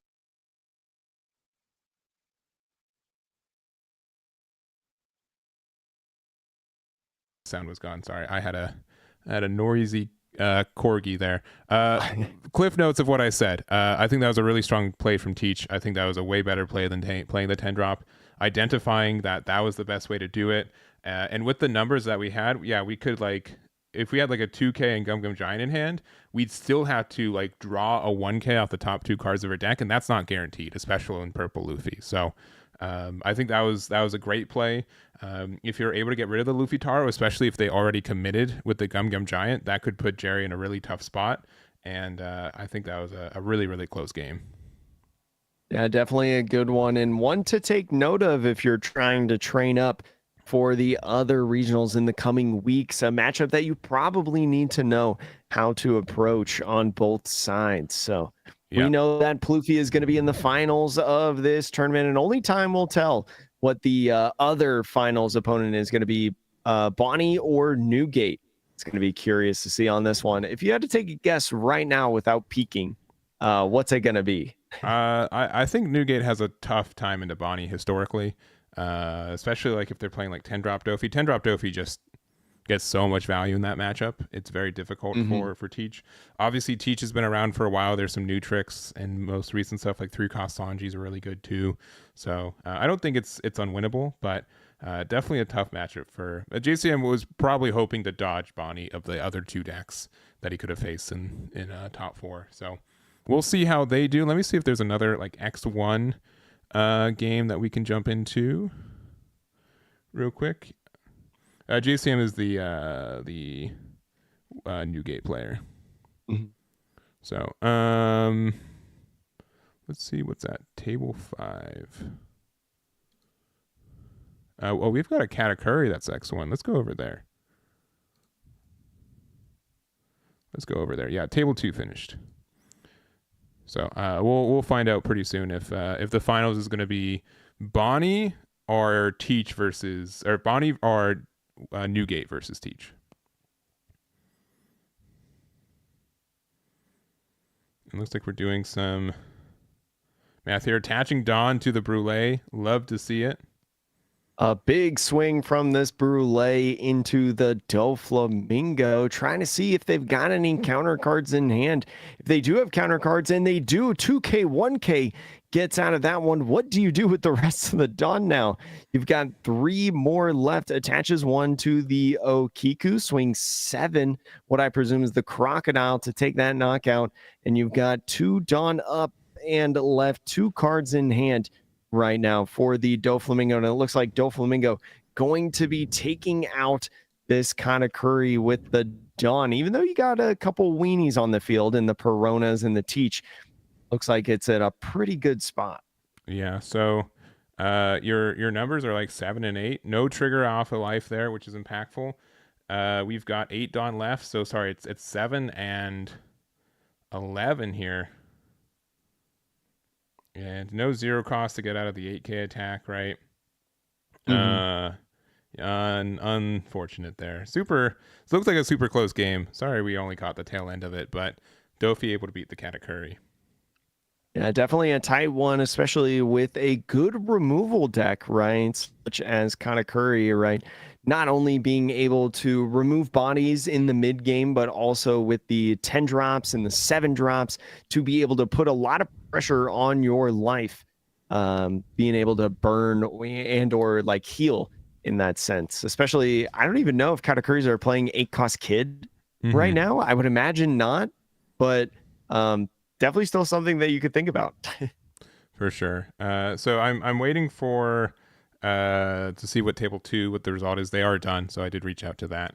I'm looking at other tables that are still playing right now, and I think they're mostly done for the day. So I'm looking to see if there's any that are worth it, but most of them are just like either mirror matches or they're like near the end of completing too. So but yeah, going into this round, we did have Teach versus Purple Luffy. I think that Teach was really close to being able to turn it around. I think they had like a really good sequencing at the end and was just a little bit off from able to capitalize on it. And then on the other side, we had Bonnie versus Newgate. Historically, I think that's a matchup that is in Bonnie's favor, but you're already, 7-0 with Newgate for the day, right? You've overcome adversity, you've overcome challenges, so nothing that would be surprising for either Newgate or JCM on my mind for that. So I'm waiting to see what that is. We've got a little bit more time than usual at the end of the round. We've got 10 minutes left, but we have been live for near 6 hours, so we might take an extended break. So I'll wait a couple more minutes to see if we get the results early for table 2. If not, we'll probably just take a break and see what our finals is. But definitely definitely Purple Luffy in the finals. We got Jerry back at it again from getting a first place finish in Top Cut events in Peoria 2 weeks ago. I think that's when it was. Yeah, I believe so. Yeah.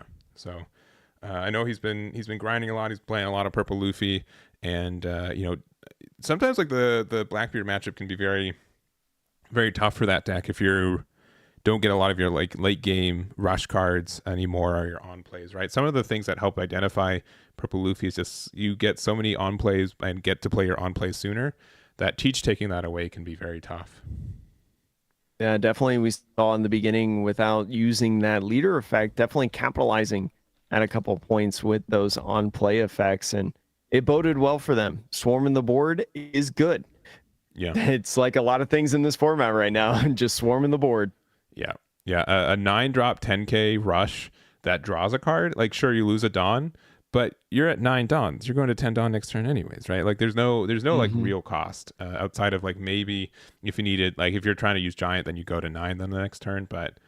It's such a great card. You can still play if you go to 9 the next turn, you can play another Rush Luffy.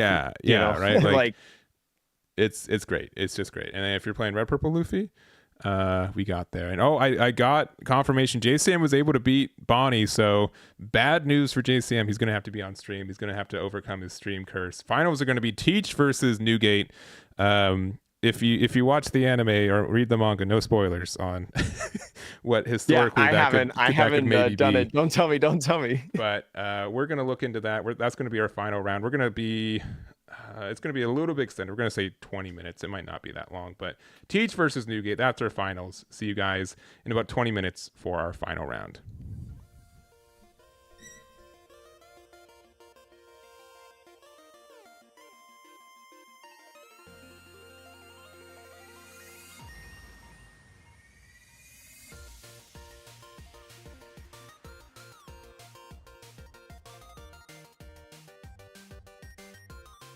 Here, real quick. Hey, I said the wrong thing. It's going to be Purple Luffy versus Newgate. Sorry. We just watched that match. I'm exhausted. It's going to be Purple Luffy.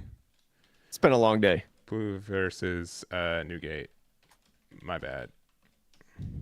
Yeah, my bad. My bad.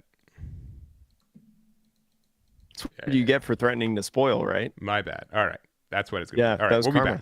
be back now.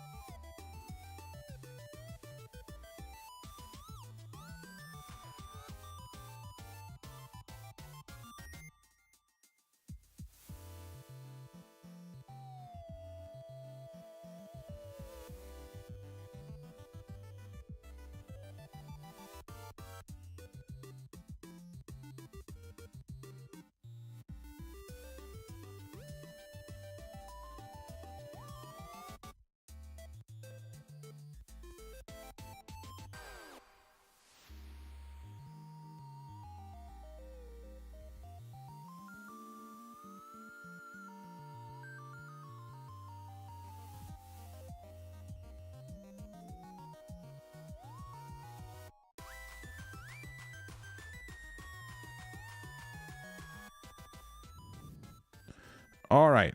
We've got our finals. I misspoke a little bit the first time as we ended the round, but it is going to be Jerry on Monkey D. Luffy, their second finals in this format so far. And then we got JCM with Edward Newgate, ended up getting a first place in one of the pre-regionals in Texas in March. So both players have been in finals in the last couple months, and we've got one more here, and it's a pretty unique matchup. Definitely masters of their respected archetypes. Ryan having plenty of experience, as you mentioned, with both of these decks. Going to be a very exciting game. Plouffe going first right now. We'll see if they have a one drop, and there's the pass.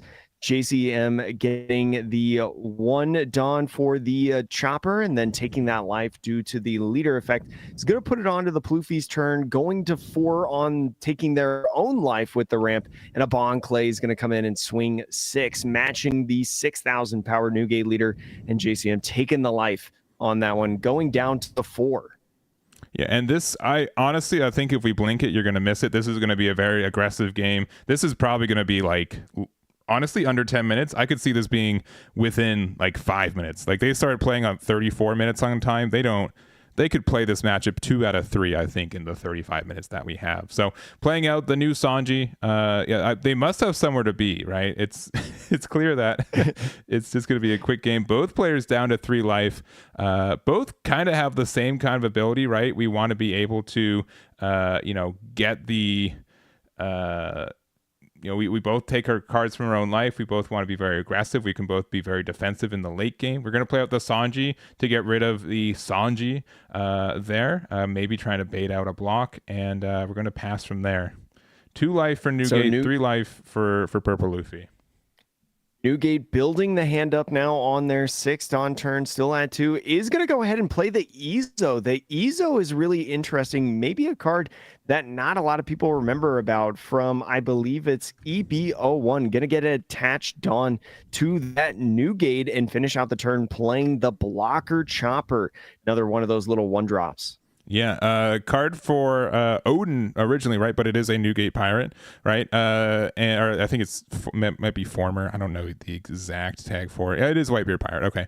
But it still works out for this. It really converts any card in your hand into a 2K. It's a 5-drop 7K that's hard to interact with, and we do get the Dawn when we play it, so we have a 7K Newgate attack. We're seeing like, all right, down 1 life to 2. I mean, this is like turn 4, right? Yeah.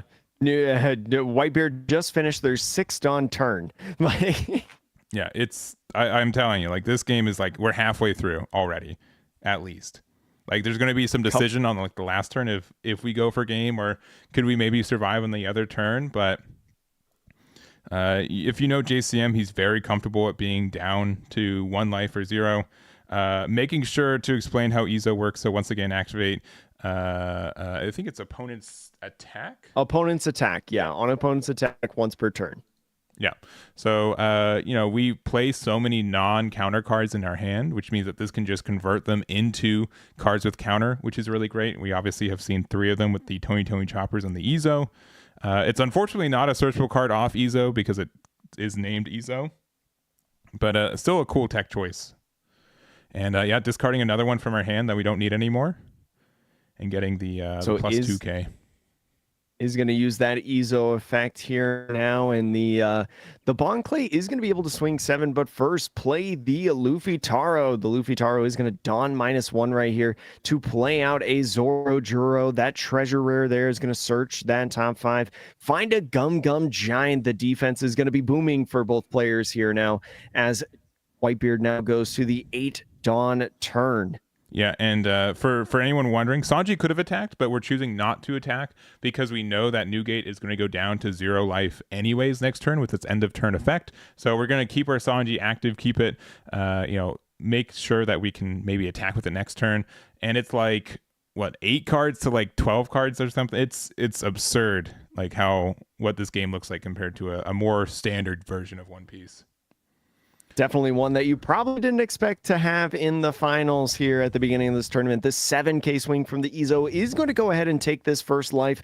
Maybe thinking about attaching a Dawn, swinging another 7. 7 just being a great number. Going down to 0 now with no blockers and 7 Dawn remaining. is going to go ahead and rest a little bit more for a ace. That ace, because Newgate is a Whitebeard Pirate type leader, is going to get rushed, swing another 7 right here, and really force the hand, get 2K, 1K out of that one with 1 Dawn up. Whitebeard taking their final life. Both players at 0. 2 blockers on the field for Newgate. And, blockers are really interactable, right? We have Usohachi, we have Sanji, 6K leader, but again, we've got so many cards in our hand, right? Like, we can defend our board just as easy as we can defend our leader at this point, right? We have to generally get these 1Ks. Yeah, we're just going to use a 1K Sanji to get out of the 6K attack from Zorojuro. And at any time, you can still use that Ezo effect right here in this turn as well. It's going to be a tight situation for the purple Luffy player, but also balancing the amount of counter in hand for Whitebeard. Definitely a super interesting one, especially now because that Bonk play, like I mentioned earlier, can swing 7, copy the Ezo effect. Yeah. And we're going to go 8K into leader. And this is just like it's a stare down of, do you have it a lot of the time, right? We're just gonna use Rad Beam. Okay, so we have no Dawn open right now, which is a little bit scary. Jerry can now really decide he can go for game, or he can block her up and have Dawn open for the Gum Gum Giants, and that's pretty much it. Like, we're at like the end stage of this game already. Yeah, no more card draw for free for the Newgate in this game. It's going to be a 9-drop Linlin.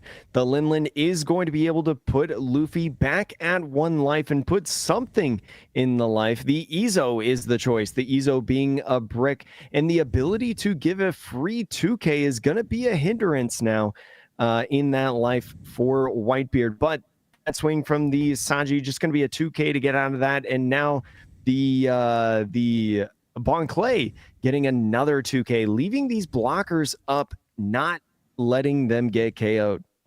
Yeah.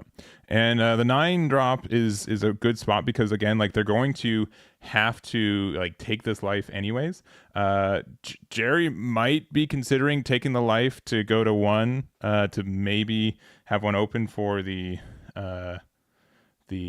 giant, but looks like about 8 cards in hand for Jerry. We know that the Ezo is going to go back to hand, which is just a dead card in hand for combo anyways. And now we just have to decide where we're going, right? We feel kind of pressured to get rid of the Bon Clay right now.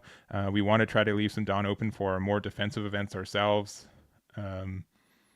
Pretty tricky sequencing here.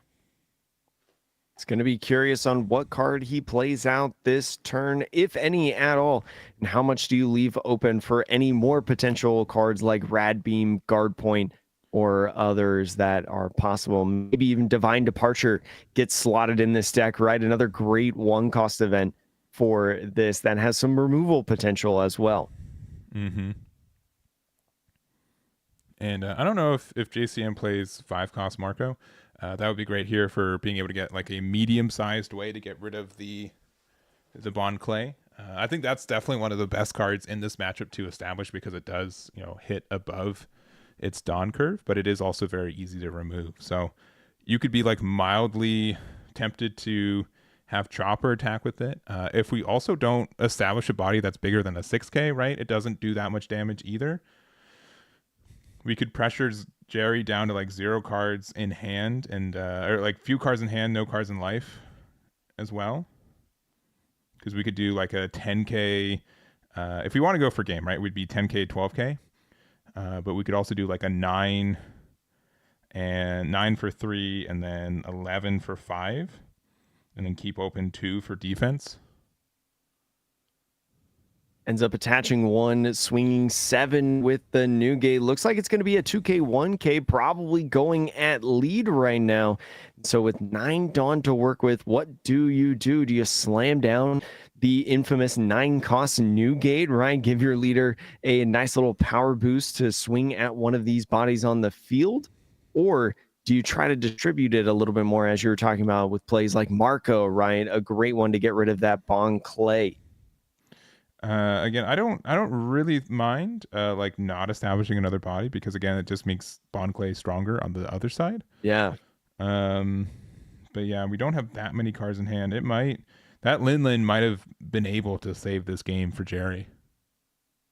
Yeah, the Linlin, a great time to play down that card. Allows you to reheal, something that purple doesn't necessarily do too often, but what makes purple Luffy very powerful if you can find it, being a non-straw hat type of card. Yeah, and JC, I'm just really thinking here, like, it's crazy how much longer this turn has taken than literally the rest of the game from both players. But that's just really what you got to do. It's like a stare down, right? It's like, do you have it? What do I have? What do you have? What is the best play? We're gonna play out the manga ace for 7, giving minus 3k to 2 different bodies. And this body's gonna be good to be able to clear board potentially, I would say, minusing the Sanji and I believe the Luffy Taro. Yeah, maybe the Zoro. Yeah, likely, yeah, attacking the Sanji. I think this has to go into the minus 2k power Bon Clay. And we're passing from there. 0 cards in life, 2 Dawn open, 2 blockers for JCM. And we just have to see what makes sense. Honestly, if we have another Lin Lim from Jerry, I think that's enough to win the game. I think that just buying an additional 2 turns is crazy good. So starting out with an 8,000 power swing is going to rest one of those Dawn on the Whitebeard's defense for a Radical Beam. Going to be able to get out of that attack. Radical Beam just being such a good red card, especially for this deck. So now you swing a Bear 6, just try to bite out as many counter cards as possible. There's a 1k Nami right there. A 9k Linlin swing is going to feed potentially one of these blocks. Another Radical Beam could get you up to 10 if you decided to use it, but is going to go ahead, do that, get to 10, and a looks like 7 is going to be used for a Sanji to rest one of these choppers, get a nice 5k at the chopper, get rid of it, and this 7 is going to get rid of the other chopper. Man, now this is intimidating, right? They could have gone for game, but now just saying, you know what, I have no fear about losing this next turn, right? I have 3 Dawn open, 1 life, and I have no doubt like 3 copies of Gum Gum Giant, right? We just have to do the numbers, start with the 9k. So 9k start is a good starting point for this. You do need 2 of your 3 swings to hit in this turn to be able to escape out of this game. Is going to take the first life. That's the first step, but can you get these swings to connect again? Is going to be swing 7 right there, and it looks like 2k 1k getting out of that, and the rest on Newgate saying, you know what, if you got it, you got it. Yeah, and two giants, yeah, will make it easy. Yeah, it doesn't really matter at that point. We just need to have two giants and a 1k, and there's a 1k in hand with them, so you just discard the other card every time, and that's how it goes. That's our winner. Jerry wins. That's gonna be it. Ploofy taking down this treasure cup. Honestly, great job, not in the face of adversity, right? Newgate probably not a deck that he prepared to play against, I feel like, at many points for the last several months of this game, but kind of taking the knowledge that he probably has on Newgate from previous formats when Newgate was one of the top decks and just applied it into this one, thinking on the fly. Yeah, for sure. And Jerry and JCM know each other. I would imagine Jerry is a little bit more knowledgeable about the Newgate matchup than general, right?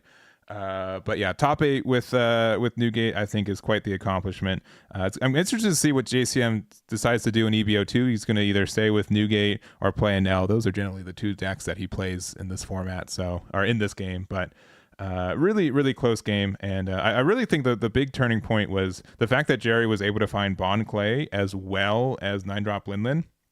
Those are 2 really, really important cards for him, I think, in this matchup. Yeah, especially with, being able to race up that Dawn, right? Stay ahead of Newgate, I'm sorry. Finding the Bon Clay early instead of something like Zoro Juro provided so much value to apply so much pressure in the future turns, right? We saw in the next turn, playing down the Sanji, right, to rest something and rest the 3-cost Sanji and swing at it instead of taking another life and playing down Luffy Taro in a sense. So really, really interesting stuff, I feel like, in that game, and one that had some routes that maybe I wouldn't have thought of originally if I was in that driver's seat for Pluffy. For sure, for sure. So, again, one big congratulations to Jerry. Our winner today for the Core TCG Online Treasure Cup is Jerry with the Purple Luffy. After winning the regional in Peoria a couple weeks ago, too, Jerry's been on quite the hot streak in OP10. There's one more weekend. I'm not sure if he's playing, but I wouldn't be surprised if he is next weekend. And then we have the EBO2, where there's definitely going to be at least a Purple Luffy, I think, relevant after the EBO2 set drops. So, Jake, course. anything from you before we close this stream up? I think it's been a fun tournament. Thank you again for having me. As in the cast, the casting internet got a little bit better. I was here present a little bit more as the rounds went on, so that was nice.